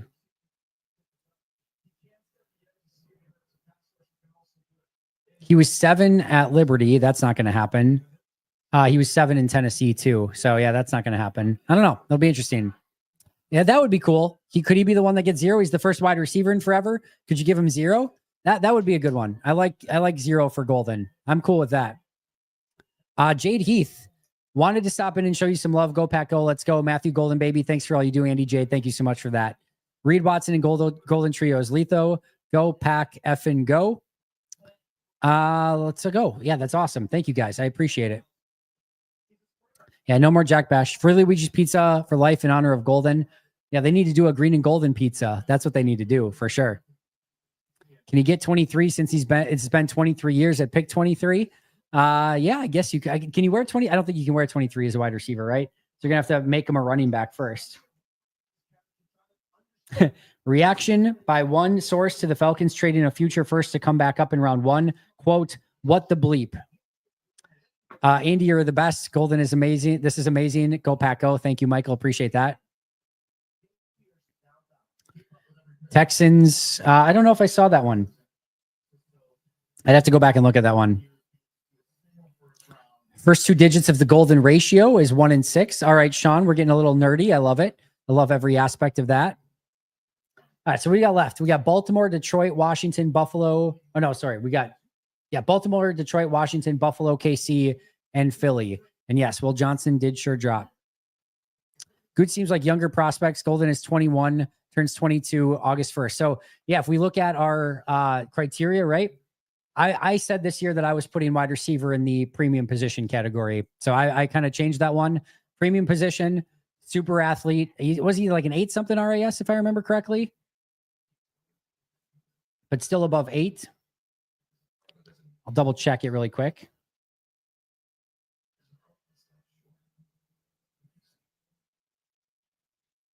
Oh, he didn't have an RAS. That's right. He didn't have an RAS. But he was a 4.29 40. 5'11", 191. But yeah, so he did not have the true RAS, but you can tell, again, very athletic guy, premium position, hits, you would think hits the majority of their receiver metrics that you would kind of be looking for. Big time school, young, so really kind of, get in that range of what Green Bay usually likes to look for when they're picking in the first round. And certainly a home run swing, right? You're hoping you can get a big time wide receiver out of Matthew Golden. Golden for sure. Mike Green to the Lions would be not fun. Giants offer the Packers the Texans deal. Would you rather have that or Golden? I think you can understand why they wouldn't take it. And I think again, you're moving down middle of the second round. You're probably not getting back up in the first round in that situation. So you love having the future first round pick, but that's probably a little bit of a tough sell in this draft. But either way, very excited about the Golden pick. Got to take good players on your board. I agree with that. When Christian is back, the 2 of them on the field at the same time will be great. It's definitely a possibility. Plus with Jaden Reed in the slot, could do some really fun things with that. Love is Golden. All right. I like it. Pick is in for the Ravens. Yeah, the full picks of that trade are crazy. Absolutely crazy. Matthew Golden's 4.29 40 was the fastest of anyone in the draft. I thought Harrison was slightly higher. Am I wrong on that? I thought Harrison's was a 4.28 or 4.29. Ravens take Malachi Starks, safety. What was Harrison's 40? Harrison was a 4.28. Yeah, Harrison was a 4.28. Matt Schneidman. Golden was a 4.29. But Harrison was a 4.28, so Harrison was a tick quicker. Unless that was a, even still, he was a 4.28. So I don't know about that one. But either way, very happy with the pick. RTX, Nikki, thank you for the question, but very happy with the pick. You shouldn't have spoiled the Golden pick for yourself. Murphy's announcement was absolute cinema. Yeah, you know what? It is totally fine, though. I'm very happy that we got to know it when we did.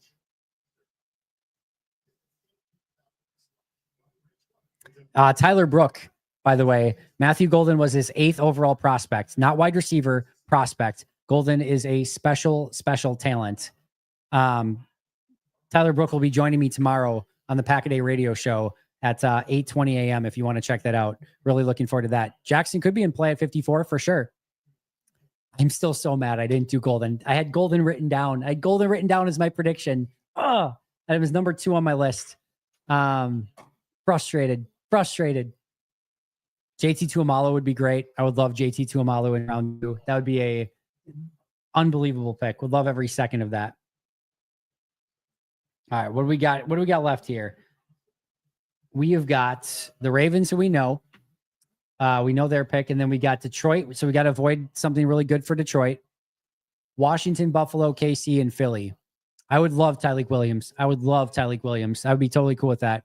If Golden can stretch the field, I think Wicks bounces back and becomes an excellent receiver. I don't know that the two are correlated, Tim. I can understand maybe you're saying that, Wicks doesn't play outside as much or something like that, but I don't think the two are correlated all that much. I think Wicks has every right to go out and have an awesome season on his own volition. But hey, the more great wide receivers you can have, certainly the better.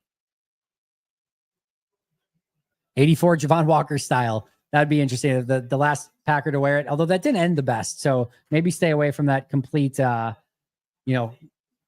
sort of correlation there.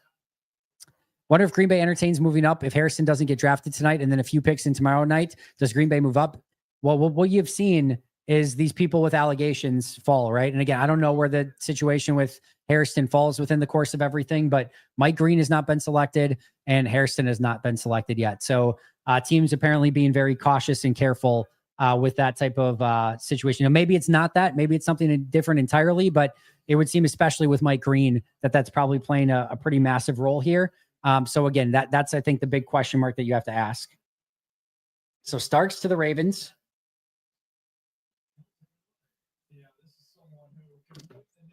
We got pick 28 coming up, Detroit. Again, we need to avoid anything. The golden age is here. Matthew should have a lot of fun, or Matt LaFleur should have a lot of fun scheming up plays with both Reed and Golden. I totally agree. I think this just gives you a totally different, type of piece on offense. When you have somebody with that speed, listen, I don't know that he is like the ultimate perfect, like deep threat down the field. I don't know that that's exactly what his main number one thing is. It's still, when you have that type of speed on the outside, it changes how teams play. I think that's going to give Green Bay a really unique piece to use on the outside.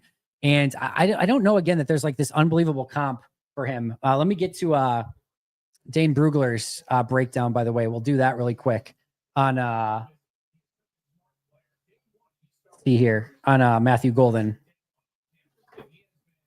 All right. Matthew Golden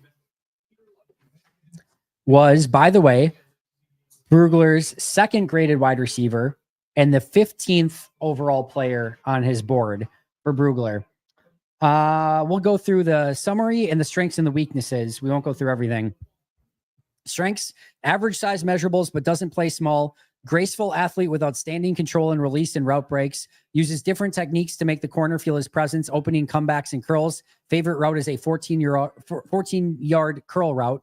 Stem burst creates separation on posts and corners. Above average focus at the catch point with fast and steady hands. Superb body control to turn and frame the football in midair. Tracks the ball well downfield. Often had to slow and adjust his track with Quinn Ewers deep balls, which was definitely a thing you saw on tape.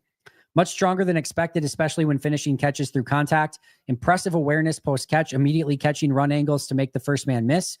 Averaged at least 20 yards per catch in 10 of 16 games in 2024. Returned 2 kickoffs for touchdowns in 2023. Is a career 25.8 yards per kick return, 28 attempts for 722 yards and 2 touchdowns. Very self-confident and embraces competition. Emerged as top option in Texas's talent-rich wide receiver room in 2024. Coaches trusted him to play every wide receiver position in the playbook. By the way, in the Ron Wolf scouting book, or like the Packers way, one of the things he talks about is returnability and how they really love that because it usually leads to great receivers run after the catch, something that Green Bay has done a great job with over the course of time. Also, the ability to play multiple positions is massive in Matt LaFleur's offense, and it really was in McCarthy's as well. But even with LaFleur, something that matters a lot. So those are two things that are going to be of huge value for the Green Bay as they look at him, on their draft board, and why they probably were even more willing to take him at pick 23. Weaknesses. By the way, only 5 weaknesses here for Matthew Golden. Like everyone else is like, a bunch. Only 5 for Golden. Not a dynamic make you miss athlete in space, which I talked about as well. Doesn't always play up to his time speed, which I talked about as well. Can get stuck at the top of routes when facing physical defensive backs. Inconsistent blocker and can get blasted off his spot. One NFL scout said, "I won't kill him for it, but I need to see more grit out of him when he isn't the target." Didn't play on special teams coverages aside from kickoff returns. Missed 2 games as a freshman after suffering a rib injury in October 2022. Missed final 3 games of his sophomore season because of a turf toe injury that required surgery. Summary: a 1-year starter at Texas, Golden was the Z receiver and head coach Steve Sarkisian's RPO pro style spread offense, and was used across the formation with heavy motions. 76.1% of his snaps were wide, 23.9% were in the slot. After 2 promising seasons in Houston's air raid scheme, he was an underrated addition for the Longhorns in 2024 and proved especially valuable when it mattered the most, averaging 102.8 receiving yards over his final 4 games. The SEC championship and 3 playoff games. Fluid in and out of his breaks. Golden shows a plan as a route runner. I love his ability to break down corners and by keeping his eyes, hips, and feet in sync. The coordination also translates to the catch point with his very natural ball skills to track, frame, and finish. Overall, it might bother some teams that he didn't have better size, but Golden also doesn't have any glaring flaws to his game that would keep him from becoming a productive pro. He can play inside or outside and become the go-to target for an NFL offense. Tyleek went? Tyleek went to who? To Detroit? Did Tyleek go to Detroit? No way. Is that real? That's a very interesting pick. A very Lions-y pick, by the way. That is that is a very interesting pick. Interesting. All right. That's a cool pick for them. So Tyleek Williams goes to Detroit. Again, once you have, like I said, only so many of those guys at that size that you can get in the NFL. So when you have the opportunity, you have to kind of take advantage of it sometimes. It may be a reach. I don't think that this is that much of a reach at this point, to be honest. I might sneeze here. 1 second. Or maybe not. The dude is not just like Jaden Reed. They are 2 very different wide receivers. I mean, can you see some similarities in their game? Sure, but they are different wide receivers than each other for sure. And again, just Jaden Reed's a slot guy and Matthew Golden's an outside guy. That in and of itself is a massive difference between the two. So no, I don't think the two are at all in the same sort of category. I'm shocked by the way that Ezraku is still there. He should not be there at this point. He's way too talented for that.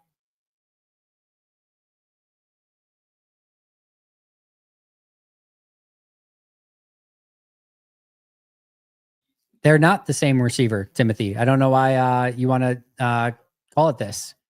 Oh, that's right. I forgot that everyone that's 5'10 is the exact same. That actually, Jaden Reed and me, actually the same exact wide receiver as well. We actually have so much in common. I'm more of an outside wide receiver, if I'm being honest. But yeah, we're both 5'10 and a half. So Jaden Reed, actually Matthew Golden and I too. I think Golden might be slightly quicker than me. We're probably in the same vicinity, but we're both 5'10 and a half.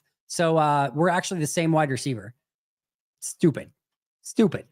I'm really seeing a long-term wide receiver room of Watson, Reed, and Golden for the rest of the decade. We're going to have to wait and see on Watson. I think that one's still a to be determined and how he comes back from injury. I think he gets a 1-year kind of prove it deal next year. But Christian Watson and I, not the same wide receiver. He's a little bit taller than me. A lot of other stuff in common, but he has a little size advantage on me. I've seen low end comps for Golden and Romeo Doubs and high end Stephon Diggs. I don't see any Romeo Doubs in Golden. I don't see really a Stephon Diggs either. I have to think kind of about, like who my Matthew Golden comp would be. I don't know if there's any good ones out there. Did NFL Network, sometimes they give comps. No, they didn't give a comp for him. Oh no, Chris Olave. Okay. I could see a little Chris Olave in that. I don't hate that. Olave was a better route runner than he was. Did Bleacher Report give him a comp? Santana Moss? Okay. I could see a little Santana Moss. I could see that. That would be a fine result if that ended up being the case. The player comps from NFL Draft Buzz, which I don't put a ton of thought into, were Jalen Hyatt, Ladd McConkey, and John Mechie, which, by the way, are 3 very different wide receivers from one another. Let's see. CBS Sports, did they give one? Santonio Holmes? I could see a little bit of that as well. Yeah, I think the thing is, though, is that he's not Percy Harvin. Definitely not Percy Harvin. He's faster than Olave. Olave was a better route runner. I kind of like the Santana Moss one the best. Let me see if I can, let me see if I can compare them. By the way, that was Harrison. 1 second. Golden. We're not going to get a ton of comps because Golden didn't do much in the combine, of course. The athletic comps were Emmanuel Sanders is not bad. Emmanuel Sanders, Santonio Holmes, Bo Melton is on the athletic comp list as well. I want to see if I can compare him. Yeah, to Santonio Holmes, or no, sorry, to Santana Moss. Let's see if I can compare him. Emmanuel Sanders is not a bad comp though. What was Sanders? Sanders ran a 4.440. Golden's actually a little bit taller, a little bit heavier, and ran a little bit of a faster 40. Sanders was very agile. I don't know if Golden would hit some of those, but I want to see him next to Santana Moss. Curious on that one.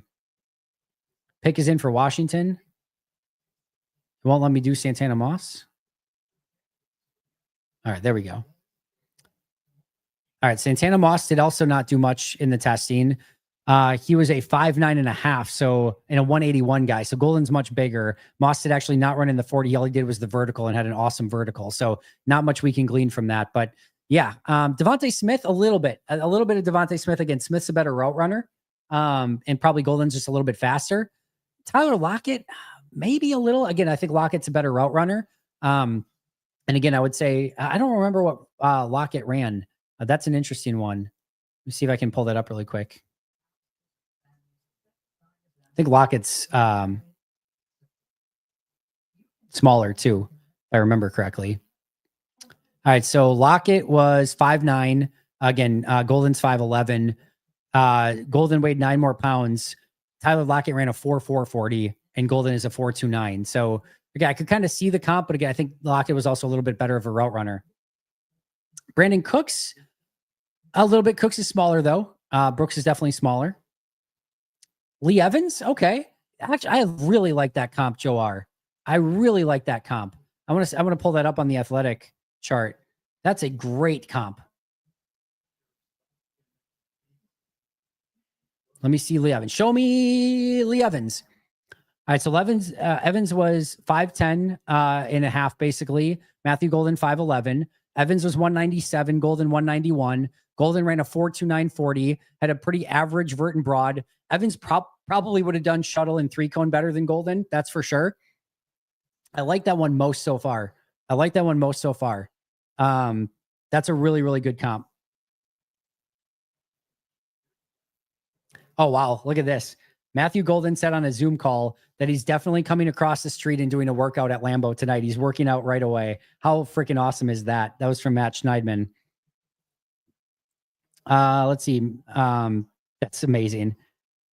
I'm bringing the chip on my shoulder that I've got something to prove, which is always what you want to hear. Connerly from Oregon going to Washington here. That's a great pick. I love him a lot. He was one of my guys in this draft. I got a lot in my game, says Golden. Whatever the team needs from him, he's willing to do. Matthew Golden on meeting Brian Gutekunst during his top 30 visit. I knew once I shook his hand, something just told me they're going to come and get me. I definitely knew they didn't take a receiver from long ago. Golden said on Zoom, it definitely means a lot more. It's always been a dream of mine to go in the first round. It's truly a blessing. I've never felt anything like it. I wish I could go back there right now. The energy the Packers fans have is, I think, basically incredible.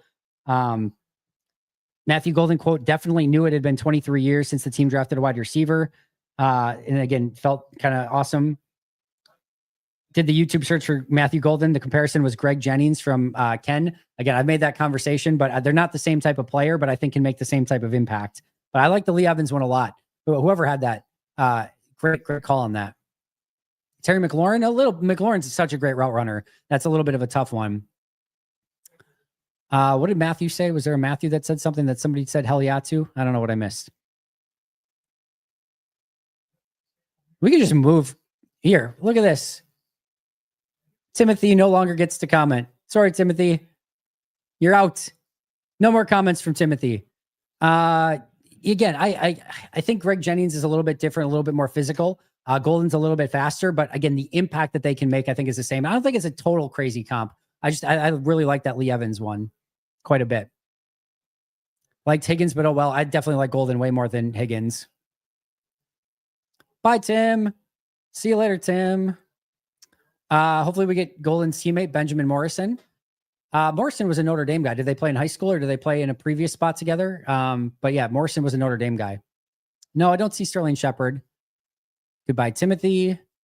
I don't see Godwin, although I can see where you maybe see that a little bit as well. But no, I think Lee Evans is the one I'm going to go with. Lee Evans, a little bit of Jennings, a little bit of Santana Moss. I think those are some good ones in there. All right. Again, so who did we have go at? Oh yeah, we had the offensive lineman Connerly go at 29. So we got 3 picks left. Where is my draft board? Somewhere, maybe.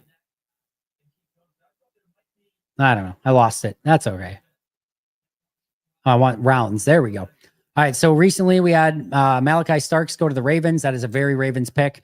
Tyleek Williams go to the Lions. That is a very Lions pick. And Josh Connerly Jr. go to the Commanders, a pick that I very much like there as well. So some interesting picks as of late. Mostly good picks for Green Bay, although Tyleek was not. Tyleek's a bad pick. You kind of wanted him to stay out there as long as possible. Nothing else major new on the news situation here. How's everyone feeling? What are we grading it? I want your grades. A, B, C, D. What are you giving this one? Are you happy? Are you excited? Are you mad that they passed on somebody? Who do you want? We got 777 likes. Get it to 1,000. We're so close. We got 1,317 people in chat. If you haven't liked it yet, hit that like button. A, B plus, A. Lots of happy Packer fans. A, B plus. This has to be the most happy Packer fans have been with the Packers draft pick in since Jair, maybe? I think probably since Jair. It's probably the happiest Packer fans have been. Solid B, A. Sent the fans home happy. And emotionally an A+++. All right, I'll take that. After trading up for Jackson Dart, Giants coach Brian Daboll makes clear in his press conference, Russell Wilson is the starting quarterback. So they sign Russell Wilson. They draft Jackson Dart. They sign Jameis Winston. And Russ is the just given starting quarterback. All right, you do you, New York Giants. Tommy DeVito is still there too. Poor Tommy DeVito. Lots of A pluses. A's, solid A, solid A. How far does Ezraku fall before you consider trading up? Now. Do what you need to do. Go get him. I'm all in. I don't think they like him enough to go get him. I don't even know if he's there in the second round if they would take him because of the height weight thing, but go get him right now.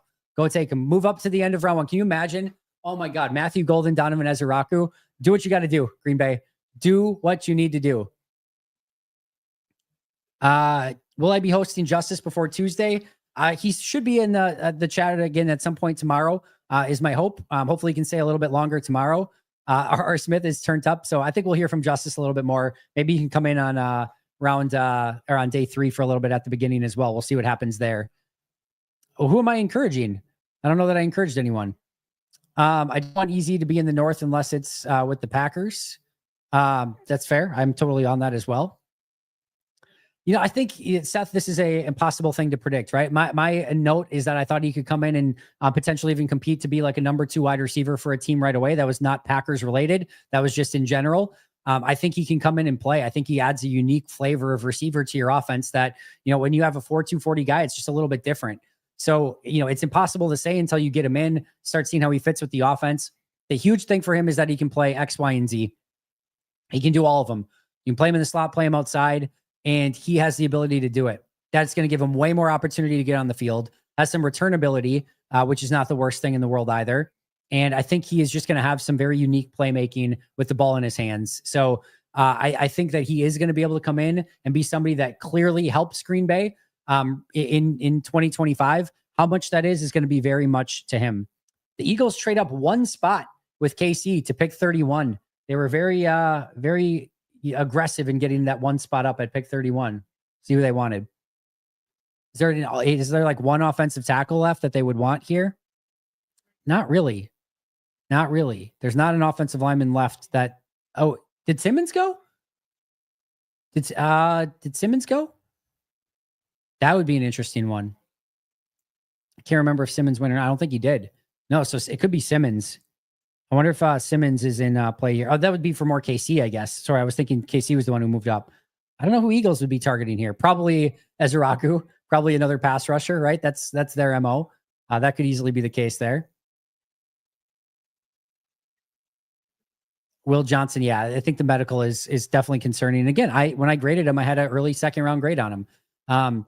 Again, I'm going to get plenty of stuff wrong on this, guys. Like everyone's going to get some stuff right. Everyone's going to get some stuff wrong. But sometimes you just watch a player and you get a feel for it. And as soon as I was watching him, I had to feel that this was more of like a early 2nd. Now, the injury clearly plays a part in that. Had he stayed healthy, Maxwell Hairston here to the Bills, had he stayed healthy through the entirety of the offseason or through the season and tested everything, then there's more information that you have to go off of.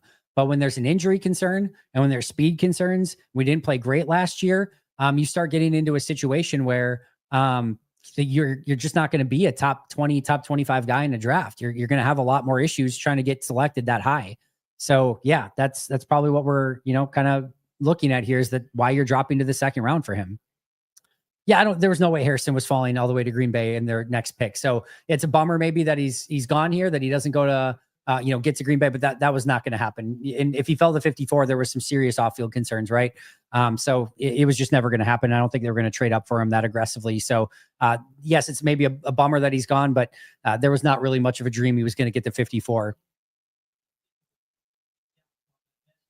I look good, but I must be exhausted.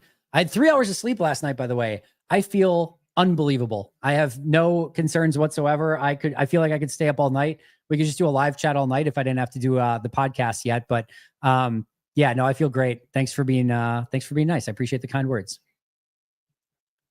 Everyone I wanted was gone, so it's a solid B+ pick. Yeah, that's gonna happen, guys. That's normally gonna happen. So Harrison at 30. 2 picks left. KC at 31. No, Philly at 31. KC at 32. KC just wanted to feel like they won the Super Bowl and we're picking 32 overall.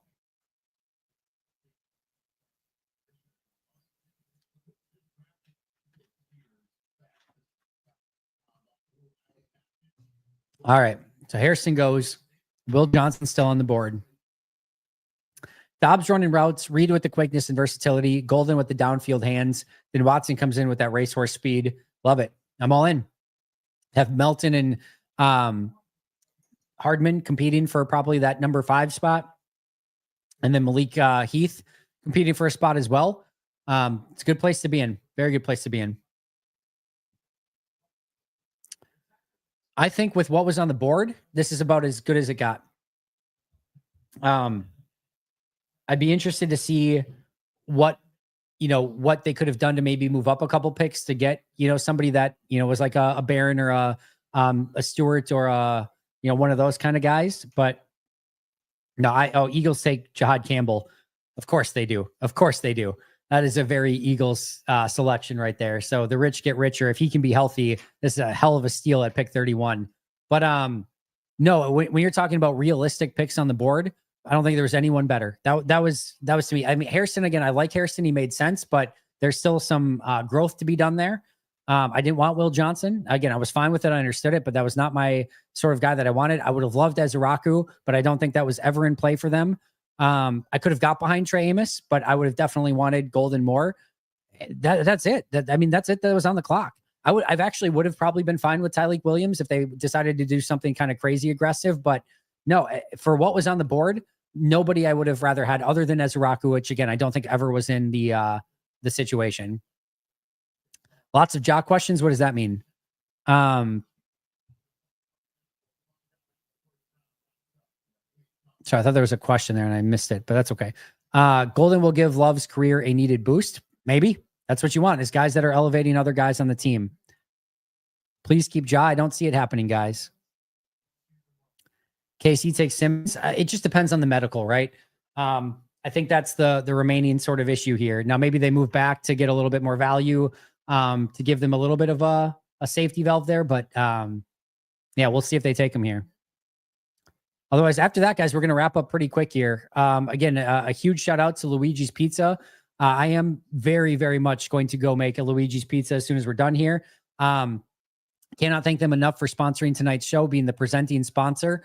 Again, check out their their thin crust pepperoni. The ultra thin crust pepperoni is my favorite. The cheese, the breakfast pizza, the supreme pizza, all of them absolutely epic. I've yet to have a bad experience with the Luigi's Pizza ever. And some of those frozen pizzas that you get that they just don't cook right. You put them in and you're just like, I tried everything to get it and it just doesn't cook the way you want it to. Luigi's cooks the right way every single freaking time. It is A+. If you want draft grades, that's my pizza grade. A+, plus for Luigi's. Make sure to go get a Luigi's Pizza wherever you can. Drive right now to Green Bay if you need to. Drive wherever you need to get yourself a Luigi's Pizza is going to be well worth it.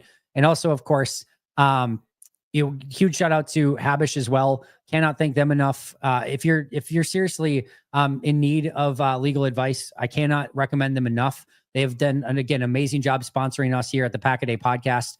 And while Green Bay is building its future this week, if an injury is holding you back from yours, let Habish Rotier help you move forward. Consistently winning cases across the country and statewide has earned the attorneys at Habish and Rotier a national reputation for being the law firm to call when it is a must-win situation. When you call Habish, you're going to talk to a lawyer directly. Their number is 800-242-2874 or 800-2HABISH, or find them online at habish.com. Habish Rotier, national reputation, hometown service. Visit habish.com for more information or call 1-800-2HABISH. Again, thank you to Habish and Luigi's for sponsoring tonight and all weekend long. Tim, you are more than welcome. Can we get a day 2 refresh of the big board sometime tomorrow? Yeah, I'll definitely, I have that on my to-do list as well. And Habish is also sponsoring our big board all week long. So I'll have that up tomorrow and appreciate Habish for that. Sandy, you're more than welcome. Thanks so much for being here all night. We still got another pick left, and I'll obviously answer a few questions still as we kind of go through the night. But obviously, we'll wrap up pretty quick so we can get some of those podcasts out. I'm going to do an immediate gut reaction podcast to Matthew Golden as soon as we're done here, and then we'll do a long form Golden episode for tomorrow as well. And that will also, break down some opportunities and options of what they could go for in day 2 of the draft, and we'll refresh the big board and everything like that. We've got all, the next few months to sleep, Drew BDU. We'll get to that eventually. I'll be back at Buffalo Wild Wings tomorrow at 8 a.m. for the Pack a Day radio show from 8 to 9. Special guest Tyler Brook. We're also going to be doing another live Q&A tomorrow at noon. So make sure to keep an eye out for that. Noon to 1:30 tomorrow, same as today. That live Q&A will be right here on YouTube. And then tomorrow night, Packers draft party, Andrew Merteg, Mark Oldacres. I believe we're going to see some Justice Mosqueda, some Tyler Brook. Also believe that we're going to see some Maggie Loney as well. So it should be a really fun time tomorrow on Friday for the draft. Make sure to check it out. Engine, thank you very much. That's a great question. I haven't heard anything on the Goot presser yet, but we should get it at some point, I would think. Mike Green would be very Chiefs as well. No need to sleep. We got lots to celebrate. We get to unwrap these presents.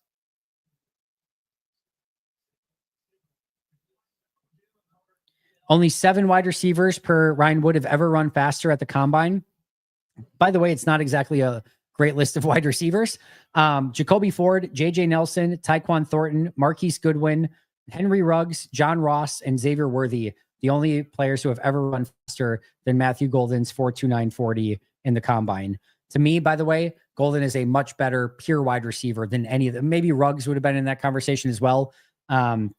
Hopefully, Golden doesn't have any speeding issues off the field, but he's a better overall wide receiver than any of those guys. How many are still on my board minus any wide receivers? Are you talking first round guys? First round guys still on my board that I had on my Green Bay big board. Josh Simmons, Landon Jackson, Trey Amos, Will Johnson, and Amos, Jackson, and Jameson and Amos and Jackson were kind of like, I don't really think so, but I couldn't rule it out entirely. So Will Johnson and Josh Simmons, both major injury concerns, which is why they're still on the board. Those are my only players left. Those 4 on my Packers-centric big board for the first round. Second round guys that are out there. Travion Henderson, I don't expect it at running back, but he's a Green Bay type. Jaden Higgins, Jack Bash, Jalen Noel, Jalen Royals, and Trey Harris. Again, and not expecting a wide receiver at this point. Mason Taylor, Elijah Arroyo, and Terrence Ferguson at tight end. Not expecting a tight end, but those would be guys, if they did want to go with one, they could look at. Ariante Ursary, the offensive tackle from Minnesota, is the only tackle on the board. Jonah Savayanea, the Jordan Morgan teammate from Arizona. Wyatt Millum, those are the 2 guards. Darius Alexander, Alfred Collins, and TJ Sanders at defensive tackle. Donovan Ezeraku, JT Tuamalu, Braden Swinson, Nick Scorton, and Jordan Birch at defensive end. Carson Schweschinger at linebacker. Benjamin Morrison, Savon Revel at corner, Azare Thomas at corner, and then Nick Imanwari at safety. Those are the remaining picks in the first and second round on the big board. By the way, what is that? We've got Simmons as 1, Jackson as 2, Will Johnson, Trey Amos as 4, Henderson is 5, 6, 7, 8, 9, 10, 11, 12, 13, 14, 15, 16, 17, 18, 19, 20, 21, 22, 23, 24, 25, 26, 27, 28, 29 picks that are on the clock. That would get you to, or that are left on the board in the first and second round. They will be guaranteed to have, as of right now, about 5 or 6 of those guys on the clock when Green Bay selects. Now, obviously, you don't want the wide receivers, the running backs, the tight ends, safety, etc., but they would be guaranteed to have 5 or 6 of those guys on the clock when they're on there. Do you go corner or pass rusher? Depends on what's available, Drew. It's going to be totally depending on what's available. We drafted Habish and Rotier. The Pack-A-Day podcast did, and we could not be happier about it. Awesome people to partner with, like really awesome people. Let's not forget the Packers get back Lloyd and Musgrave as well, very much so. My hopes are Johnson, Revel, Morrison, Thomas, or JTT or Ezraku. I'd be pretty happy with any of those picks in round 2. I don't know if any of them are going to get there, but if they did, I'd be all for it. What brand of pizza is your favorite? It's tough, but I'm going to go Luigi's. I don't know how you guys feel. This is the best possible pick the Packers could get. He can fix so much. Break press man, burner, physical man. I love it. Very good pick. All right, Brian Gutekunst is meeting with the media right now. So he is doing that. We'll see what he has to say. I'm going to turn that on kind of in the background. As soon as we get the Chiefs pick, we're probably going to wrap up here. Josh Simmons to the Chiefs. So that is one more that goes. That makes all the sense in the world. He was the top tackle left available. So yeah, that makes all the sense. All right. I'm not worried about corner, John. We've got a lot of draft left. I don't even know who Lee Evans is. He's a former Wisconsin Badger, Buffalo Bill, very talented player. Very, very talented player. Here from R.R. Smith. How are we getting updates from the beat writers? And it's not even on the Twitter yet. Get me up to speed here, Twitter, for Brian Gutekunst. All right. Awesome draft experience in Green Bay. I agree. Well done, Green Bay Packers. Well done, NFL. Well done, City of Green Bay. A+ for everyone. All right, guys. I think I'm going to wrap this up. I appreciate all of you so incredibly much. We had over 1,600 people here, 1,000 people. Most fun draft I've ever had, man. Thanks to you, Andy. Drew, BDU, thank you so much for that. We'll catch up with what Brian Gutekunst has to say. Immediate gut reaction podcast coming up probably in the next hour, hour and a half here at the latest. And then we will get to our episode for tomorrow. Live Q&A tomorrow at noon. And then we'll kind of go from there. So should be, and then of course, live draft party again tomorrow night. Shout out to Habish and Rotier. Shout out to Luigi's Pizza. Shout out to all of you guys. I'll see you soon. I'm going to get some Luigi's Pizza right now. But until next time, and as always, go Pack Go.